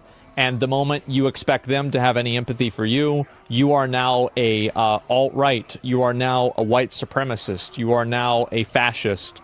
You're now, a Zionist. Crazy. Absolutely crazy. But I do want to let you guys know. What the fuck is bro listening to? Do you hear this? Is this World of Warcraft? Like, I hear, like, it's like medieval music and there's like some like weird like orc noises. Is that guys or spiritual streamer? Yeah. There's another one right there.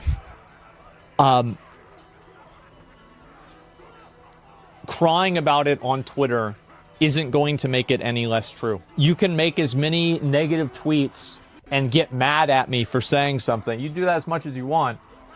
I'm still going to say it. And so, yes, there have been a lot of people on Twitter canceling me, getting mad at me for this kind of stuff. And look, if you want to talk about a self-indulgent asshole who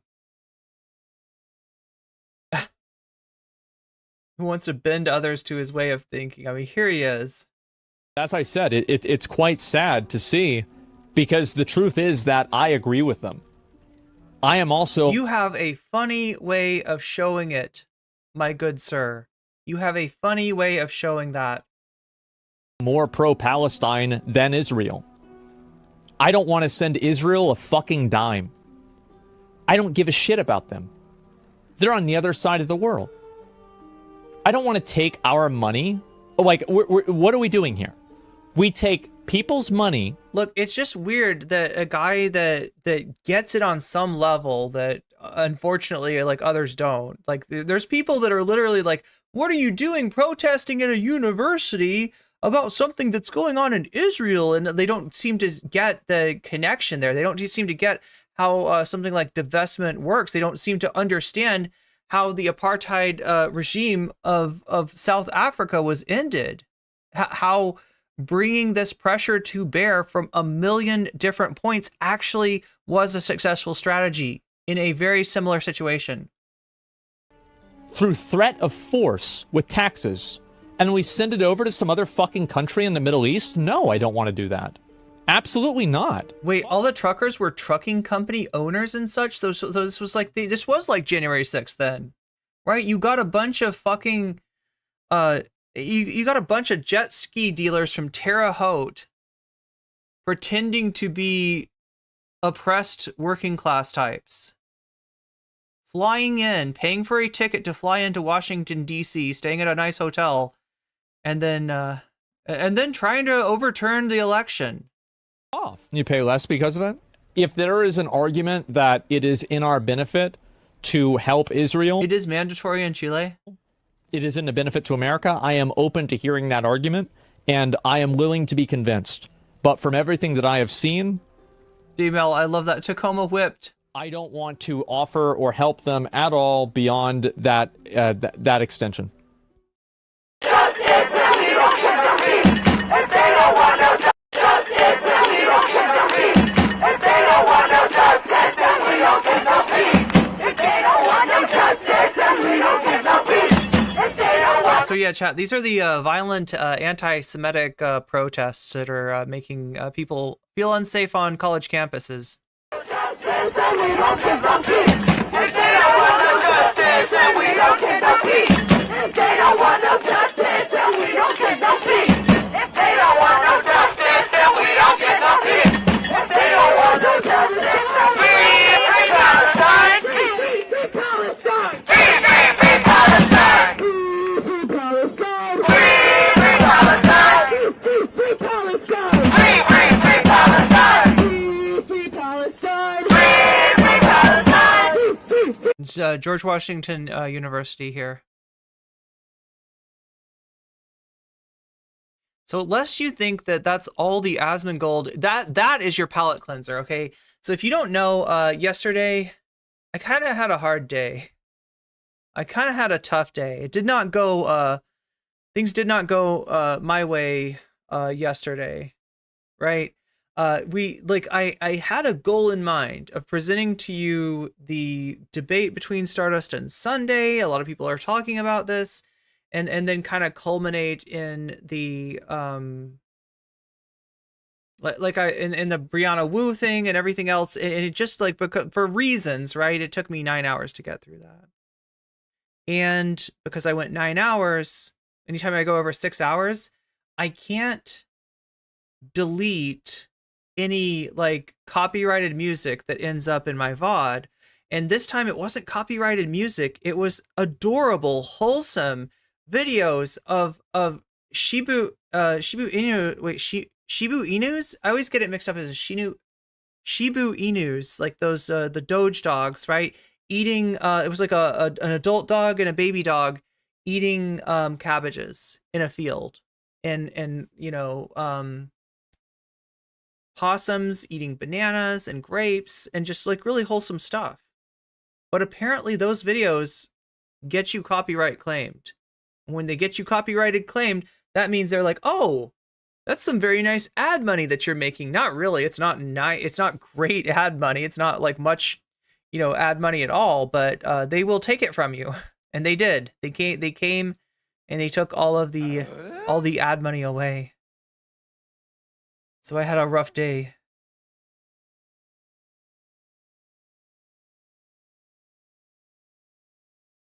Fool's Gold hates people going outside to do stuff. Yeah, seems like it.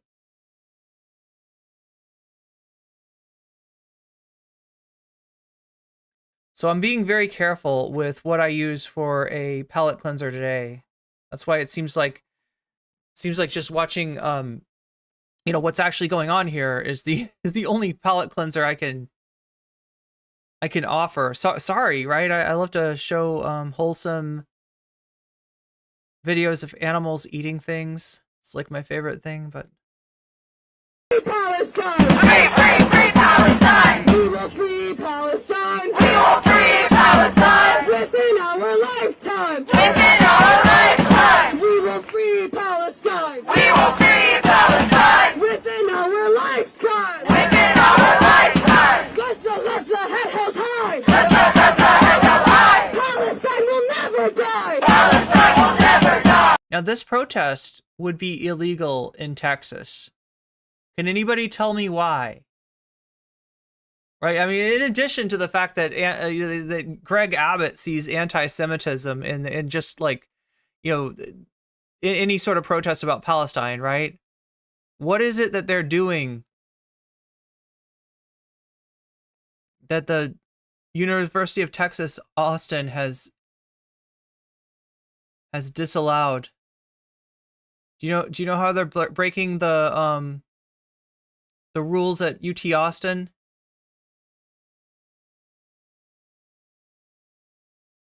Because there's more than one non-white person. Yeah, good guess. Probably true. Yeah, masks. It's mask. It's literally, you can't wear a mask anymore. You can't wear anything that obscures your face or maybe protects you from transmission of a virus that's still very much out there, that hasn't actually gone away. We've just stopped tracking the numbers. Breaking the law, yeah, exactly. Breaking the law. The governor of Texas is literally pro COVID at this point.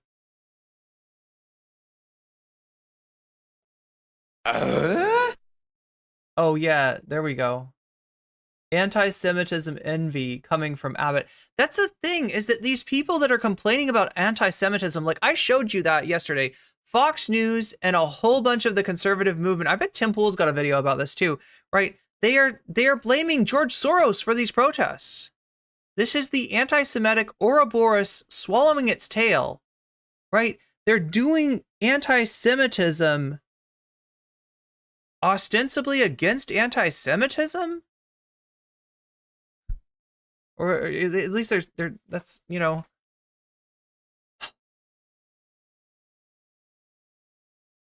Anyway, I feel like I got to give you something in between Asmongold and Destiny and all the restiny. We do have that coming up though.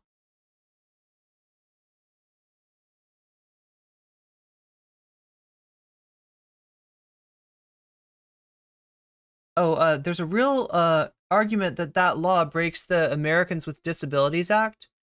I have a compromised immune system, probably would need a mask to be in a crowd.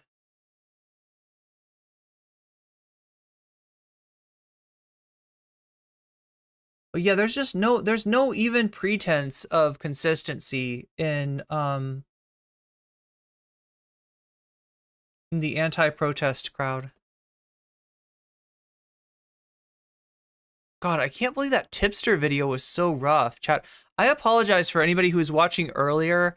Somebody, when we were talking about OTK, that's the Twitch team that Asmongold heads up. It's the same one, isn't it? The one with Miskiff and like they had that whole scandal, you know, Crazy Slick. The petty Vauchois, the Vauchoisie.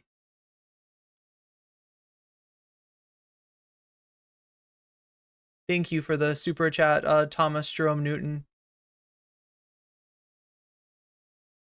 It's almost as if Zionists fulfilling anti-Semitic stereotypes. Oh yeah. But yeah. So I end up watching that Samir video just because like I'm describing it, and I'm like, I'm just, you know, like there's some stuff that you can't explain.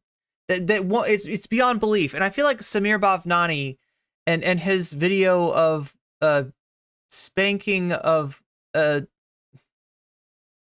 19-year-old by their friend's dad is like one of those things that you just like, and so, you know, we got that toxic content, and then I'm like, oh, here, what do I show you next? How about Tipster? How about we go over the Tipster video? And I hadn't really previewed that enough, but yeah, it's like somehow worse than the Vosh stuff, right? It's, you know, Tipster caught defending Vosh's folders, defending the lowly stuff in Vosh's folders, and like somebody's dug up from last year, the last time that Tipster went to bat defending Lowly, the last time that Tipster died on Lowly Hill, and it's somehow even worse. So I couldn't even get through that. I couldn't even get through it. It's so gross.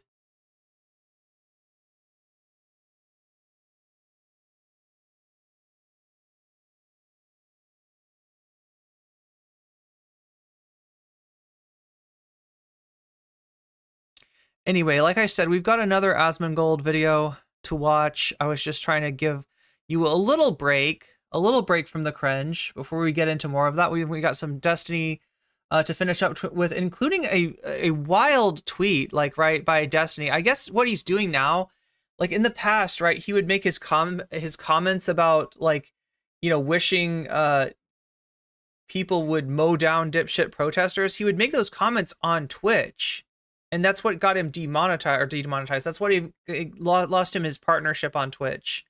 Now he's making those comments on Elon's platform, and there's no real consequences for that. There's no real consequences. Destiny can do that all he wants. Why do people die on Lolly Hill? It makes me ashamed of enjoying anime. That's the thing. That's one of the most fucked up things about, like, not just anime, but like video games. Like, you know, like a lot of that culture is just like, you know, it ends up just kind of being around. And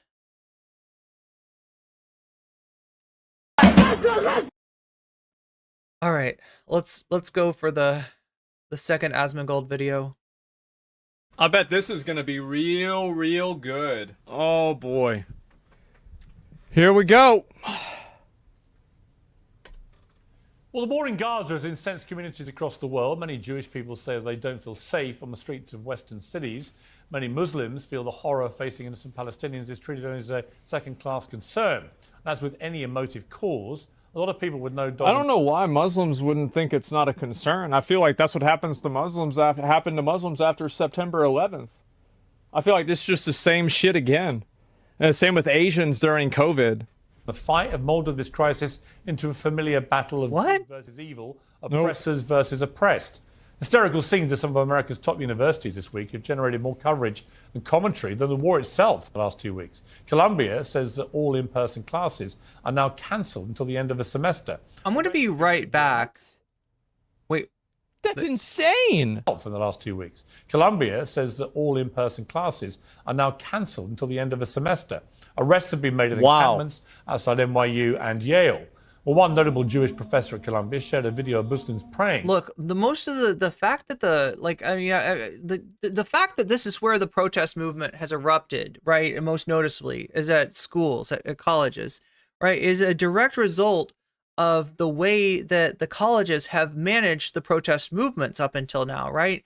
And, you know, I mean, you had this spectacle of university presidents being dragged before Congress to answer to the charges of, you know, why is there anti-Semitism in your on your college campus? And they're not talking about anti-Semitism. They're talking about protests. They're talking about people worried about the escalating death toll in Gaza. And they brought them there, and the fucking campus, the college presidents just, like, you know,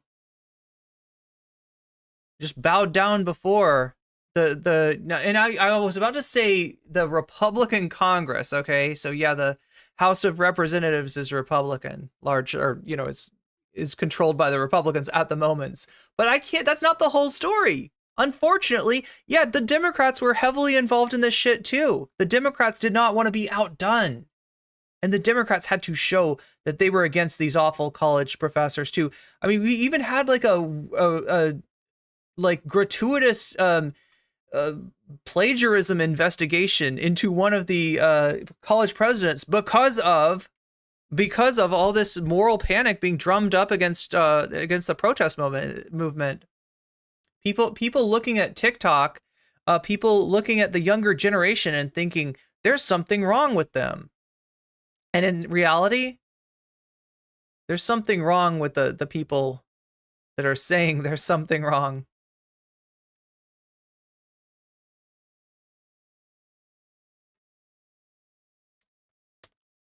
As if it was a shocking assault on... I'm going to be right back.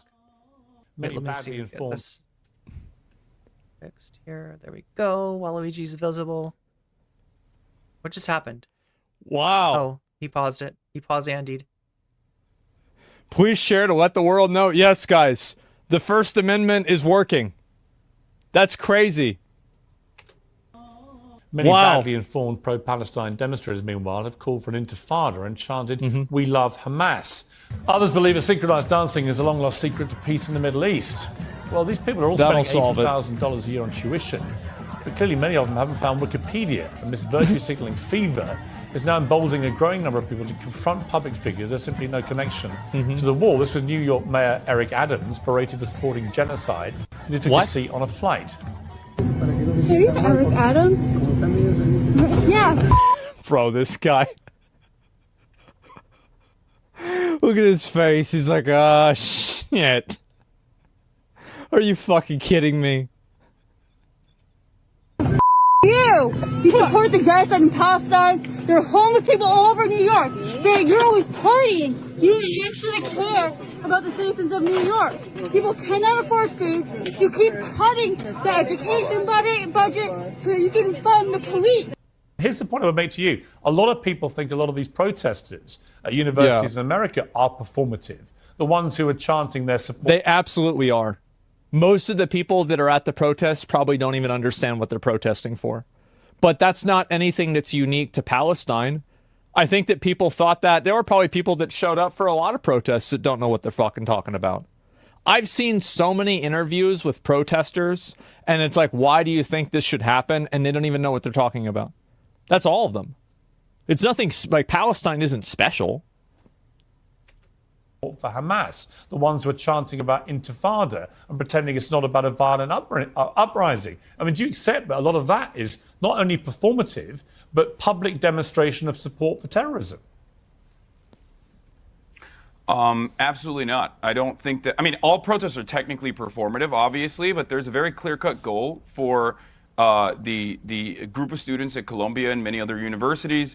I was in Melbourne not that long ago, and I attended a Palestinian protest there, a Palestinian rally there. This is going to bring up the Starbucks We're cup. also demanding the exact same thing, that they divest, their Pepsi, colleges what was it? divest from a lot of the companies that are aligned with the state of Israel, a lot of the companies that are directly involved in operations in the West Bank, a lot of the companies that are playing a role in the regular maintenance of the apartheid regime of Israel and helping Israel conduct an ethnic cleansing campaign. That is the ultimate goal. That is why they're trying to very clearly cause a little bit of a disruption and engage. Yeah, if they're causing a little bit of a disruption to where they have to close the schools, though, that's not really a good thing. I feel like really nobody is complaining about. I love how he's freaking out about, like, oh my God, are the last 2 weeks of class going to be held over Zoom? Oh my God, are some of the tests going to be like online tests? Holy shit. Like, seriously, that's what you're worried about? There's approaching 40,000 people dead in Gaza right now. And you're worried about... Like that tweet that says, thankfully, XQC's lifestyle hasn't left... Oh my God, wrong button. Wrong button. That was Casey Tron. Tests that are happening whenever they're peaceful and they're not disruptive and they don't destroy property. Like, that's what I said even earlier today with, like, the Austin protests. There seemed to be nothing wrong with those protests at all. But, like, whenever you go outside of your bubble of freedom and you go... Look, I mean, part of the reason that the classes are canceled is because of this canard of that pro-Palestinian protests indicate anti-Semitism and therefore a lack of safety. Like, that is definitely part of it, right? I don't think that the goal or the direction of the protest, the effect of the protest has been to make it impossible for classes to continue. I think that in a lot of ways this is like just the response of the university administration, which again, like, hugely problematic. Inside somebody else's and destroy their life, destroy their content, destroy their property, or... Destroy their content? Wait, what are we talking about? Is he talking about himself again? What destroy their content? Make it hard for them to go about their daily life. You are no longer a protester, you are a harasser, and in a lot of cases... Did he just, like, have, like, a thought, like, did he just have an intrusive thought about, like, his own cancellation? I don't understand. That's not the same thing. But are you comfortable? Okay, but are you comfortable? The most American thing you can do. It's not a protest if it's not disruptive? Well, if it's disruptive, then it's not a protest either. Then it's a crime. The fuck? This guy's got no business talking about protest. With the ones who are seen chanting support for Hamas or chanting about intifada. I understand you like to say these little, like, what do you call it? These, like, little quotes and stupid shit like that. Two can play at that game. It's very easy. Like, you clearly You can play at that game, my friend. Let me get my dead rat alarm clock out here and don't believe what you clearly. Let's ask the dead rat what he has to say about the matter, right? You believe in. You got any quotes for me, dead rat? Because if this was ever reflected black to you, you would black to you. Nobody really believes. This guy's like full of weird Freudian slips. If it was ever reflected black to you, you would believes that.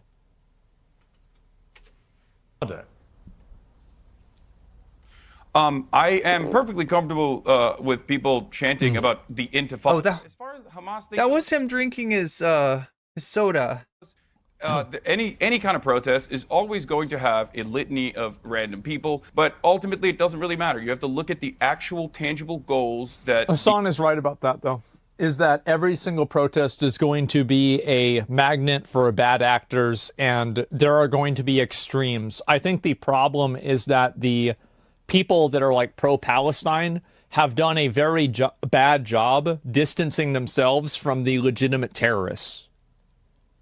I think that this is the problem, right? Is that a lot of times people You gotta condemn Hamas. That's what you do. Okay, so here's how you protest, right?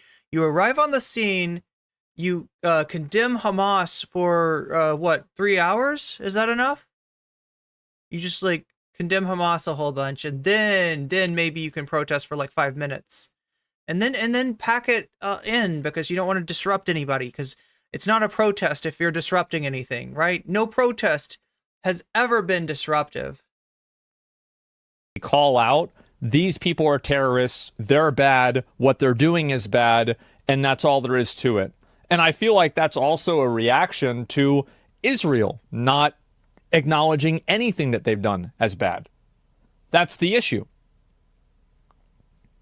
They did a good job. Media's misrepresenting them. I mean, I don't know. Like, I watched the October 6th, the 7th stuff, and they went and just killed a bunch of people. And, like, I don't think that's good. I feel like that's really bad. And so, like, the people that support... do you think the protester... Like, come on. I mean, it's really not that complicated. I mean, if you're launching missiles into a city just randomly... Just randomly, for no reason. No, I'm not going to... No, this is what people don't understand, is instead of getting hung up about the morality of, of October 7th, you've got to recognize that under these situations, in these conditions, something like October 7th is going to be inevitable. Right? When literally a prime minister of Israel doing everything he can to get in the way of even a two-state solution, which isn't really a fair and equitable solution. But this is too much for Netanyahu. And he admits that he had proudly, claims to have forestalled any movement in that direction, right? You've got bad faith negotiation. You've got poison pills being, put into the accords that are proposed, and then having people like Arafat blamed for them not going into effect, when in reality you gave him a situation in which any sort of agreement that he were to give on the proposals would result in him being considered, and rightly so, a collaborator.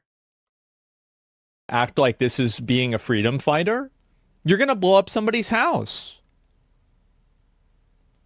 What the You want to talk about blown up houses? You want to talk about Where's Daddy? A literal system, a literal protocol of tracking people back to their family homes and hitting them there? Ensuring civilian casualties? You want to talk about fucking blowing up people's homes, blowing up people's universities, blowing up people's colleges, blowing up people's graveyards where their relatives are buried? Fuck no. That's insane. I'm sorry, Asmon, but you are just too ignorant to even think about talking about these subjects. The protest movement is stating they're interested in. And I think that those goals, and I think you will agree with me on this, Piers, I think those goals are pretty valid overall. Yeah. I think that they want to, one, recenter the attention to the genocide that is ongoing in Gaza, and two, demand that their tuition dollars do not go to operations in Israel. I don't know. I think that's extremely fair, and they have every right to protest that, but they don't have a right to destroy people's property and shut down the school. That's a totally different thing. What are you yapping about, Asmongold? What is he even talking about? Yeah. See, this is your problem. School gets shut down, and who do you blame? Who do you blame? Not the college for ignoring the demands, no. Not the college for literally making the decision to shut down classes. No, we're going to blame the protesters, the only ones that are out there doing something. And yeah, I'll be the first to admit that protesting at a college or university is not going to in and of itself solve the problem, but it's something. It's one inflection point. And the way that the apartheid regime of South Africa was taken down was from a myriad of inflection points. And eventually they had the effect, they had the effect of dislodging that government. Of course. Absolutely. Obviously, if you've read Shock Doctrine, you know it's more complicated than that, and that there's still issues, and there's a lot of after effect of that apartheid, and bringing in neoliberal economists, was a way in which some of that privilege was kind of still upheld after the fact, but. Absolutely. Yeah, of course they have every right to protest that. That's a good thing. If you're aware of this, but there's a campus. There's going to be a sister campus that is being built in Tel Aviv right now for Columbia University. Mm-hmm. This means that Columbia University, which once housed the likes of the late great Edward Said. So yeah, Thomas Jerome Newton says, Irene, some of the universities receive funding from pro-Israel organizations. So you got a conflict. In fact, that's not the only conflict of interest, right? There's a huge issue of conflict of interest with colleges in regards to their funding. And many other from university departments to the college as a whole, because of the failure of the United States government to fully fund education. You know what else should be universal? Besides healthcare, housing, education, right? These are things that any society needs. And that currently has many Palestinian students who pay tuition for projects such as this one will not be able to go to that sister campus. I find that abhorrent, but it's everyday existence All right. in Israel. Let me bring in Emily. You've been listening to all this. Your response? With all due respect, Hassan, why do you feel that Columbia, or any college for that matter, owes you to divest from Israel? Why do you think your opinion is correct? Because so far... This is the weirdest way of saying this, right? I heard the classic... Like as if Hassan himself is like, it would really be better for me personally, in a greedy sort of way. For for divestment to go on, right? That is for me. That is gratifying my needs, my interests. That is a self-serving thing that I want. What the fuck is she talking about? Anyway, I shouldn't get baited, right? Because that's what this is. This is absolute bait. There's nothing, this is utterly disingenuous. Buzzwords: apartheid, discriminatory, ethnic cleansing, and genocide, which is funny because it's all the exact... Well, they're not accountable, but I mean, that doesn't mean that you can't voice your opinion. Everybody has a right to their opinion. That doesn't mean that they have to do it, but to put your... Everybody has the right to their opinions, but some people should probably keep those opinions to themselves. And Asmongold, you're a great example of that. Self out there, that's okay. Opposite. So if I may ask you, what about Israel is apartheid? You also just said the students in Israel, the campus in Israel would not allow Palestinians to join. Are you confused, or do you know nothing about the country of Israel? Because let me remind you, Jews are not allowed in the West Bank and Gaza. However, Arabs have full Israeli citizenship, have the rights. Yeah, there's so many examples of things that, because of the Gish Gallop, Hassan didn't even have time to address. There's so much wrong with what she's saying. It's members of the Knesset, which is the equivalence of, you can think of Congress, and even prosecuted a former Prime Minister, Ehud Olmert, an Arab judge. So what apartheid exactly are you speaking about? What genocide? What ethnic cleansing? And secondly, how dare you say it's okay to talk about an intifada? Let me remind you, the intifada last time it happened in Israel consisted of thousands of people dying in bus bombings. So are you saying that you support terrorism and killing innocent people?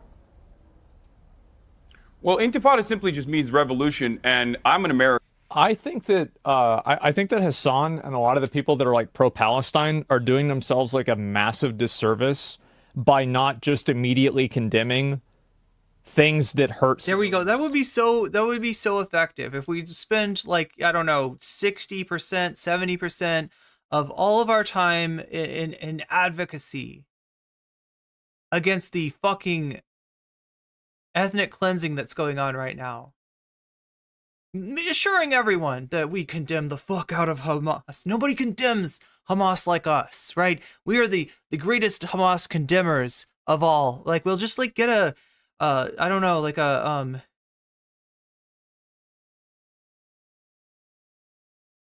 blow up doll. We'll write Hamas on it and we'll stomp on the blow up doll. That's gonna make it better? I think it like massively hurts their platform. Massively hurts their, what are you talking about?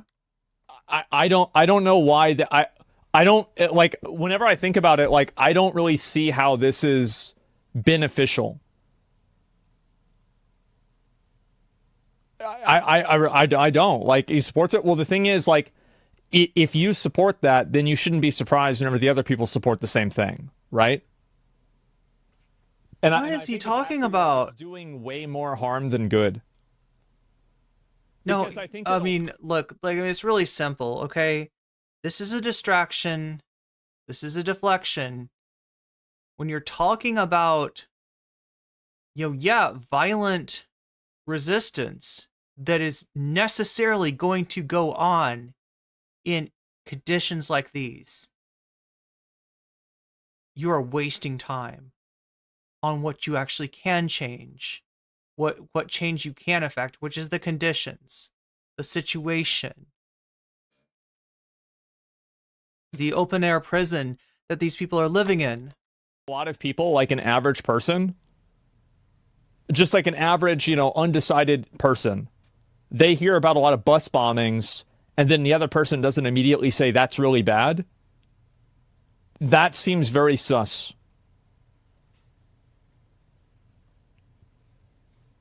And I think it alienates a lot of like middle of the road average people. And I think it even alienates people that are at least a little bit extreme.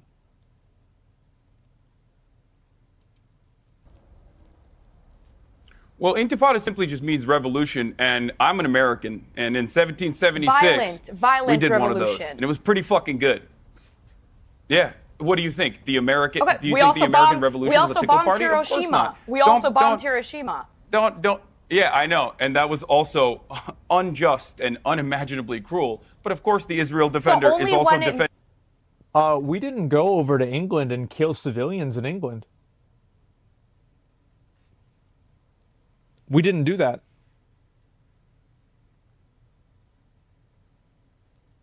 Like, that's not what happened.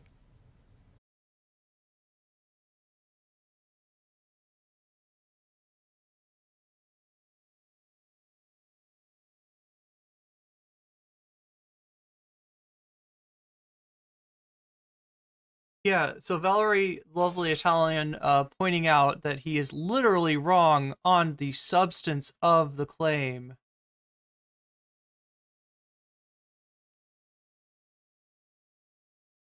Also, look at what this does, right?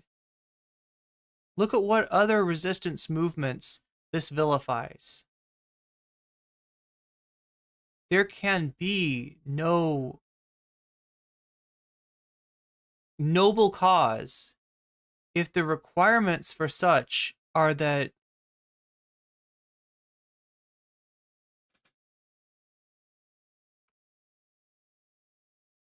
this is just, I don't even know what to say. I don't even know what to say. Yeah, you killed them in 13 colonies. That was it was an English colony.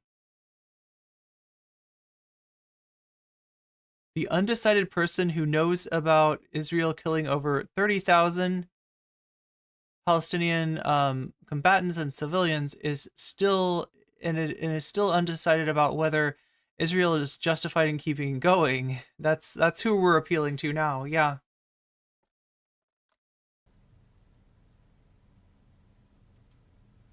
When it fits your narrative, civilians and killing them by the hundreds of thousands. Now listen, let's get back. Let's get back. But when it goes against refocus the conversation it's to the points that you made. Let's refocus the conversation to the points that you made. Okay, look, you said, just to what are you remind talking everybody, about? I'm actually moderating this, but that's an interesting point that Emily just raised, Hassan. Again, no, you're not, Pierce. It does seem that you're No, very you're not. selective about the violence that you support. That when you support it, it's justified. When other people use things in a violent way that you don't support, it's unjustified. I think this is fair criticism. And I think that it's not really Hassan specifically. I think it's the most ridiculous tripe I have ever heard. this is a problem with the entire group. And I think that they have a really hard time removing extremists out of their group. What is he talking about? What group? What group? Same problem, right? Where it's like, you'll see like a Trump rally or like a big conservative rally, and there'll be like a few Nazis or like a few like bad actors, maybe not Nazis, white supremacists, something like that. And so it is the responsibility of that group to try to distance themselves from those extreme bad actors. A few? Yeah, sure, there's a few. I mean, Nick, you could... There's a few. There's a few. The people that's like every conservative is a white supremacist. Sure, think whatever you want, right? That's the same side as somebody who thinks that every Palestine supporter is a terrorist. Like, it's retarded, it's not based in any reason or logic, and you don't actually believe this, nobody believes this. And so, anyway, getting back to reality, I think that it really, really alienates a lot of people whenever the obvious bad actor extremists are not just being immediately kicked out. People like Crackhead Barney, immediately kick them out. It's not even a question.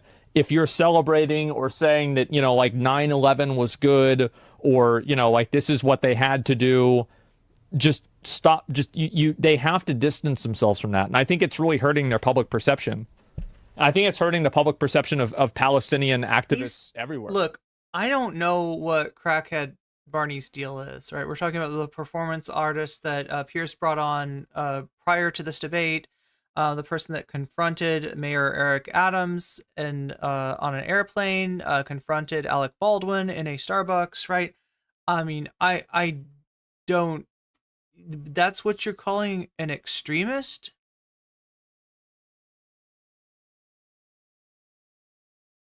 Like, I don't even know like what her motivation was, like, right? I don't know where the performance art ends and what the, like, I literally just don't know enough about this person to know like where they're coming from. And I doubt he does either. And I think it keeps happening. And I think the reason why it's happening is that these people believe so strongly about their issue that they think that they can do anything in order to achieve their goal because it's the morally right. The Tim Pool argument. You are Thanos.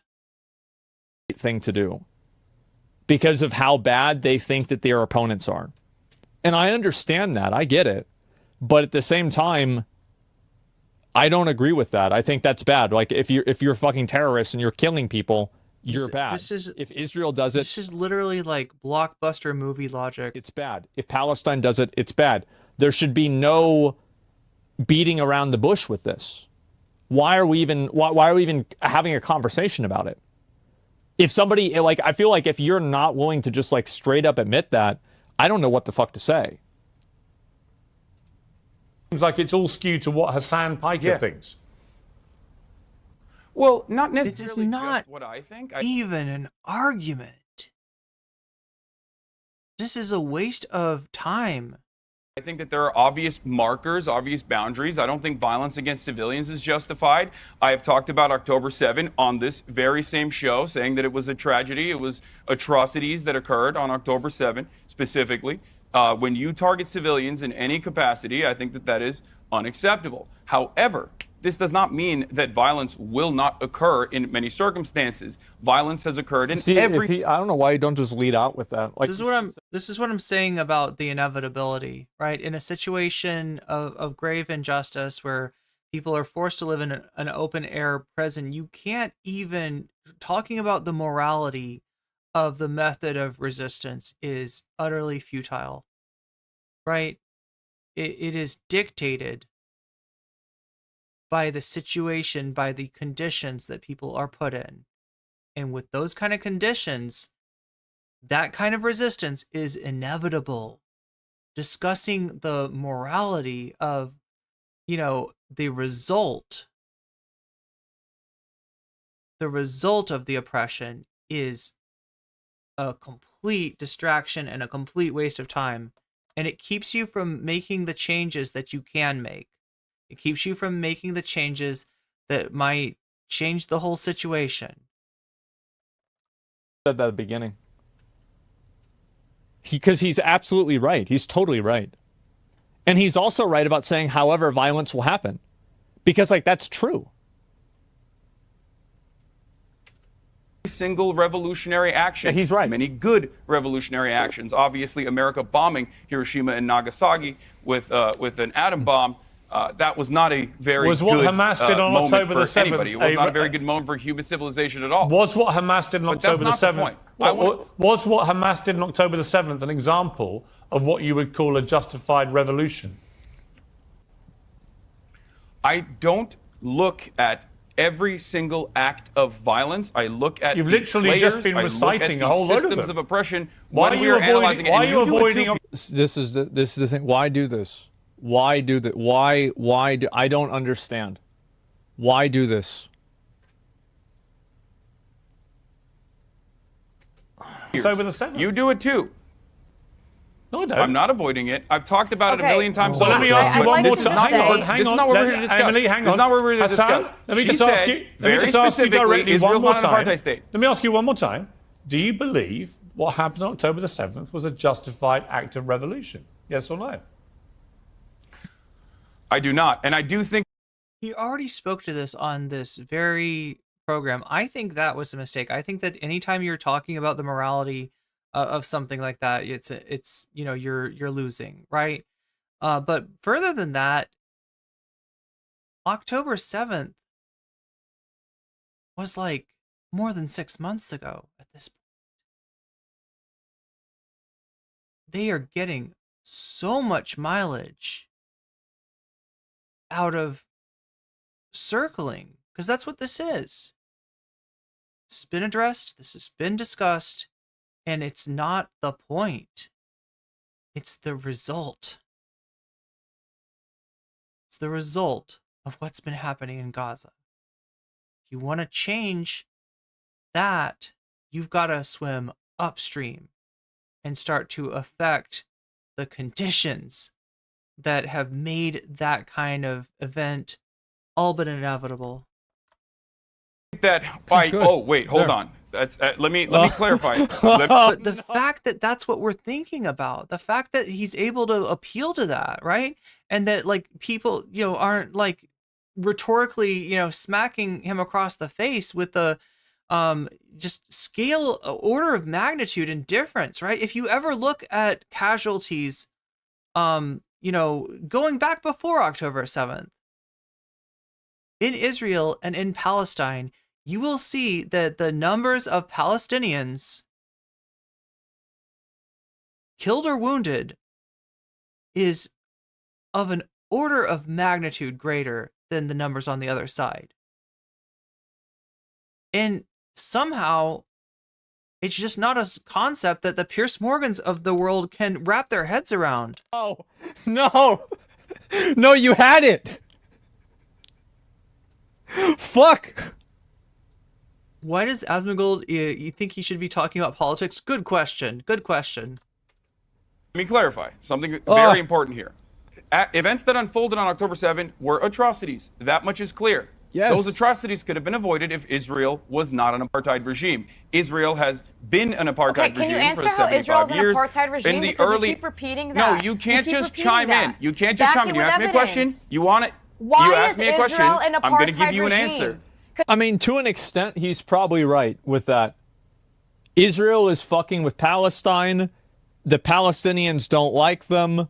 And so this is a reaction. It's not, I mean, to be fair, it's not like the October 7th. Well, there were no conflicts before, in Israel and Palestine before October 7th. And then one day, Palestine, and then the Fire Nation attacked. No, I don't think that's what happened. Of course there's going to be a cause and effect. Of course. It's kind of amazing to me that he can get it at that level and still have such phenomenally bad takes. Israel has been an apartheid regime since its inception. Until 1967, Israel was an apartheid regime for the Palestinian citizens of Israel, the Arabs, as you called them. There was a two-tier criminal justice system. They were subjected to the military court processes and not the civil court processes until 1967. After 1967, they got citizenship. There are obviously still many different social issues that pertain to the Palestinian citizens of Israel, the Arabs that are living in Israel, those who are not Jewish, of course. However, Israel currently is occupied. Somebody says, then why do they target civilians and not a military base? The reason why is actually very simple. It's because they're terrorists. Yeah, that's why. It's actually a super simple answer. That's what that's what they do. The West Bank. Yeah. There are more than 2 million Palestinians that live in the West Bank. Israel's illegally occupying the West Bank. There are checkpoints. There are license plates that restrict Palestinian travel.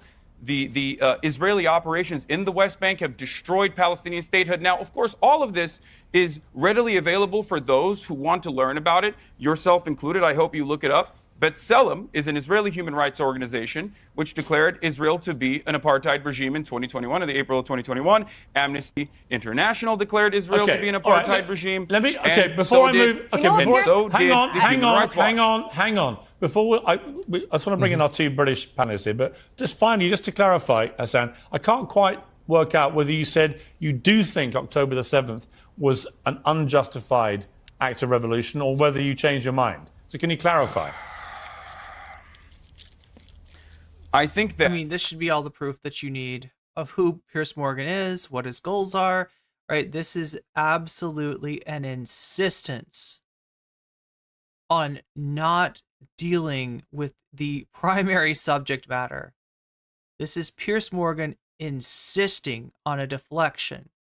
And not just a deflection, not just one deflection, but of just going back to the well again and again and again. This is why you don't get caught up into this ethical discussion of like, well, what do you think about the morality of Hamas and the right? You just do not get fucking drawn into that.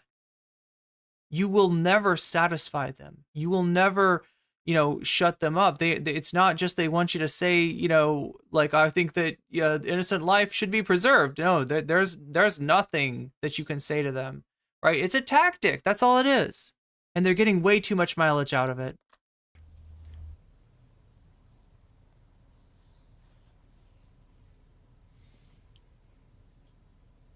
Come on. Violent means of maintaining an apartheid. Oh my God.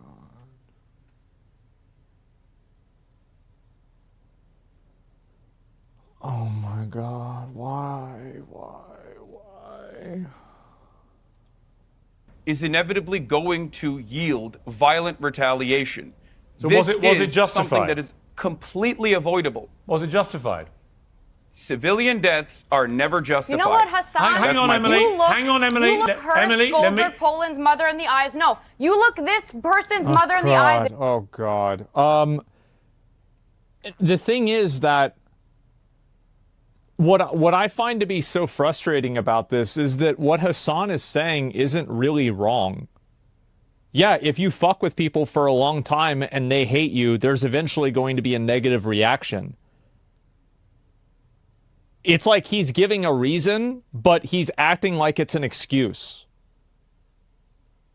Like, at least like that's the, I don't know, like that maybe that's not what he's trying to say, but that's definitely the way it comes off as. It's a ticking time pump. Yeah. It's not justified, but it's inevitable. Exactly. Yeah. Okay, so I haven't found, you can see I haven't done any calls to action yet. I haven't, but there's a top of the hour debate, ad break debate right there. I haven't been mentioning that happens.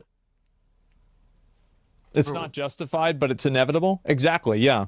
Because you see why, right? You know, what we're talking about is not like it's not a joke. Yeah, I can't even do it.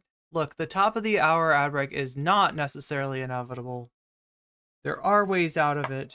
If you have Prime, you can get out of it for free. You can take money away from an evil corporation and help fund the stream that you love. You can also spend $5 of your own money to get out of the ad break, to get the gift of weasels.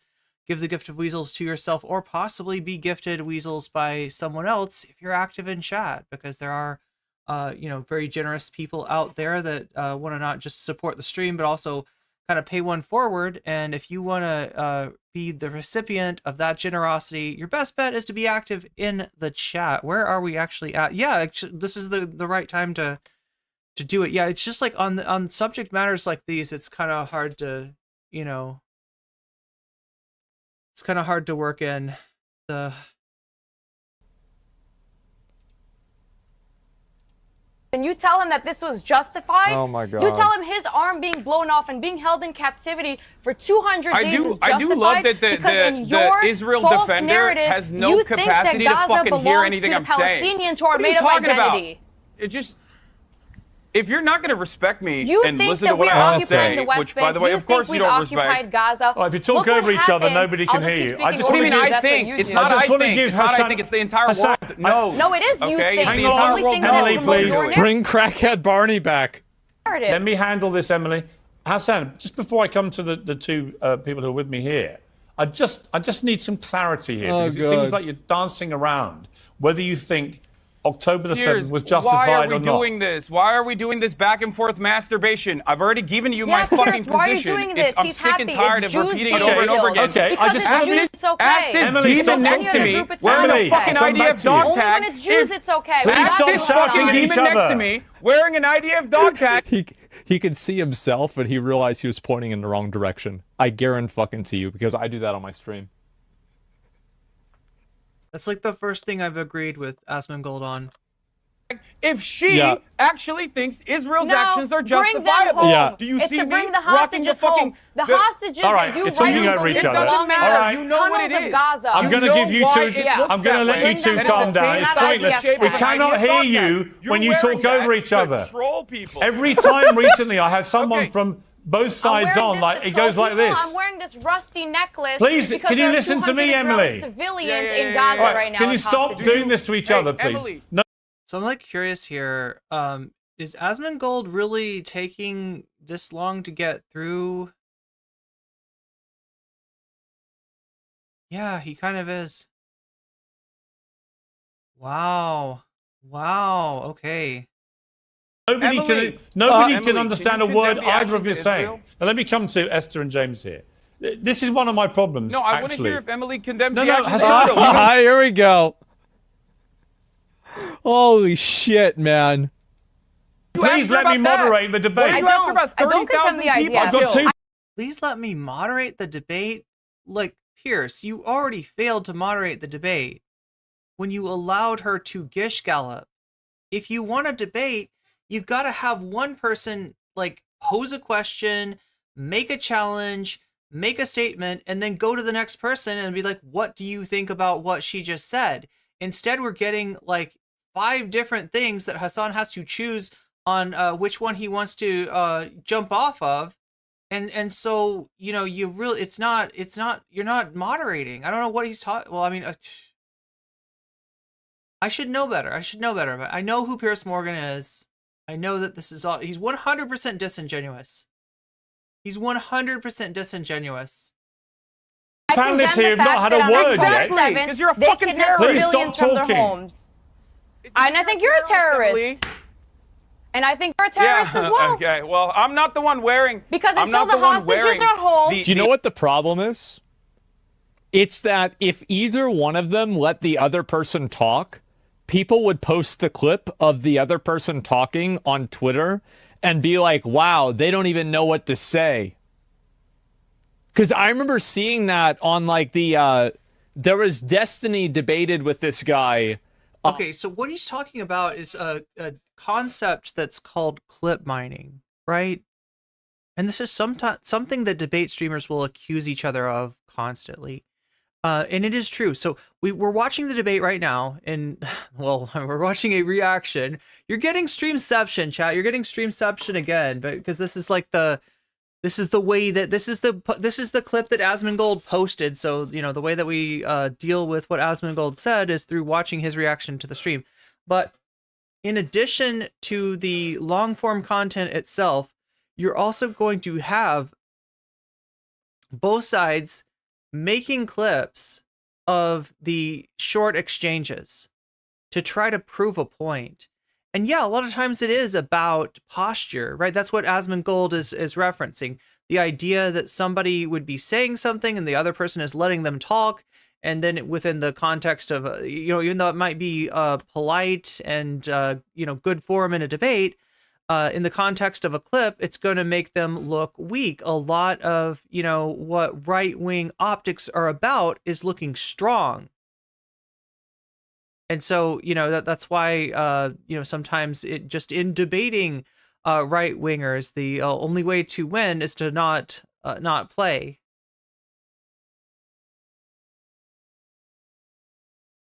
But yeah, there is this like sort of, this happened on Bird Brains too. Like I literally had somebody come in to try to make a clip, to try to get clout, to try to get notoriety by saying something that they thought would be inflammatory, even though it seemed kind of like maybe they didn't entirely mean it. I don't know. It's a weird thing, right? Because this especially happens when you talk about presidential debates. If you watch the presidential debate on television, you will get one impression of how that debate went. And then the next day, when you see which clips have been picked up and played 1,000 times on Fox News or on MSNBC or CNN or wherever, then you see it's like a secondary debate going on between the clips. It's kind of weird. I don't know what to say about it. Pierce could cut their, absolutely, C-SPAN Stan. Pierce could cut their mics and force them to take turns if he wanted to. He obviously doesn't want to. Crushy says, whenever I have people on both sides on, it goes like this. Pierce, okay, now I get what you were saying when you criticized, I see. You're saying this to me. Now I get what you were saying when you criticized Pierce about this.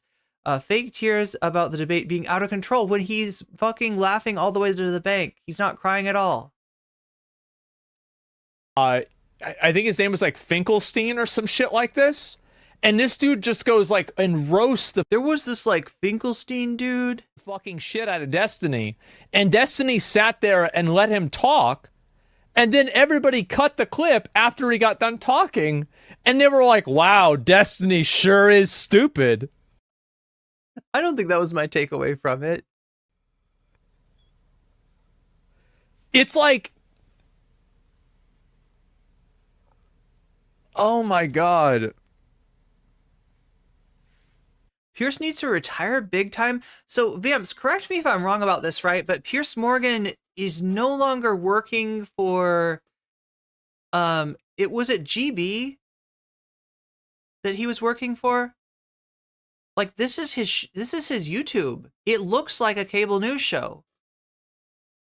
He's got, I guess, TV vans that he sends around to the guests to get them sort of into, against this green screen with this background to make it look like that. But this is Pierce's studio. This is no longer like a network that he's running this on. This is you know, his online business essentially.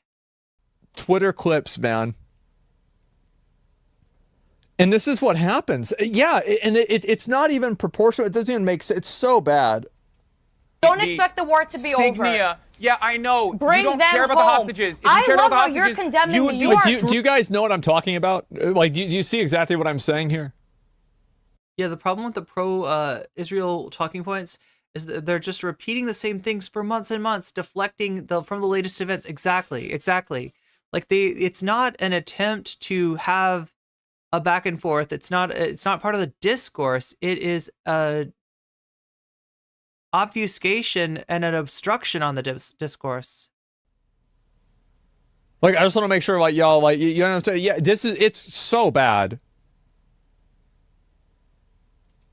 Screaming at Benjamin Netanyahu. Your own terrorism Benjamin on live Netanyahu television. is the hostage you killer. are exposing. You know. Benjamin excuse Netanyahu me, has you killed should more condemn hostages Hamas. than Hamas. You need to be think you're condemning achieving Hamas here? for not only oppressing the Palestinian people, but for spreading terrorism. I don't see your outrage So they did cut Hassan's mic?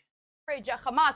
Israel gave Gaza All right, back listen, in 2005, I would like to, please. and Hamas has turned Can this you into both please, a terrorist haven. Emily and Hassan, Hamas can you is the please show lesser some evil. courtesy Hamas to the is other the lesser panelists? evil in comparison to Israel. Can you please stop talking, both of you, and You let hear the me? other two panelists have You a want say? a soundbite, Pierce? I'll give you a them some soundbite. courtesy. Please. Some courtesy for your co-panelists here. Yeah, dude, Hassan was the problem. Now, Esther, this is one of the problems I have with this whole debate, is that increasingly it just descends into a screaming match between pro-Palestinians and pro-Israelis. And the biggest losers are Crocodile tears. He wants a screaming match. He benefits from a screaming match. He monetizes a screaming match. He's so fucking disingenuous. Asmon Clown says Hassan isn't in Palestine. There might be some Palestinians in chat, though, as if Palestinians would support both sides of the argument from some sweaty WoW player. Yeah. are the victims of this war. 33,000 dead Palestinians, over 1,500 dead Israelis. These are the biggest victims of this, because you're shouting at each other and nothing is getting, like, you're completely, forget having no courtesy for us, you're completely disrespecting actual victims of this conflict, which, by the way, didn't happen in a vacuum. And I think that's the most important thing to say about this. None of this happened in a vacuum. Of course, October. She's completely right. Yeah, she's totally right. The 7th was an atrocity, and it was completely unjustified. There was no justification for butchering people in the way that they did. But it didn't happen in a vacuum. A lot of the people that live in Gaza weren't even born at the time that Hamas came in power. So I really just, I despise this, you're a terrorist sympathizer, you're a genocide supporter, all of this, when really the people that we should be talking about. I think I completely agree with her. Like, this is, how can one person be so based? It's like the emotionally elevated rhetoric that's... What's weird is he's actually agreeing with Hassan a lot here. And he's not the only one. Now, I covered this debate and it just kind of made me head palm a bit. You might have seen it when I covered this. What was it, on Thursday, I think? And, you know, it's because of the, you know, the Gish Gallop from Emily. It's because of Pierce's fake moderation. There were some moments, though, I guess. I was frustrated by the fact that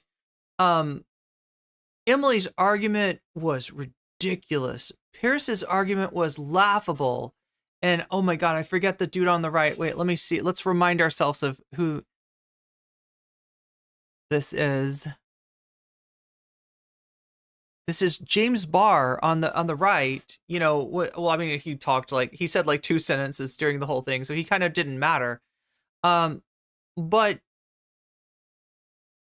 Hassan just didn't have any room to work, right? And you know, there were times in which he started to go into an explanation that he should know, that in a debate format like this with you know, 3 other guests and Piers Morgan, and Piers Morgan, right, has no interest in letting Hassan get a point out. Has no interest, especially in letting Hassan teach something, right? And that's what he starts going into. He goes into teacher mode, and like, I didn't think it looked, you know, I was pissed off by it, right? But the internet has taken the clips from this video and run with it, and it is the most Hassan positivity that I've seen in a long time, from some very unexpected places. Even Destiny, I feel like I saw Destiny reacting positively to something that Hassan said here. You had Xanderhall making a, well, actually, Hassan did a good job this time kind of video, right? You had people that are just like, they make their, whole, part of their content strategy is to hate Hassan. We're actually kind of handing it to Hassan. So I don't know, maybe I don't, I'm looking at the long form debate and analyzing what it looks like. And I just find myself so frustrated by the fact that Hassan's, got the right arguments at times, but just isn't given the space he needs to work with. But apparently somehow this went off as a, PR victory for what Hassan is espousing here. And also the, what is her name? This is the only person on the second from the right. So peaceful up here, but now there are freaking communist invading radicals. Welcome to my stream, communist invading radicals. But yeah, I mean, like, this is what people are talking about, is the clips of Hassan eating and the clips of her eating. And just essentially Emily especially is being used as like a, just kind of a dunking target. So high and so extreme that if you assume that somebody is like a genocider or something like that, like how can you really have a dialogue with that person? It's just common sense. Yeah, it's just common sense, but that's why nobody's doing it. Deserve better. Okay, James, on the wider point of these protests. Well, I couldn't get to that part because I wanted to describe what the apartheid is, and Emily cut in immediately to chirp. Wait, her name is Esther?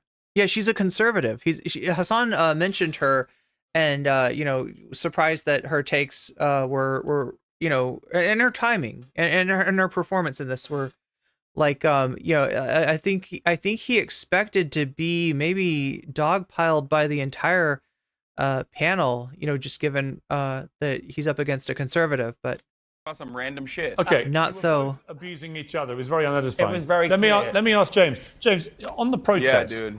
On the protest, look, I believe in the right to protest. That's an absolute bedrock of any democracy. But I don't believe in the right to support terror groups publicly, or to chant about support for Hamas, or to chant about Intifada, which is a violent act. I worry about saying that you can't support terror groups, because who decides what's a terror group? Like, what if they made people that were like 4chan users a terror group?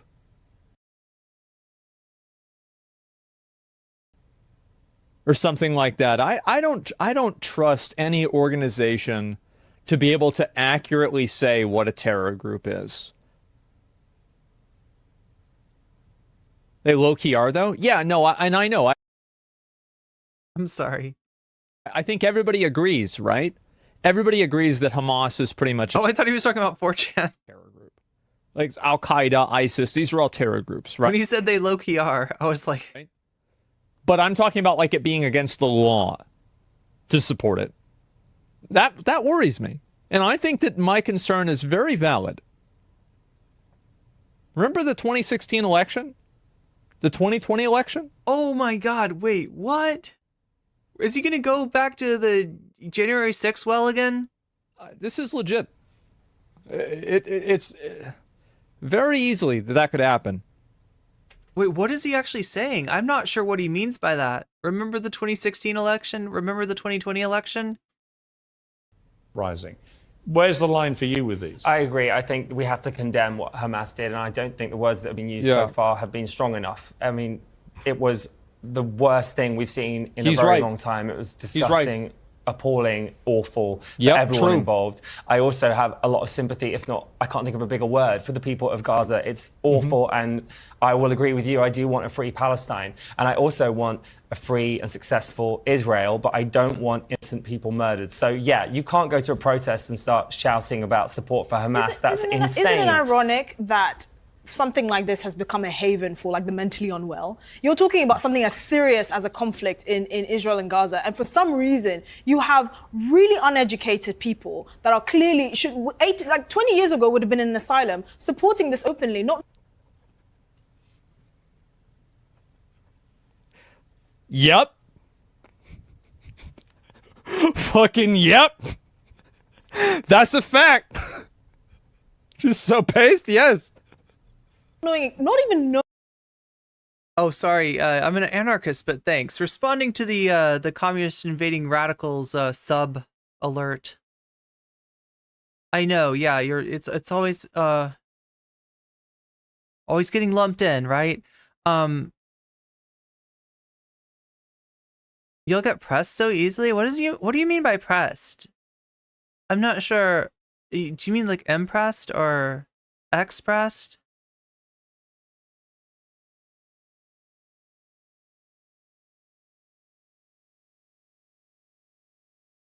I'm not sure I understood that comment. I'm trying to read some shorts chat too.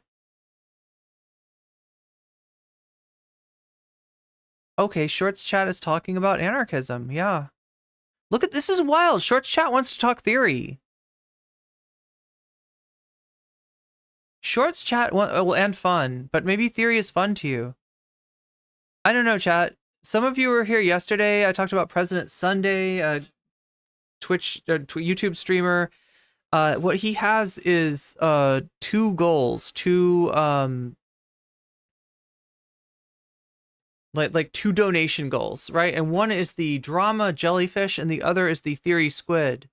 And whenever one gets filled up, he switches from drama to theory, or he switches from theory to drama. And it actually works pretty well for him. Yeah, he's actually doing okay over there. And I sort of proposed the idea of like, mine would be like a news a news weasel. Wait, what was it again?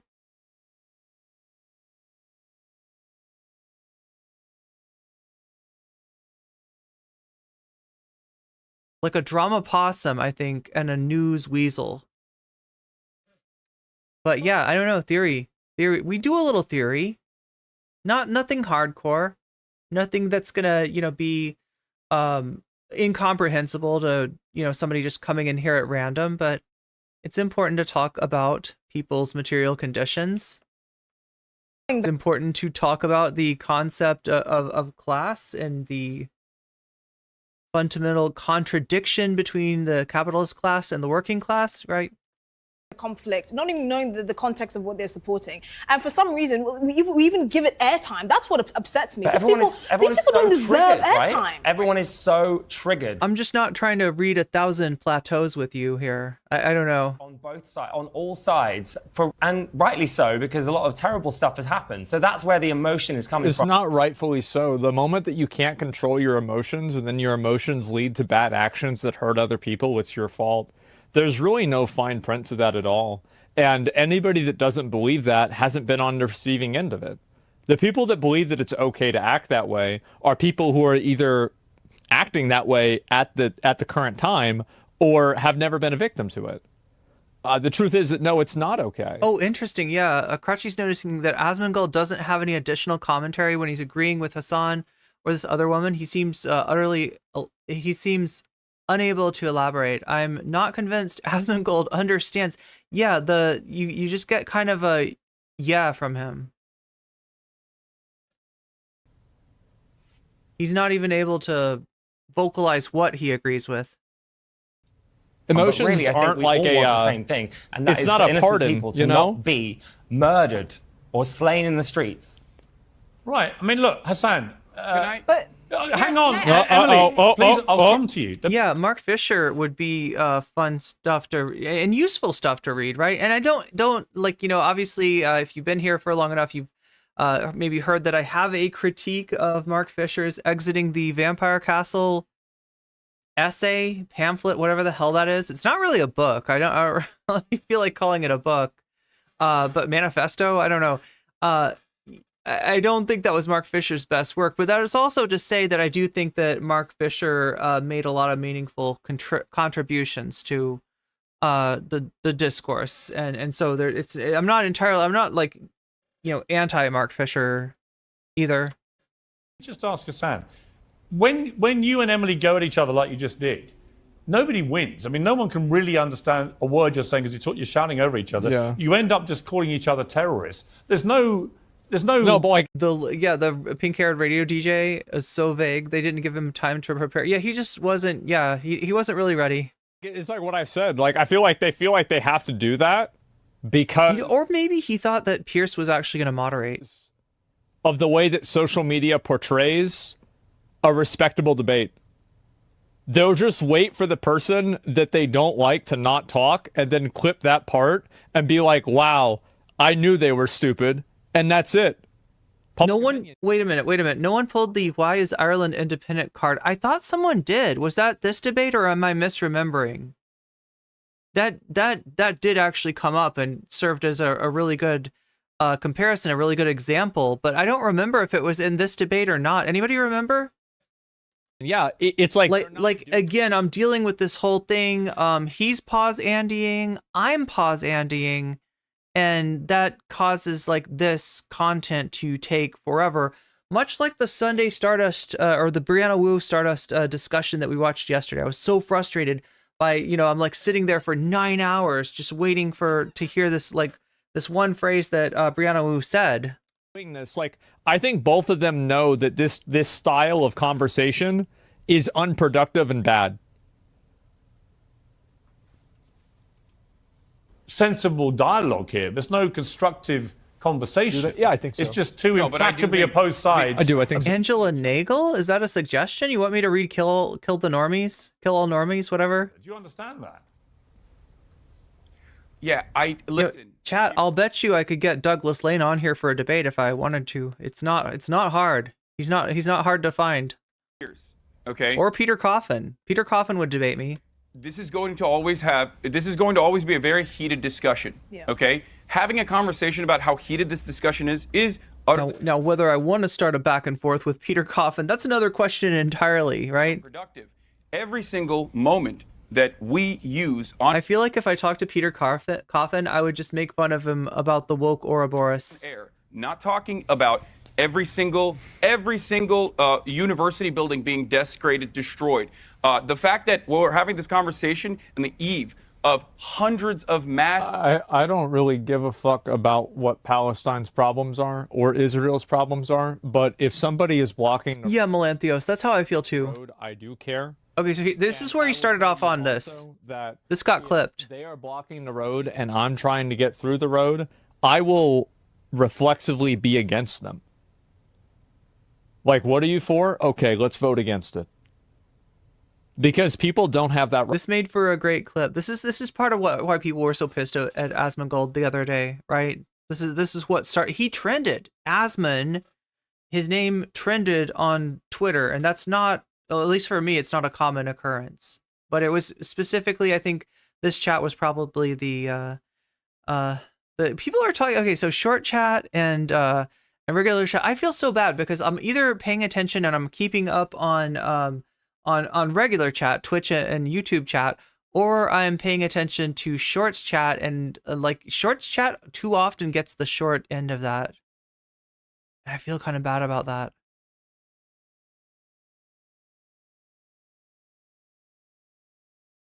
I was actually looking at another content creator and the way that they do their streams, and they've been doing short streams as well. And they've been growing, quite considerably because of that, right? Probably more than me even. But the difference between how they do it and how I do it is whenever I stream, it's on Shorts, it's on regular YouTube, it's on Twitch, and it's just kind of take your pick. But there's some argument that, I'm segmenting my audience. I know I'm segmenting my chat, so there's like a different conversation in Shorts than there is in regular chats.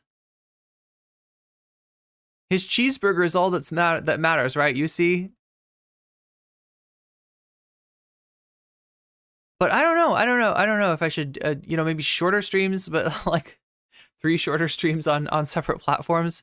That sounds like a lot of work, but it's possible. Look, there's different ways that we could do things. I'm open to suggestions. I'm open to ideas. I feel like you have to change to grow, and we need some growth. I'm gonna stay viable as a streamer. Right. I don't think. And again, thank you to everybody who supports me in whatever way that you do. It is chatters like you, it is viewers like you that make this a possibility in the first place. Whether it is through super chats, super stickers, through gifting the gift of weasels, gifting memberships to people, or getting weaseling up yourself, getting yourself the gift of memberships, whether it's on Twitch through things like subs and gift subs and bits, or whether you're one of the boss chatters who actually donates through the donation links down in the description below. I appreciate all of it, from my Patreons to those who donate to the throne. We're actually 65% towards getting Waluigi a new microphone to sit on. So if you'd like to see him in a slightly more comfortable perch, you can support me there. But I appreciate all of the support, even the people, even the thumb gang, right? Because some people, sometimes like it's not possible to support the stream financially for some people. But just understand that even your thought, oh yeah, God, I'm supposed to do this. This is the other thing that other content creator I was telling you about was doing, is telling you that if you're on the short stream, you're going to be able to find the like in a different place. And it's like right there. There's 3 dots right there. You click those 3 dots.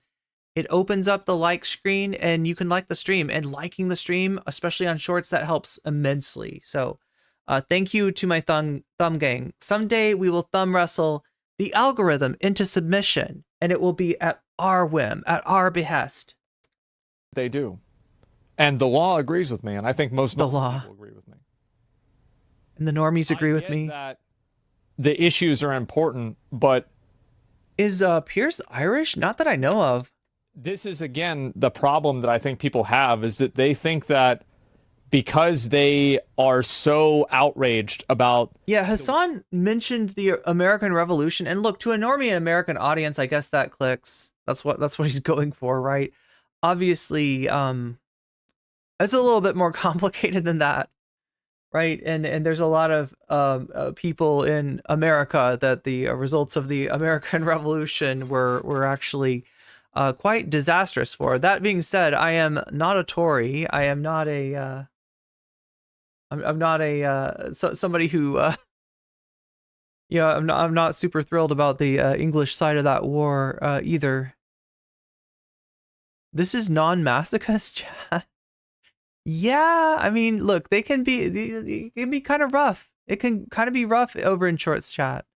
Is it like my spicy chat maybe?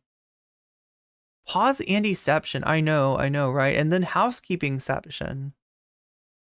But yeah, I am looking into some things that I could change in terms of my stream, in terms of my thumbnails, in terms of my overall content strategy, and I'm kind of excited by it. I like how Brianna Wu goes off on these crazed tangents based on who told her she sucks. That's pretty much her in a nutshell. Douglas Lane. Yo, Chad is not super thrilled with that. No, you don't need me. Yeah, Douglas Lane did go off the rails, didn't he?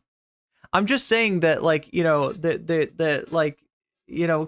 when I think of Mark Fisher exiting the vampire castle, right, I'm thinking of the so-called dirtbag leftist who that's like their Bible. And yet Douglas Lane and Peter Coffin are 2 names that come to mind first before anything else. I tried to find Coffin's Dracula video. So my thought about the Dracula video is that he's got it on, oh my God, what is it called? It's unlisted. I think he unlisted the Dracula video, but it was hilarious. Your blood pressure went too high from watching this? Yeah, I mean, like, where are we? Oh my God, wait, whoa. Oh God, okay. So we probably need to switch over to Destiny, and yeah, because that's going to make things so much better. Covering Destiny, it's going to all be better when I do that, not. I think Piers Riel is bitter that the Waverly Wagon escaped. Wait, what is the Waverly Wagon? Low-key more Irish than me, says Bad Lefty.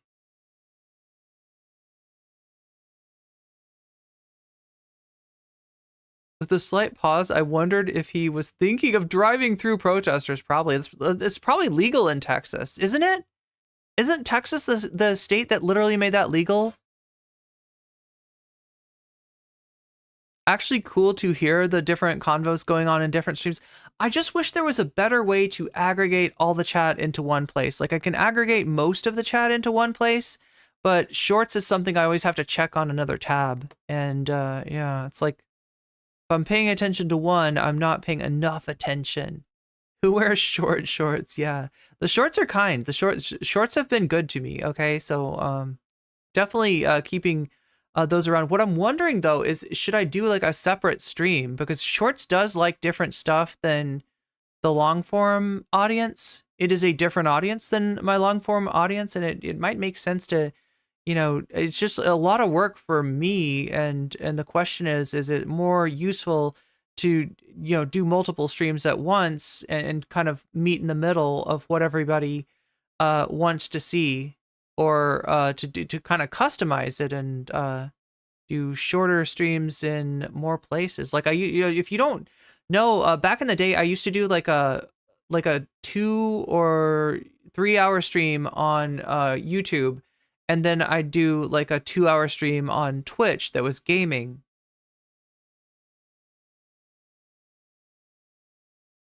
A single chat is not conducive to multiple discussions going on at this. Oh, I see what you're saying. So it's nice to have it segmented in a way. Yeah, the only thing that kind of sucks, right, is that there's this whole factor of like almost like a snowball effect. Like when we get like 100 people in chat, which we've had several times, we've had more than 100 people in YouTube chat several times, and we have 100 people hitting that like button. What YouTube does is they start to bring new people in, and that is really powerful, right? It can have like a snowball sort of effect, right? And that doesn't happen since I've started doing the short stream, and I'm definitely not yelling at anybody. I do different streams in different on different platforms. Because different people are looking for different things, and I aim to please, and it's not that hard now that I've got it figured out to be able to stream in multiple places at once. I just, you know, there's also like a wisdom of, you know, you get your whole community into one stream, and, you know, if it gets to a certain level, either on Twitch or on YouTube, Twitch does this too, right? Twitch will send new people into your stream if you've got like, you know, 70 to 100 concurrents in chat. And if you don't, it just kind of like is like, you know, the luck of the dice. Switching to mobile for a bit so I can take a job. See, yeah, it works for some people. So I like to offer that option. You didn't have 3 dots on mobile? Wait, Soul Life, are you talking about like, okay, so, oh my God. Like right up here should be 3 dots. Now, if it's not, maybe it's, if you have an iPhone, it's not, I don't know. Right? Because I have Android, and for me, when I go on live streams, there's 3 dots right here, and you press them and it opens up a little dialogue window where you can, because it's hard, like normally on shorts, you'd expect right here and right there, like up vote, down vote, right? That's how shorts normally works, but it's different on shorts live streams for whatever reason, and they make it hard to find. But also on the plus side, what that means is that if people actually get behind me, they figure out how to open up the likes and dislikes, and they hit that like button or that dislike button, which really hurts me, but you know, hit it anyway if that's how you feel, right? But then you know, we can potentially start to bring more people into the stream, and that's how this other streamer was doing. They were really, in fact, they were straight up farming likes because they were strictly on shorts when they were doing a short stream, and they'd be like, "Can we get to 50 likes before blah blah blah blah blah blah?" And like, you know, sure enough, they get to 50 likes, and then they start to bring more people in there, and they were having huge numbers. So there's no reason that we can't have numbers like that either. This isn't somebody that's, you know, got like, you know, more concurrence than I do on in terms of my regular format of streaming. So yeah, it's entirely possible. I gotta expand my realm of way something has happened. Possibilities. I don't know, chat. Are we done with Asmongold? One in chat if you think we're done with Asmongold. We've got a minute. We got an hour and 20 minutes left. Short sucks. See, that's an opinion.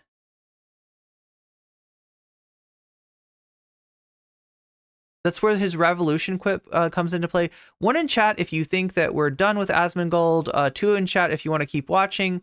I am. Oh yeah, what's up, Nana Beans? Coming over to wide chat, sharing the love from Shorts chat. You love to see it. What's really cool is if people hit the like on both. That could be super powerful. It is possible. You can do that. You don't have to do that. Just like you don't have to support the stream through spreading the gift of weasels, but you can do that. You can do that quite easily. You don't have to super chat, but you can super chat. And for those who have the income to be able to do that without, you know, putting themselves in a bad financial spot, I really do appreciate it. So, yeah, just scrolling through to try to see the palette cleanser. Wait, we got a suggestion for palette cleanser. Palette cleanser is the video of Hassan shitting on Destiny for X minutes straight. Yo, Crotchy, I think you're right. I think you're right. So peaceful up here, but now there are freaking communist invading radicals. Communist invading radicals, welcome to the chat. Even if you're an anarchist invading radical or some other form of some other tendency. Wait, what is Just a Mink's placard?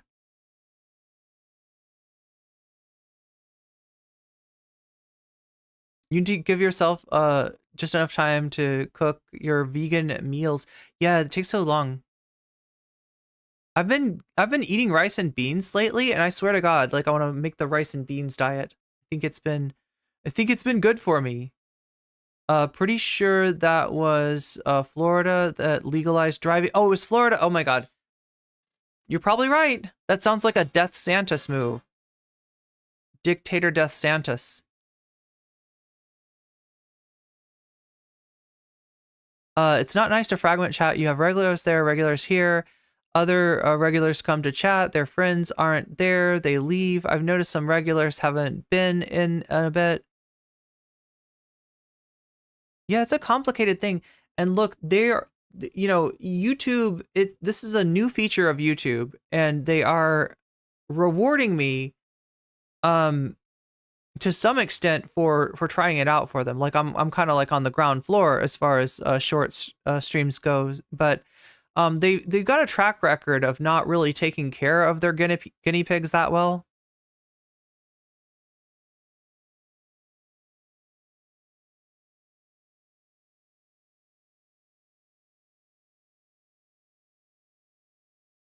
YouTube is falling apart by the seams because they left it up to the algorithm for years.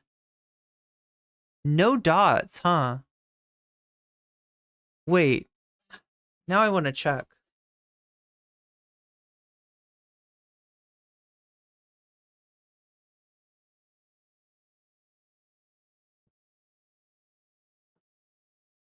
Now I've got to check because Soul Life said there's no dots.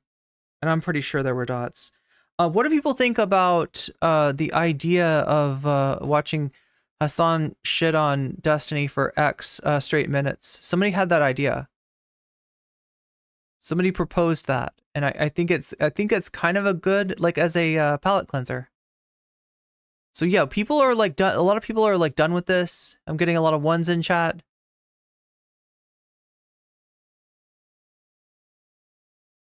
A homosexual tendency. I mean, it could be. Gay space communism. Spice Weasel. An Irish streamer. I've heard of Just a Minx. I just didn't know what placard. What is the placard? I know about just a Minx. Should return to the Hassan universe. Hasanabi universe. Okay.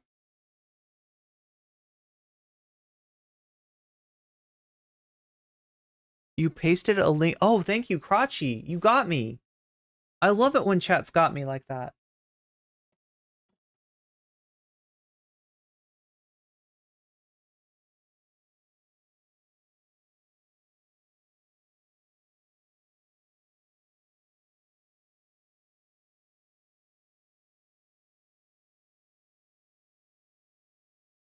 Oh shit. You know, I haven't covered the Illumation situation. Illumation is a channel that's under attack by this weird incel YouTube channel called Think Before You Sleep. Wait, is it in stream suggestions? You're talking about the shitting on Destiny for X minutes straight.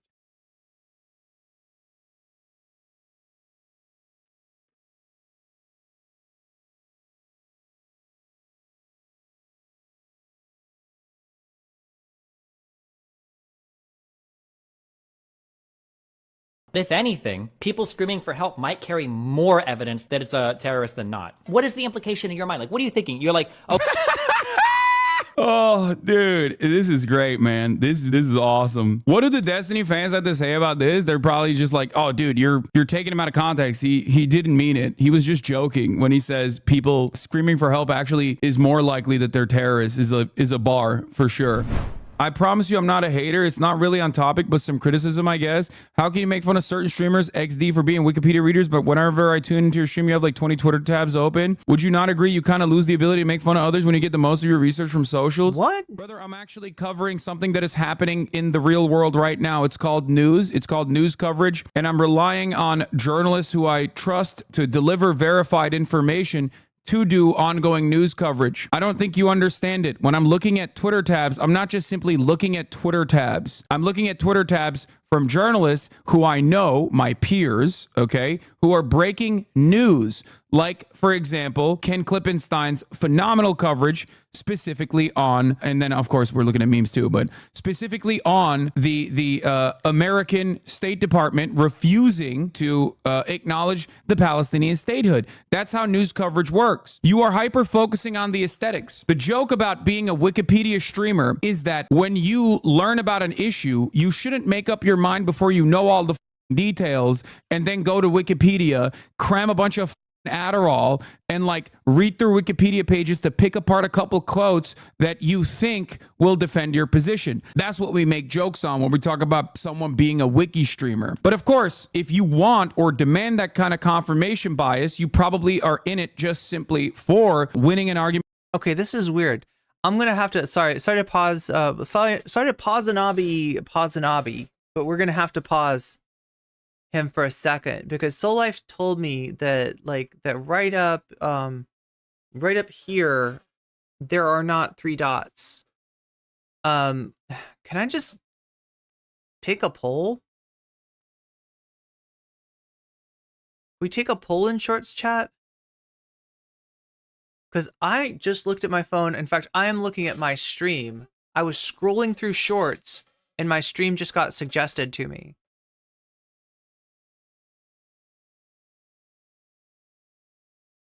Tried clicking on the link on my computer. It didn't take me to NCC's channel. Oh, Discord is weird. Monope, you're not the only one who said that. Yeah, there's some I feel like there at least one other person.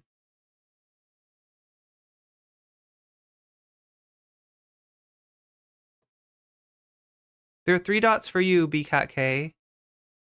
3 for Oracle of Monsters, 3 for Monope. Yeah, that's where the like button is. Yeah, you don't have to, obviously you don't have to, I can't tell you what to do, but that's where it is if you want to find it. And cause it's not obvious, right? When I look on YouTube, like the Shorts live stream, or what is it called? The live feed, there's some name for it, right? I couldn't figure out how to like a stream at first either, but that's where it is. And seriously, those likes have consequences, because nobody's getting likes on their live stream because people can't find it. So the people that do manage to find it, and the streams where people manage to find it, are going to get more viewers. So that's something that you can do, especially if you feel like chat's a little bit slow. Because sometimes it is on shorts. Sometimes it is. Not gonna lie. Sometimes it's a little bit slow. And if you want to speed it up, if you want to bring in more people that hopefully hopefully the mods can handle, but yeah, then that's where you find it. It's up at the top. Yeah, on the like right side, right, top right. For some reason, Soul Life can't find it. I don't know. Maybe Soul Life's thinking of on the. You don't have the dots. Chat Alpha also does not have the dots. Well, okay. So those of you who don't have the dots, that would if somebody could hunt around for it and see if you can find it. Because maybe there's a different place where do you have the like and dislike button?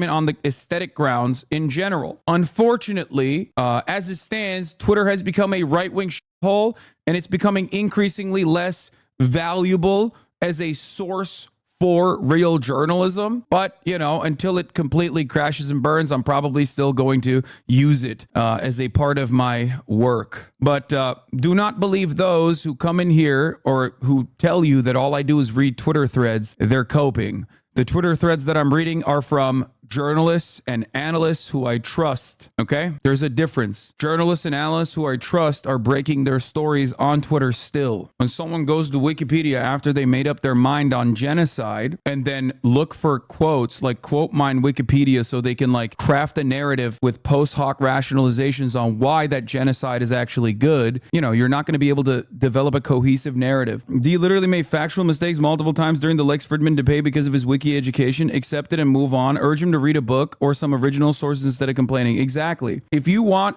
your favorite intellectual giant to be better as a debater, I guess, if that's all you care about, if all you care about is a blood sport, which I don't, but if you only care about that sort of thing, you should probably urge him to. Okay, so Tiny says if you tap and hold the screen, the same page, so tap and hold.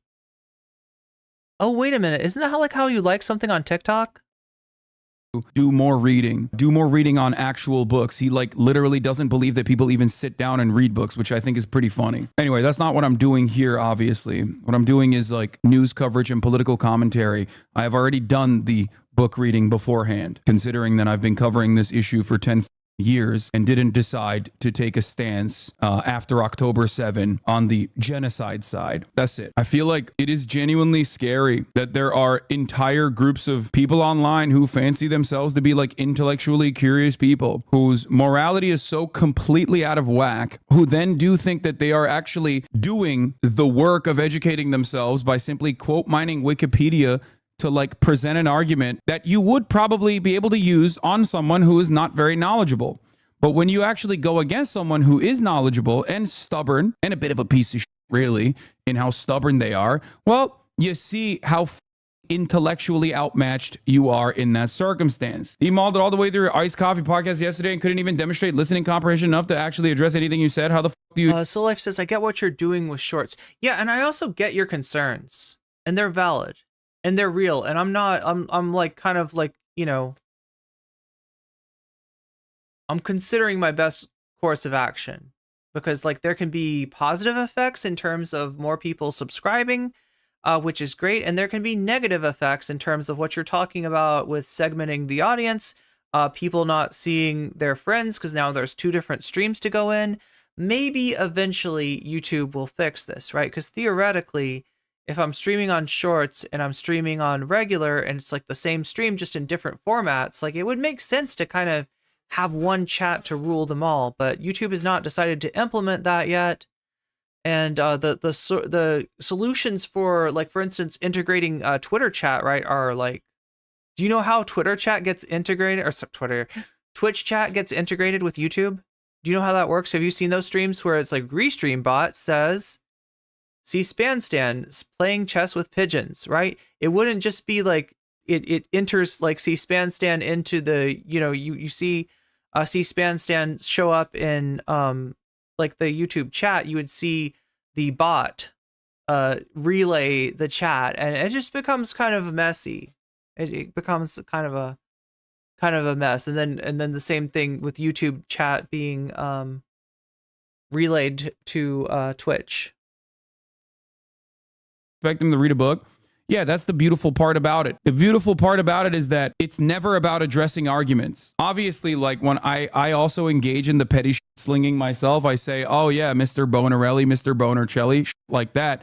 But ultimately, it is the issue. The issue I take with him is not that he's like a wormy little piece of shit and just an overall scumbag with zero real friends, specifically because he's just awful to be around. The real issue I take with him is his political worldview and how he is a permanent contrarian and a debate mercenary, basically. And overall, just like a hateful person who has developed a very hateful audience. Yeah, that's right. Noah Samson's got a video on the Illymation fiasco, like that thrives on toxicity and drama. The bullying of Illymation by the Think Before You Sleep creep. Operates exactly like 4chan poll way back in the day. And it's additionally gross that he presents himself as like a somewhat progressive person because he dukes on even dumber red pill idiots and all of a sudden people. That is my number one gripe with Destiny. I maintain that he would be so much less harmful if he wasn't presenting himself as not just like on the left, but as like, I don't know, an alternative for the left done right. And that's what he's done on Twitch. And you know, that's what he's doing on YouTube now. People are like, oh yeah, he's progressive. He killed this like red pillar. Of course he did. Those guys are morons. That doesn't change the reality that like he does not have any real convictions at all. I think that many of that community has found that like they can do the same exact edgy Nazi memes and even have some of those edgy Nazi convictions, but as long as they call themselves progressive, then they can get away with it. Why would I care about the opinion of someone who can argue for or against anything just for the sake of it? Well, it probably feels good. Think about it this way. Divorcelli, when he debates a person who now there's 4 dots you despise and you hate and ritualistically humiliates them thoroughly, you like that. That's it. You feel good because he has embarrassed someone that you despise. And there are good talking points that he has utilized in that debate that you can use as well. That's precisely how he brings a lot of people in. He does this very well against anti-vaxxers. He does this very well against red pillars and like the MRA side of the world. Here's a question from Iraq. So did Hassan do well on Piers Morgan? To me, it seems like not. To me, watching the long form video, it seemed like, you know, an absolute fiasco. But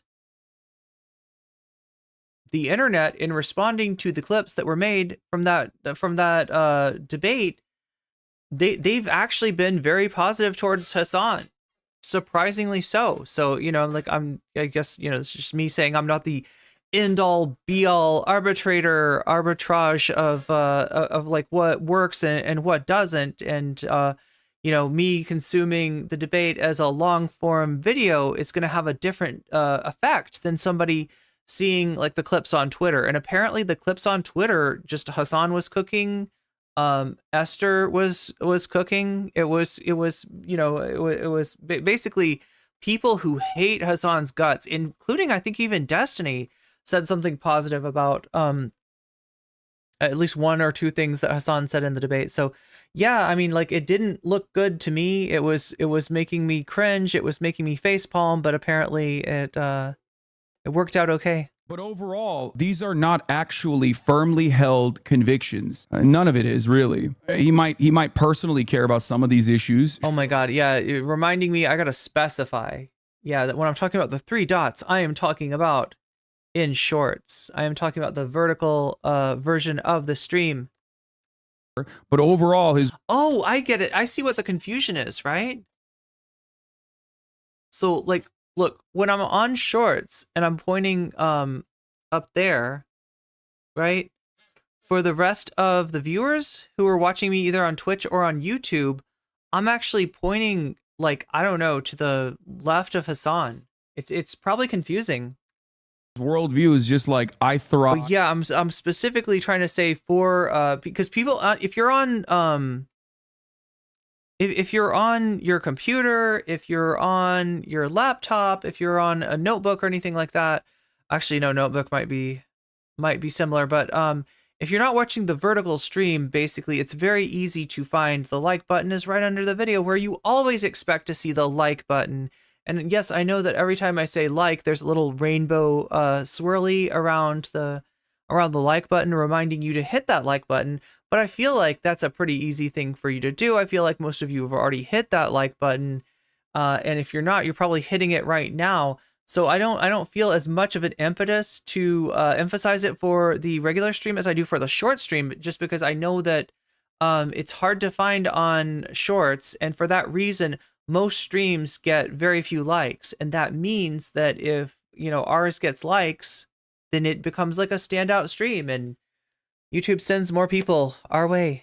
In drama, I thrive by stirring. And ultimately, all you need to know is this. You can sometimes understand who a man is and what they believe. It's funny, pointing only ever works on one screen at a time. By who they choose to represent themselves as an enemy of. For someone like Divorcelli, his major enemies are not really Nazis. A lot of people in his community will say, oh, he debates Nazis all the time.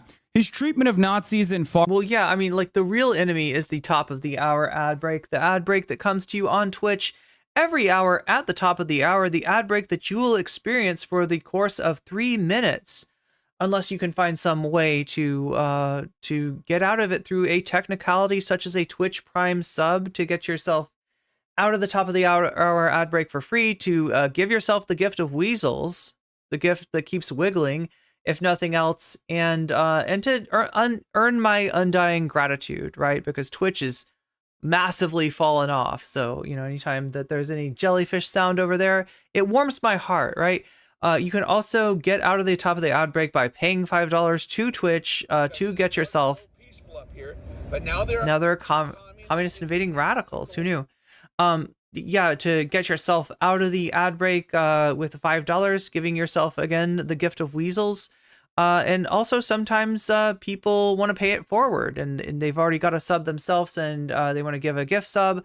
That can happen, that does happen, but that's more likely to happen to you if you're active in the chat. Far-right individuals and right-wing individuals across the board is infinitely better than his treatment of those who are actually a part of the left. That's it. That's all you need to know. Who do you think has more power in this country, especially as Donald Trump was the president? Genuine out and about white supremacists and white supremacist ideology, or a bunch of trans people that offended you online? Like random trans people that work at Safeway and Costco who are just like posting trans memes. Who do you think actually has the power? Right-wingers think it is the trans person. So if you do hyper-focus on random lefties online that you personally feel are disgusting, then yeah, I'm going to go ahead and assume that maybe you're not all that progressive. He said, oh my God, some people in chat are really like, yeah, like, so look, it's not your fault if you haven't noticed this, but essentially the stream happens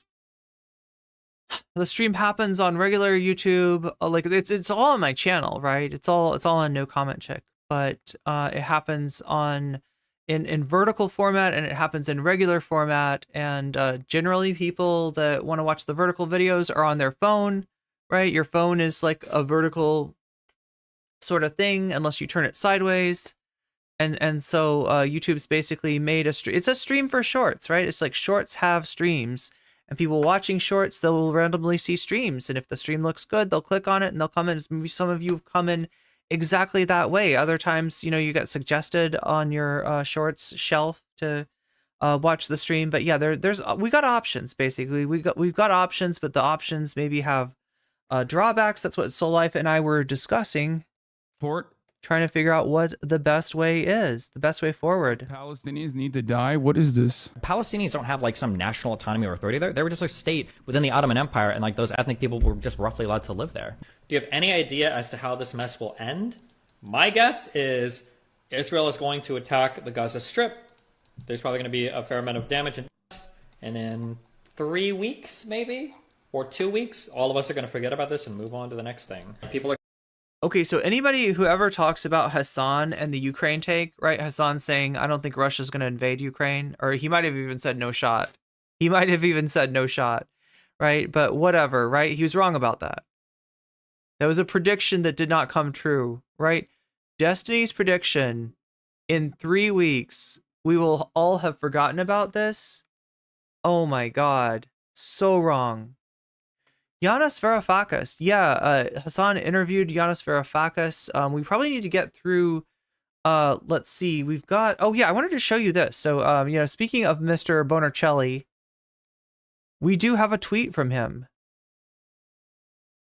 Now get ready, because some of you, you know, I don't know who was talking about like blood pressure early in chat. This might raise your blood pressure a bit, but it needs to be said. Destiny can't. He's responding to this.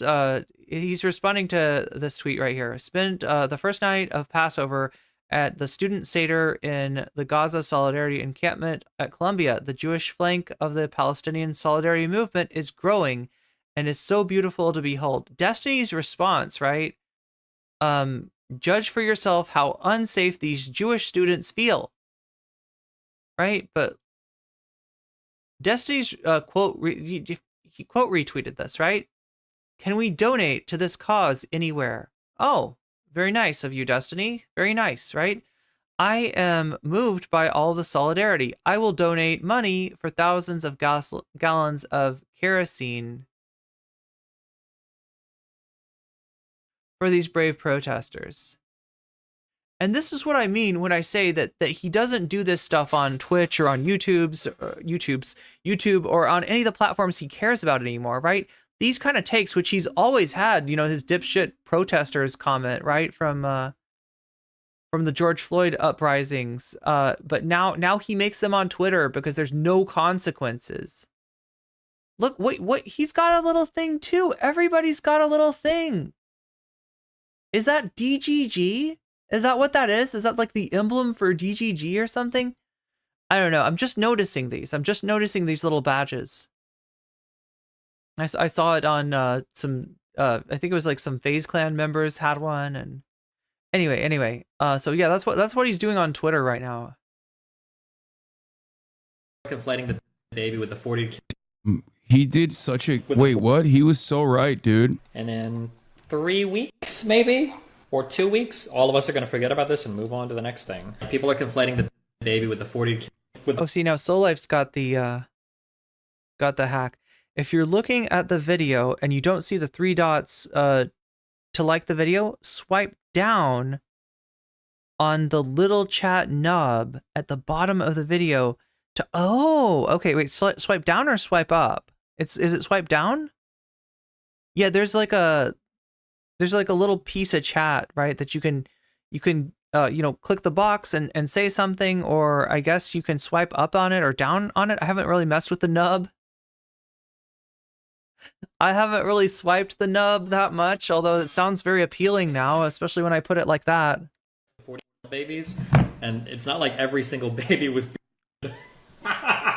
Why can't these other Arab states take in their brothers? Where are our Arab brothers? Why do we care about this loser? I would say that he's probably one of the more prominent pro-Israel voices in general, especially online. Obviously, he's not one of the most prominent voices for Israel on mainstream media, but he definitely is. An orbiter yesterday was crying about your gun tweet and was having a hard time ignoring Bonarelli saying that he is pro-genocide. He pretty much came with their son. Can Restream bot work between 2 YouTube chats? Unfortunately, Restream cannot handle a vertical stream and a horizontal stream at the same time.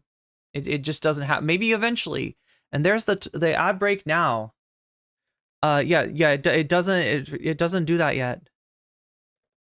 Wasn't joking, even though you said it was a joke and Bonarelli really was joking. Yeah, I know. Sisters to host their other brothers and sisters. Shabira posted AI content of Israeli babies, claiming it was real. That is not true. Those pictures were real. Anybody claiming that it's AI babies is lying. That is not true. Yeah, I don't know. I should look into this. I should do, once I get home, well, I hope it's still somewhat relevant so we can like research it. I don't think anybody in the Middle East really likes Palestinians. They seem to be pretty insane anywhere they go. They're not going to annex Gaza. That's not going to happen. Oh shit, I forgot about this. So you know what this is? This Destiny versus Destiny thing. Like I was a little confused at first, but this is, I don't know if Hassan or somebody in his community put this together, but essentially Destiny had very different takes about this issue when he used to do debates like against right-wingers. You remember the whole JonTron thing? He did a debate that was like against It had like Lauren Southern and Nick Fuentes and just like all the right-wing cretins. He's debated a lot of like right-wingers, right? That was kind of where he came into prominence first as a debate streamer, right? When most people found out about him, it was because of some debate he had with some freakazoid on the alt-right. And if you look at those debates, you will see him occasionally talking about Israel-Palestine. Only difference is he had very different takes back then. And so this is literally Destiny debating Destiny, old Destiny debating new Destiny. It's not that he doesn't understand these concepts, right? It's not that he's missing, you know, some knowledge or anything. It's you know, it's something else, right? And you could read that as cynically as you want to. Okay. Well, be careful. We don't want to have you having a Hassan moment. I'll stake a big claim on that. There is no shot that they annex it. If they did annex it, it would only be after a massive ethnic cleansing of Gazans out of the. I like that they call it a Hassan moment in that community. When you like, he literally has a sequence of false predictions on a daily basis, but it's like everybody always talks about the Russia will not invade Ukraine moment. That's literally at this point years ago. Something that I immediately. The side that is always wrong, as long as they're always wrong, but along with America's State Department, can always consistently get things wrong. It does not matter. But if you are against American propaganda, if you are against the American State Department's actions, if you're against American imperialism, the one fucking prediction you get wrong, even if your analysis on it was sound. Mr. Boner Belly. You are a fantastical ignoramus. Oh my God. Even if you were literally channeling what Zelensky was saying, it doesn't matter. They will repeat it all the time. I like how you're so chill about this. I didn't know there was major beef until I met a D-fan IRL and he was unhinged and talking shit on you. I never really heard about you talk about D until these last few months. Yes, I did not talk about Divorcelli until the Israel shit. That's it. And in the beginning of October 7, I even said, as long as you are pro-Palestinian emancipation, I think that it's fine. You're on the right side of history. I even gave props to goblin porn lover Vosh for his consistent defense of Palestinians. I don't know where he is at now or what he believes now. Said the same for Boner Box too. I don't give. Way too charitable to Loner Box. And maybe I am too. Chat, do you want me to talk about Loner Box? We have talked about Lonerbox. Usually I find his takes are pretty horrendous. Sometimes he's a little bit of a mixed bag. But I feel like Hassan has a... I feel like when Hassan's talking about Lonerbox, he's thinking of like a video essay from like 2 years ago. Like that's the Lonerbox that Hassan has in mind, and he doesn't realize that is not the Loner Box that exists right now. That is not who is streaming on YouTube, right? That's yeah. He's way charitable to Loner Box, even though Loner Box fucking hates his guts. But he's trying to be like, I'm a good guy. Vosh criticizes me. I think that he's all right on you know, Israel has decent you know, takes on Israel Palestine. Loner Box, I think, has decent takes. I'm not sure about that. I haven't dug into it, you know, enough to see it. But the stuff that I see from Loner Box, like, it doesn't look great. About this weirdos orbiters, as long as they are pro-Palestinian and pro-Palestinian emancipation, that's what I care about. That's all I care about on this issue. It is wild though that like, yeah, IRL in real life, his fans are also bringing that exact same level of intensity to conversation to be like, I hate this random dude online on Twitter. Like this dude has despised me and stalked my ass with this rabbit community for the past 5 years and has every step of the way tried to make my life miserable. And even I don't talk about him in the real world. You know what I mean? Why the would I ever bring him up? And I didn't for years. And the only reason why I do now is because of this Israel Defense Brigade that he does on a regular basis. Gazan territory into Egypt or into the sea. Bro, you have an optics issue. I have an optics issue for fucking retards, okay? You can watch anything I've said on this, or you can engage with any level of what I've said on this. You can argue that I have a quote-unquote Melon Theos, I'm not sure why it didn't show your super chat, or usually like it makes a sound. And a sassy British voice reads your super chat, but you're going to have to be okay with me doing a shitty British voice. I appreciate your positive coverage of weasels. The worst thing Hassan has ever done is associate the noble weasel with Signor Bonarelli. So there you go, and thank you for the super chat. Quote optics issue, the same way that Palestinians have an issue that their bodies are. Hold on, I almost made an unhinged comment. Oh my God! That were like, we are the state of Palestine, or there was some territory recognized. What was he gonna say about Palestinians' bodies? Like, that cannot have been good. Palestine or whatever prior to. He realizes though he's gonna save that for a tweet. He's gonna say that in a place where he can't get deplatformed. The British Mandate of Palestine. Israel doesn't have radical terrorist factions as part of its state or government. Yeah, everybody has been on the, like, team of no ethnic cleansing. Like, yeah, this isn't novel. Yeah, no. Yeah, except he wasn't. See, look, he's got the Destiny take. Ethnically cleansing isn't always bad.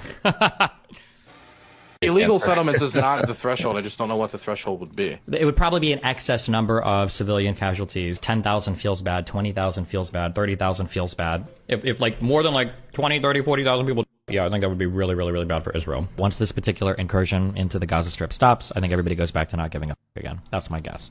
Palestinian identity is a myth. The idea that there's some Palestinian national identity prior to 48 is bull.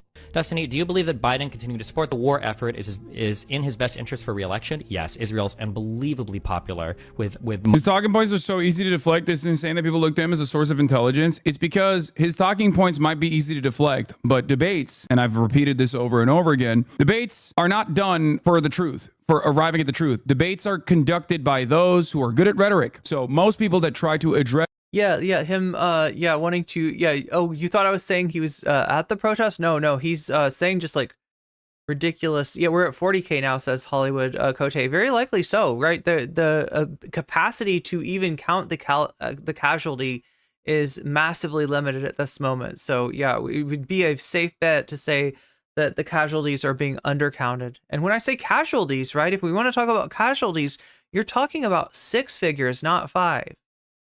Right, in terms of injuries and deaths, it's over 100,000 at this point. Any of the things that he's saying, especially in a real-time conversation, are going to end up getting yelled at quite a bit, and then also humiliated by his fan base that will never let go. His fan base are like a bunch of pit bulls to a baby. Okay, they are piranhas. They'll swarm you. They'll literally clip permanently out of context, and they will go after your friends. They will go after. Yeah, my experience when I had DGG people in my chat, right? Like, look, they like debates, they like debaters, they like spicy personalities like mine, but when they disagree with you on something, like I think I got I had somebody flame out in chat. Like literally like flame the mods and get banned, and then go to fucking the Destiny subreddit and claim that they had been unfairly banned for disagreeing with like genocide apologia that was most certainly not happening on my channel, but those assholes over there on that subreddit believed them, and that thread popped off. Just like, I mean, yeah, they're terrible people.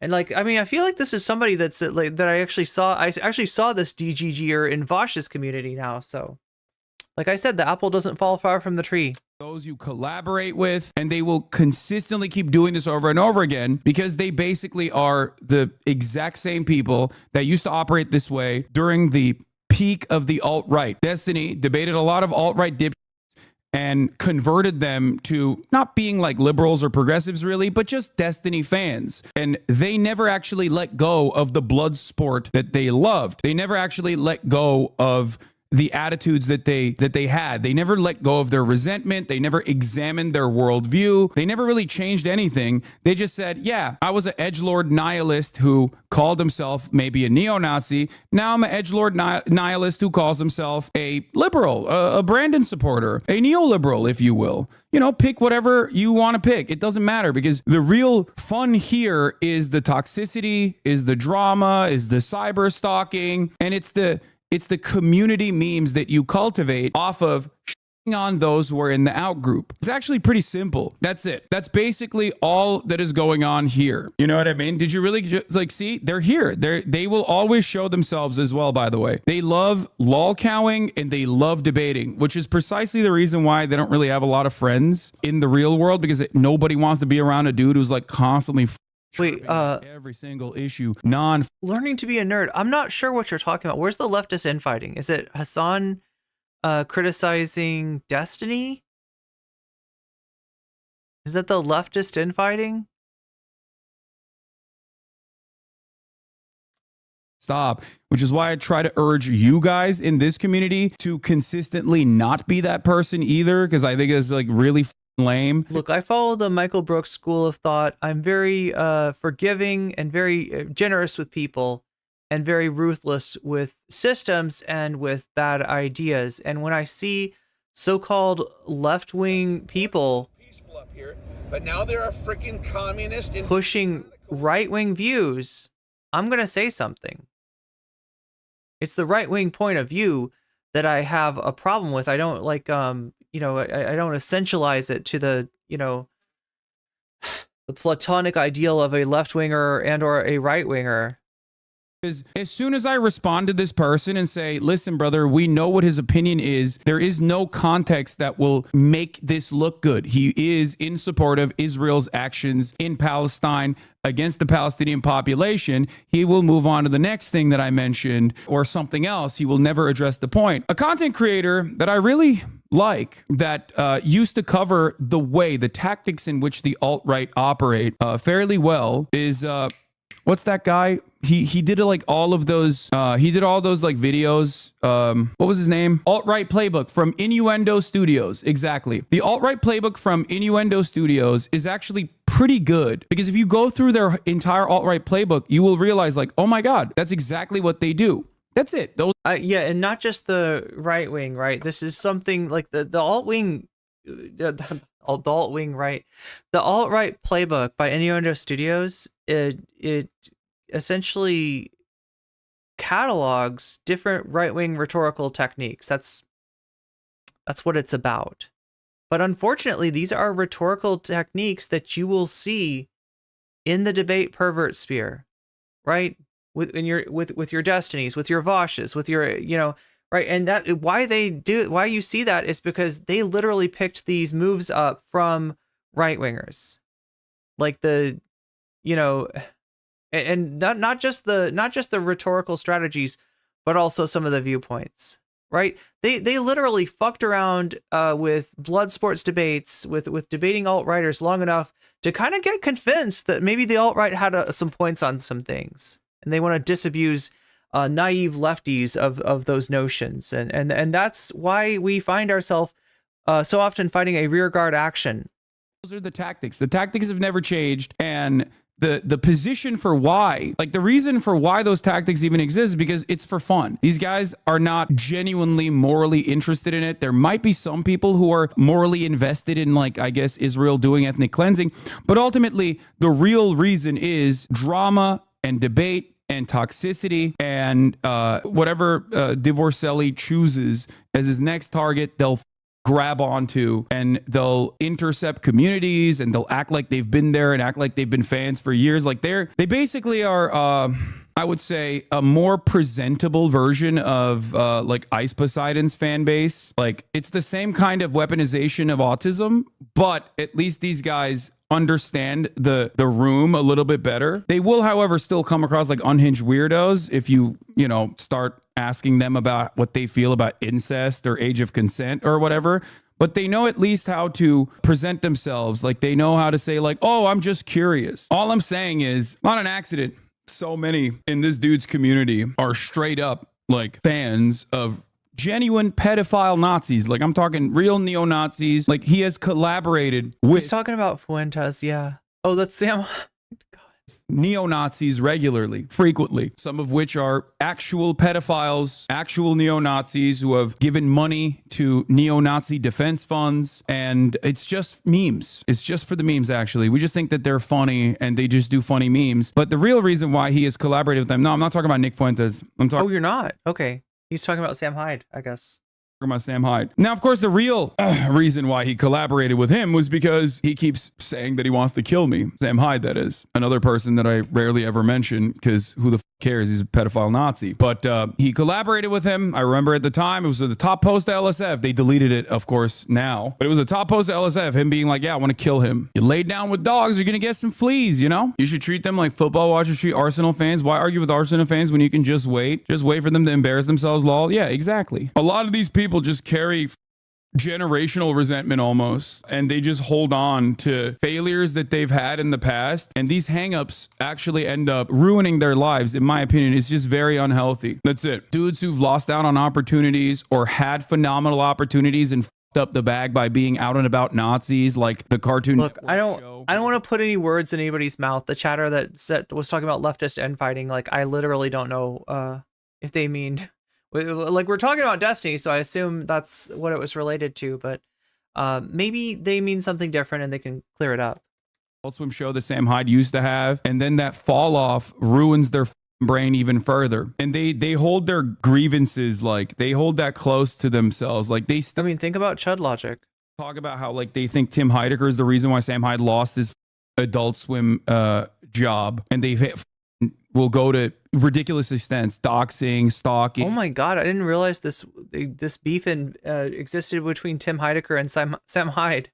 Harassment, and they are exactly what you think they are. They look like the Soy Jack meme in real life. They look like the Cartman playing WoW in real life for the most part. It wasn't because I think it wasn't Cartman. It was like anyway. In reality, this kind of resentment is just very pathetic, and holding on to this grievance and not letting go and just moving on is going to just fuck your brain up after a while. That's it. Most American voters, of course. You have to acknowledge that the Palestinian people want violence. Not Hamas, not the PLO, and not just the terrorists, but Palestinians en masse think that fighting will serve their end. That thought needs to be wiped out. I'm sorry, but no offense, Iran's lost. Okay, I'm sorry, they are the losers of the Middle East. Everybody looks at them, everybody laughs. They try to mine the fucking sea to the south of them. They try to shoot shit into Saudi Arabia. But Iran, the Ayatollah is such a loser. Even the people in Iran hate the government. Okay. Sodas were not allowed in. Cookies were not allowed in. Can you explain to me what threat cookies pose to Israel from your perspective? Well, if they're the Keebler Elf ones, it's like 200 calories a cookie, so maybe they just didn't want people getting fat. Are the people in Gaza being starved? When that population has exploded, one of the highest birth rates in the past 2 decades, I don't understand how they could sustain it if they didn't have food. Why did Israel ban potato chips, cookies, Gaza Strip? Oh, wait, he Googled it, dude. He's going to Google a talking point real quick, bro. Just wait. I read the ICJ opinion, and they didn't say to stop doing X. They just said, be careful. With no weapons, just marked from a drone. Yeah, I would say these guys are almost certainly Hamas. Footage being real doesn't mean you're not being manipulated. For instance, the Flower Massacre. That's not fake, but it's staged. Look at all these cameramen. This is film. It was Cartman playing WoW, yeah, but I feel like Hassan's talking about the guy that was killing them all. Remember, like, the whole deal with South Park was that, like, oh no, they killed Kyle's character. You know, right? And they freak out about it, and it turns out like that the person doing it is like this dude at his like desk all day, and they're like, you cannot kill that which does not have a life. This he's doing Pallywood. Bro, you're not even Israeli. What's happening? Bro's talking like a settler, dude. How did this happen? I don't hear about Pallywood from anyone that is not directly like an Israeli ultranationalist. That's shocking. Pallywood is the conspiracy theory that is laughable to anyone with a brain that only the most psychopathic far-right Israelis believe in, that they claim, well, I mean, or not believe in, but at least have the audacity to openly say. Normal Israelis also do believe in Pallywood, but I'm saying like most of them at least know better to just like not openly state that this is completely made up. Pallywood, for those of you who don't know, is the idea that Israel actually isn't doing any genocide whatsoever, or never really killing Palestinians. But as a matter of fact, Palestinians are just doing makeup. And the best way I can explain Pallywood is the Alex Jones crisis actor theory about Sandy Hook, like expanded massively and applied to every incidence of violence or suffering against Palestinians, right? It's that shit. It's like an Alex Jones level conspiracy theory. Faking the deaths. And honestly, outside of Germans, I've never seen somebody in the West who has no connection to Israel whatsoever repeat the Pallywood statements like this. Yeah, it is like akin to Holocaust denial. Yes. This is cinema. This is Kino. If anything, people screaming for help might carry more evidence that it's a... Thomas Jerome Newton says, guy's doing Hasbara now. Would you say the guy's doing bad Hasbara? I'm sorry, I had to go there. I had to go there. Any bad Hasbara watchers in chat? Terrorist than not. What is the implication in your mind? Like, what are you thinking? You're like, oh... Oh, dude, this is great, man. This is awesome. What do the Destiny fans have to say about this? They're probably just like, oh, dude, you're taking him out of context. He didn't mean it. He was just joking when he says people screaming for help actually is more likely that they're terrorists is a bar for sure. Okay, the commanders in Israel today are like, all right, here's what we're going to do, guys. We're going to intentionally target this convoy of humanitarian aid. We're going to all of them. And then we'll just like publish a statement later today. It'll be epic and hilarious. Like, I'm going to turn the whole world against me. We're going to foreign nationals for the lulz. What a statement. Like, even Russia wouldn't do something that. You're using the horror and the inhumanity of Israel's actions in Gaza as proof that what they couldn't be wait, what? I don't understand. Where's he even going with this? What's he even saying? Like, is it proof that is he trying to use it as a way to claim that it must be done? Like, you think that Israel would do this, just to inflict, misery on people? No, I think that they would do this to forestall even a two-state solution, which I've already told you, what's wrong with that, why that's an unfair thing, and it's still like a two tiered system. But even that like compromise on a compromise, like Netanyahu doesn't want it to happen, and they seem to be intent on ethnically cleansing Gaza at this point. Nobody operates in this way. It's so stupid. It's so patently obviously, like, if you think this, you're a child and your whole... It's not your idiot. D's gonna pull out a real good Google search to show you down. Yeah. I mean, listen, I'm not gonna lie. Nice clip chimping. Listen to his context. Bro, what context? The context is him defending Israel. Is he not defending Israel? You can't pick this apart. This is him defending the World Central Kitchen bombings that the entire global community recognized as completely unjustifiable, that Israel itself said oopsie on. Like, what do you mean? Is he saying, just kidding, this is what I would say if I was a genocidal asshole after the very second that clip ends? Because that's the only time where this would be out of context. Haha, just kidding. If I was a genocidal monster demonstrating how oblivious I am to the inhumanity presented by the horrifying videos that are coming out of Gaza, this is what I would say. He straight up in the previous one was talking about the flower massacre being Kino. It is real, but it's still like cameras are presented. He's undermining the severity of the Israeli actions. Like, that's it. Approach to the conflict is childlike. I don't know if there needs to be another occupation. I don't know if they just need another government. I don't know if there needs to be like a different Palestinian administrator, but the what exists right now just can't be. It just can't be. I don't know. It's wholly unacceptable. You guys have an encyclopedia worthy pace. Destiny's doing the businesses would not do anything that might ruin their reputations with consumer. Oh, the justification for the free market. Yeah. Ben Shapiro, talking point, applied geopolitical level towards Israel. spin of like everything that I say that is like clipped out of context or clipped in a way that it like is to show the absolute worst possible positions that I do not have. So go ahead, give me the context to any number of things that he's actually saying here. I'm sure you have his opinion locked and ready to go in the chamber too. He's so close to saying Palestinians need to die. Bro, he has said that. That was his starting position. His starting position on October 7, I think. Wait, literally, wasn't Destiny the cause of Gamergate? I've never heard that before. I don't know what Destiny was doing during Gamergate. Like, he was probably a gamer at the time, right? He's one of the first gaming live streamers, and also definitely in esports early on. Yes, a genocide needs to happen. Lol. I'm pro genocide. Like it sounds really. Oh my god! I almost like don't know if we can like. Like this is something I disagree with. In case YouTube or Twitch moderation end up looking at this video, I am showing this to say what's wrong with it, because what he's about to say here is horrible. I think that Israel should just drop its borders about where it is now, and basically Palestinians can go live in another place. That's really but like that's about where I'm at. And then he spent the next... And he's like laughing while he says it. ...couple of months scouring Wikipedia to engage in post hoc rationalizations for why this is actually permissible. Everything that Israel is doing is good. He literally started there and worked backwards, which is something that he hates the most, because a lot of people do that. And he says, I do that all the time. But when he does it in broad daylight, his audience might even get mad at him for it. You know what I mean? So he desperately tries to act like, no, I'm learning. I'm just learning. You hate learning. It's like, no, dumb. We're not saying you hate learning. We're not making fun of you for learning. We're making fun of you for being completely oblivious to the reality and playing catch up. And still, of course, because your starting position is unshakable here, because you're the permanent contrarian, you're doing a very job at defending genocide, which is already hard to begin with. Why are we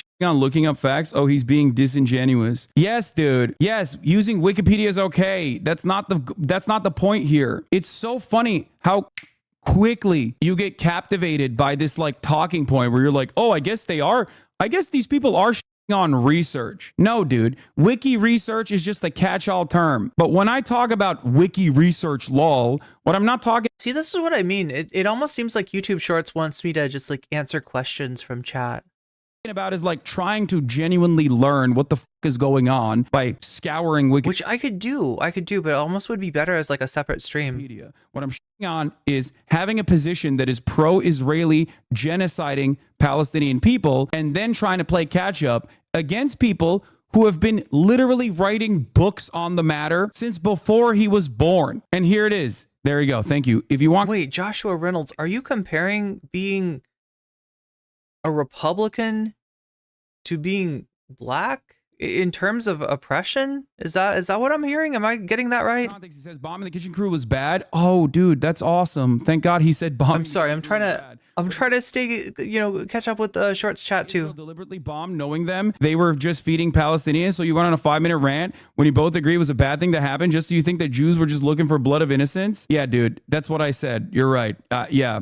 You definitely did a really good job of reframing my argument in the most charitable, most favorable way possible, even though I've, spent hours talking about it. No, my friend, my position on this is that the organized chaos that seemingly is disorganized on the ground is deliberate, okay? It's called kill zones. That is precisely what Israel is doing, so that their units that have already been operating without any kind of serious top-down scrutiny will continue doing these incredibly violent things. And the evidence I use for that is the 200 aid workers that they killed prior to the World Central Kitchen aid workers. There have been many instances where deconfliction has not saved the lives of aid workers, whether it be the Palestinian Red Crescent, whether it be ANIRA aid workers, whether it be any number of UNRWA aid workers that are working to feed Palestinians, because Israel wants to do ethnic cleansing. That's the overarching goal here. And they've said it time and time again, and that's precisely what the ICJ court case is about. So I don't know why you are against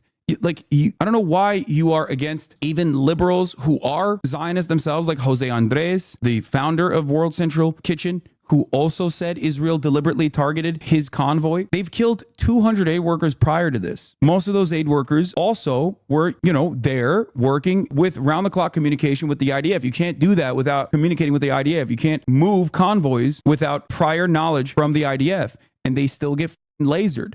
How does that happen? It happens because it's a kill zone. The goal is to starve out the population. The goal is to kill as many people as possible and their allies. I've seen this man defend BLM. I don't know what? I've seen this man defend BLM. I don't understand how he supports Israel, like how that happened. Bro, I don't know if you know this, but the reason why he got banned... Yeah, I was about to say, that's such a strange comment. ...from this website, at least on one of these instances, was because he very famously said... I have actually not heard Destiny defend BLM. I'm not sure saying that it never happened, but... that he wants white supremacists to run over Black Lives Matter protesters. The rioting needs to stop. And if that means like white redneck militia dudes out there mowing down protesters that think that they could torch buildings at 10 p.m., then at this point they have my blessing, because holy shit, this needs to stop. It needed to stop a long time ago. Like, holy... Oh my God, wait a minute. What happens when you only see people with... Yeah, I was like worried for a second there. That is literally what got him departnered. TikTok clips where they're popping off. You're talking about a man who wrote a manifesto about how he should be able to say the N-word in private, actually, and it's totally fine. Oh no, that's not the only... I found out something recently that Destiny said.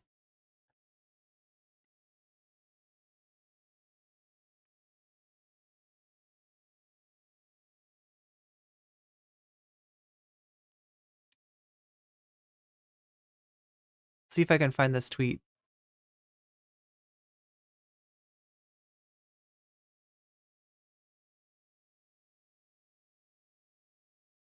Oh my God, come on.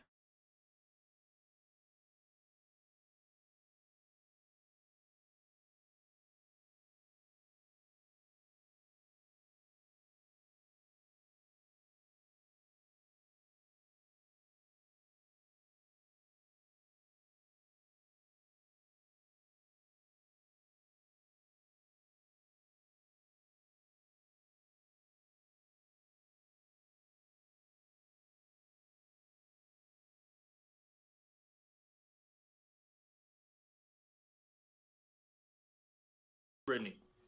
What if you... I don't like predators, period. I don't care if you're offending or not offending. Okay, hold on. Who disagrees with Brittany? Who disagrees with Brittany? Oh my God, that's Haas. Do you remember when Haas was relevant? What if you... Just because you molest a child doesn't make you a pedophile. That's not... So yeah, I mean, that's Destiny. Wow.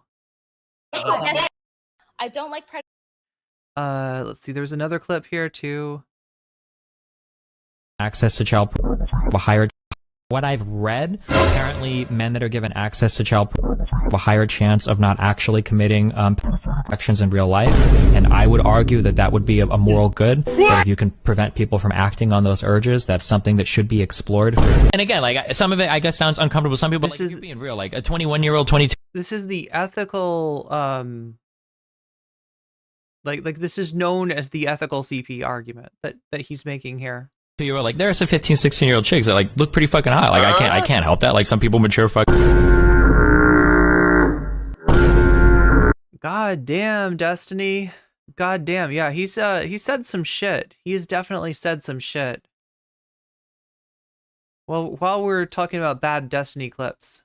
Of the people that were calling him out for it are actually the real racists and wrong, who his fans still fucking act like writing an N-word manifesto was totally based, and that they still try to claim that I agree with him on it. Don't even publicly say that you want to be able to say the N-word in private. What do you mean? Like, when you do that, you're basically giving permission to everyone. It's not smart, wise, or even on the optics front, it doesn't look good anyway. Like, you are not morally consistent. You are not the champion of morality and justice for wanting to say the N-word as a white guy. This is like an issue that you should give up. I don't know. The Palestinian governments and the leaders have just sucked. It's really funny that the issues that Destiny goes to the mat for are like issues like ethical CP, right?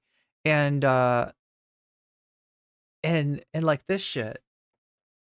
They need like their Sadat or their Nelson Mandela. For as much as they obsess with comparing themselves to Africa, they need a Nelson Mandela figure, somebody that really wants to come out and make brave, strong steps, and not just some loser that wants to get rich and enjoy getting off by his population for making brave, strong steps. Crazy. Israel does keep killing their Nelson Mandelas like regularly or jails them, but you know, it is funny though. Also, it is ironic when talking about Nelson Mandela, who very famously was pro-Palestinian emancipation, who called Israel a genocidal apartheid state, who also was jailed for decades over his refusal to condemn violent actions against the apartheid, the South African apartheid. But it's so easy to capture people. It's so easy to capture an audience that doesn't really know the full context. If you don't understand that Nelson Mandela, for example, was on the terror watch list until 2008, on the U.S. terror watch list until 2008. Wait, Mukri, are you making fun of me? I don't think it's like a daily occurrence. I don't think it's a daily occurrence, but it happened. And look, it's not a like. Ugh. See, I don't even know. I don't even know what level you're engaging on. It's just something like it's a take that he put out there for engagement a long time ago, because it's one of these things that sounds like, you know, if you reduce it down to like dudes arguing for ethical CP, then you're like, whoa, what the fuck is this, right? And it gets people's attention, and that's, you know, what he was going for. That's the take-meister tactic that a lot of debate perverts use to mine engagement. But yeah, you know, I mean, like essentially what he's arguing for is that some sort of a approximation, like a digital approximation of that stuff as a means of harm reduction, right? So he wants those kind of materials to be produced and distributed to people that are into that stuff, as you know, because he's read some study that says it reduces incidents of them like acting out against like actual kids, right? That's where that argument got started. Unfortunately, that is not where that argument ended, because people like Tomfoolery picked it up. This is this like nobody Humegalol streamer that randomly got like people like Vosh, Destiny, you know, like kind of A-list streamers to come on his panels, right? Basically because they felt bad that he said the same thing that Destiny said, just like more brazenly in Twitch chat, and then received a lifetime ban from Twitch. Is still banned to this day for saying that. But yeah, unfortunately, it's not just Destiny, and it's not just Vosh, right? This is an issue not just with, you know, the two most prominent debate streamers, but with the debate sphere in general. This like perverse incentive to mine engagement via the spiciest take you can possibly find, even if it's irresponsible. He had been released from prison long after the apartheid had been successfully abolished in South Africa, and what the reasons for why the U.S. placed him on the terror watch list were due to his violent resistance against South Africa's apartheid regime, why he was jailed, you know. Stop spreading misinformation. Everybody knows Mandela was arrested and jailed for being He went to bat for a streamer who got banned for saying that. What do you fucking call that? Taking somebody who got banned for saying, you know, what Destiny had already said just a little bit more blatantly, and feeling so bad for him that he will literally appear on a panel for a streamer who would have 3 people in chat otherwise, right? Nothing in it for Destiny whatsoever. But he feels so, it's so important, that it was so unfair that this happened to Tomfoolery, that he's got to make sure that this guy is okay. He's got to make sure that, like, you know, he can like, I don't know what you call that, right? I don't know what you call that, but yeah, no, I never characterized it as like a persistent thing, because yeah, I mean, like, this is toxic, and he knows it. He knows it's toxic too, but he also knows that it gets engagement, and he said that for that particular reason, and probably.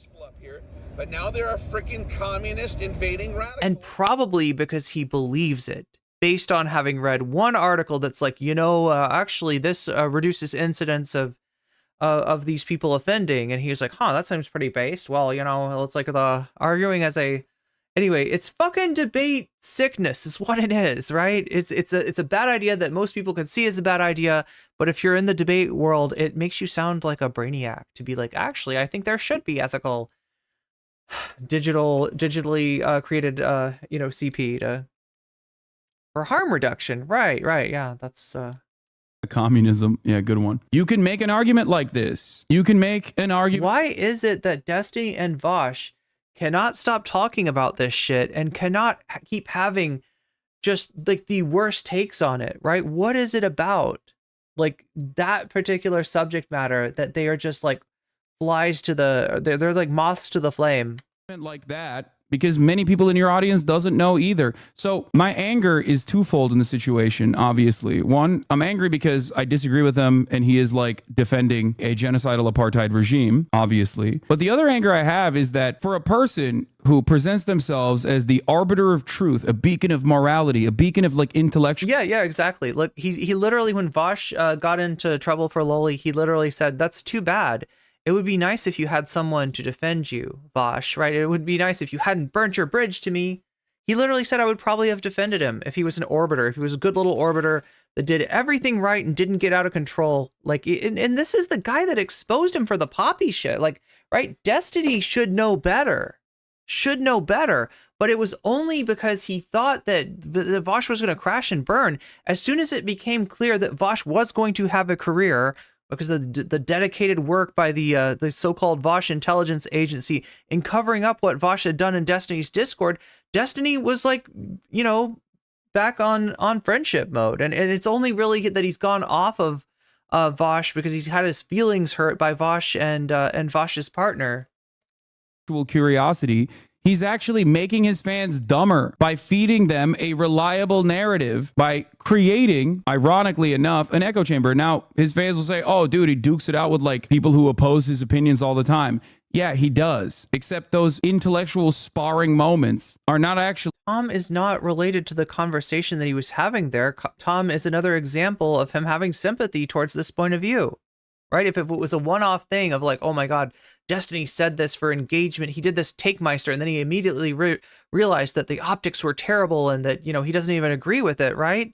That would be one thing. People can learn, people can grow, people can have bad takes. That's a pretty bad take. But if somebody, if somebody no longer, if Tipster, for instance, right? Tipster is somebody who commonly defends Loli. If Tipster were to say that he now recognizes what's wrong with it, I think a lot of people would actually have a little bit of respect. That the bar is not high for Tipster to impress people, considering that he's Tipster, but it's just not going to happen. With the ultimate goal of arriving at the truth. There are very few moments where he will go up against someone who is infinitely more educated than him on the matter, and sometimes he shows them restraint and respect, like Mark Lamont Hill, and then it basically turns into a lecture. But ultimately, when he's in a contentious conversation with the likes of someone who is infinitely more knowledgeable than him, like Norm Finkelstein, he looks like a dumbass. I just really do wish, I really hope that one day, at least some people in his community will be like, maybe I've been misled.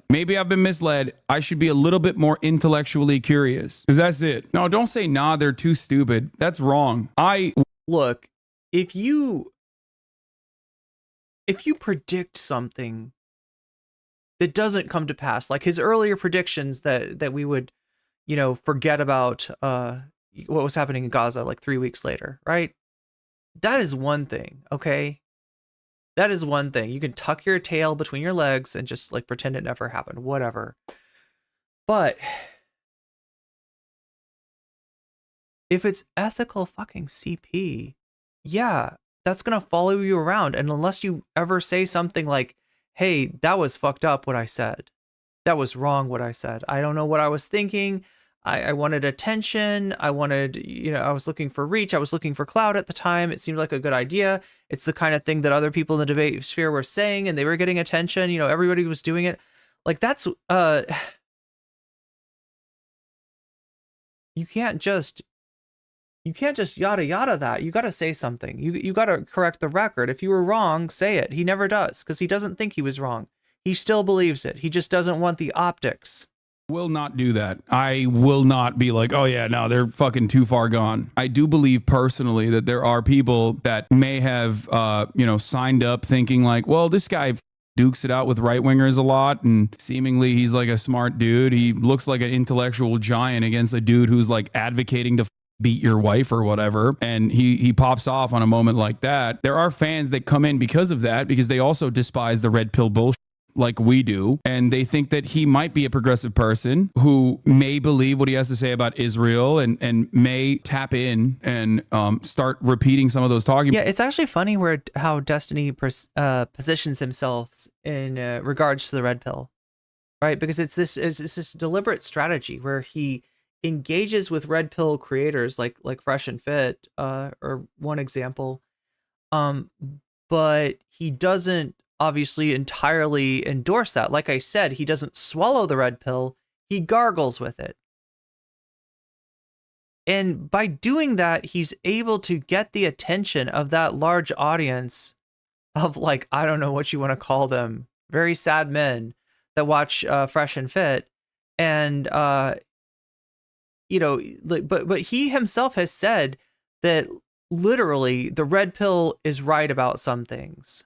Like he's in immersing himself in that world, like under ostensibly to de-radicalize people and to, you know, as a content strategy. He has literally, you know, he has literally come away with like an understanding that, no, they got some good points over there. They really do, those red pill guys. But I do ultimately believe that many of them, if they are even a little bit intellectually curious, will see the truth about the matter. That's it. We can only hope. We can only hope.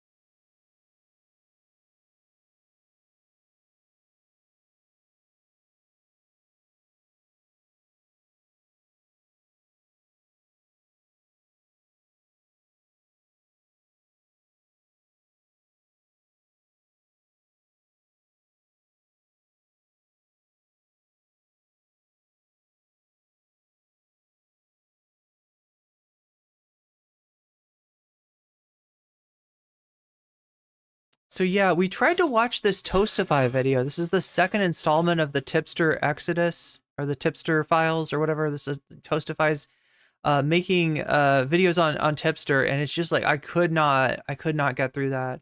It's kind of a long one, so we don't have time for it now. I wanted to get through it. I wanted to give you some more background in you know, and this is another example. And like I said, it's not just about Destiny, it's not just about Vosh. It is a debate sphere thing to have these brain broken takes and you know, spread them around irresponsibly to mine engagement. Now obviously this blew up in Tipster's face, right? This was the first time that he died on Lolly Hill. It was not the last time, unfortunately, because as soon as Vosh had an issue, he went to defend Vosh. But yeah, when we tried to watch this, maybe it was because it was right after Samir. Did anybody else just get grossed out by it? Like, there's only so much of that kind of talk that I can take, because, you know, you're literally talking about somebody that drew, you know, one of Tipster's friends liking a tweet of you know, a sexualized picture of somebody who appears to be underage, right? And there's no nice way to say that. It's horrible, it's real, it goes on, and you know, it's where I guess Tipster was coming from even before the whole Vosh thing. But like, oh my god, I couldn't take it. I couldn't take it.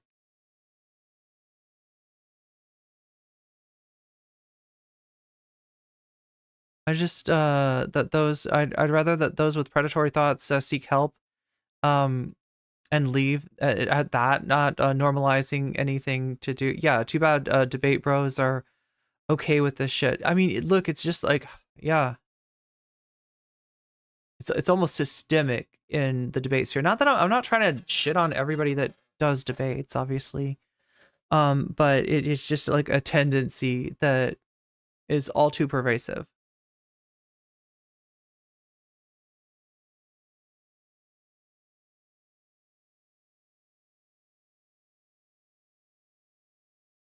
I did want to cover, yeah, somebody who was in chat earlier, Femios, debated Chud logic on trans rights. I mean, as much as you can, right? And I thought it was pretty cool, actually, how that all went down. I wanted to watch that with you. I probably don't have time today, and I want to do it sometime, maybe even when Femios is in chat, to offer some insights on, because I feel like it's a great example of how to engage with a bad faith transphobe, like especially a transphobe that claims not to be a transphobe, like Chud Logic. So we will get to that sometime. I don't think was there some other Destiny video that I wanted to look at? We don't really have time for much of anything. Yeah, that's gonna have to be it. But yeah, whoever suggested the shitting on Destiny for 32 straight minutes, good call. Good call. Highly recommend.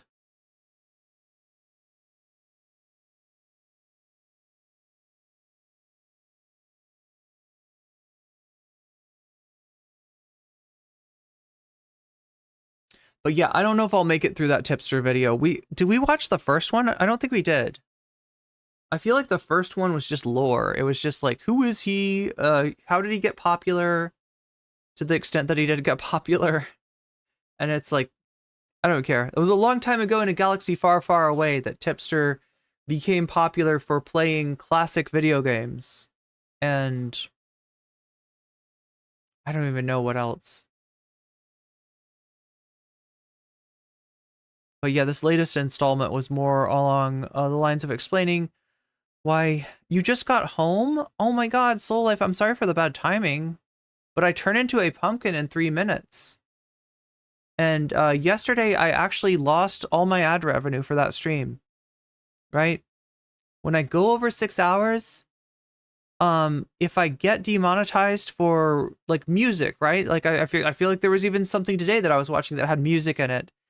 And sometimes I don't realize that music is licensed, right? So if something like that happens and the VOD is over 6 hours, then I lose all my monetization money too. And it's not that much money. I don't make a lot off of ads, but, you know, especially on a day when I don't make much at all, like losing that ad money is just is killer. And I want to make this sustainable, and I want to make this continue, and I want to be able to, you know, keep the lights on, as it were. And that's become a little tricky as of late. Also, though, we've grown at an exponential rate compared to before. So the channel's starting to pop up, things are starting to work, but god damn, I'm in a bottleneck. Anyway, chat, I'm gonna have to get off of here. I've got like 1 minute and 30 seconds before I turn into a pumpkin. Fallout stream tonight? I don't have time to raid anybody. I saw that Xylee was streaming, and I thought about raiding Xylee, but I don't have time. It's hard. It's raiding on YouTube is hard. Like, it's this whole thing that you have to set up. It's not simple. You don't just press a button. So yeah, I'm gonna have to get off of here in a second. I'm gonna eat some food and probably be back tonight for another Fallout New Vegas stream. So if you like video games, if you like Fallout, if you like me, be there. I'll probably be on. Oh my god, it's 7 o'clock already. I would guess like in 2 hours is when I'll try to start. But much love, everybody. Sorry, Soul Life, that I end streaming just when you're getting off. I'm open to trying some new hours. I'm open to trying some new things, or switching up the way that we do things. But I've got to get off for now. Thank you to everybody who supports me. No matter what way you support me, it means a lot to me, whether it is financially, whether it's through donating to me directly in the Cash App and PayPal link down below, or whether it's just through hitting that like button, because that like button is more powerful than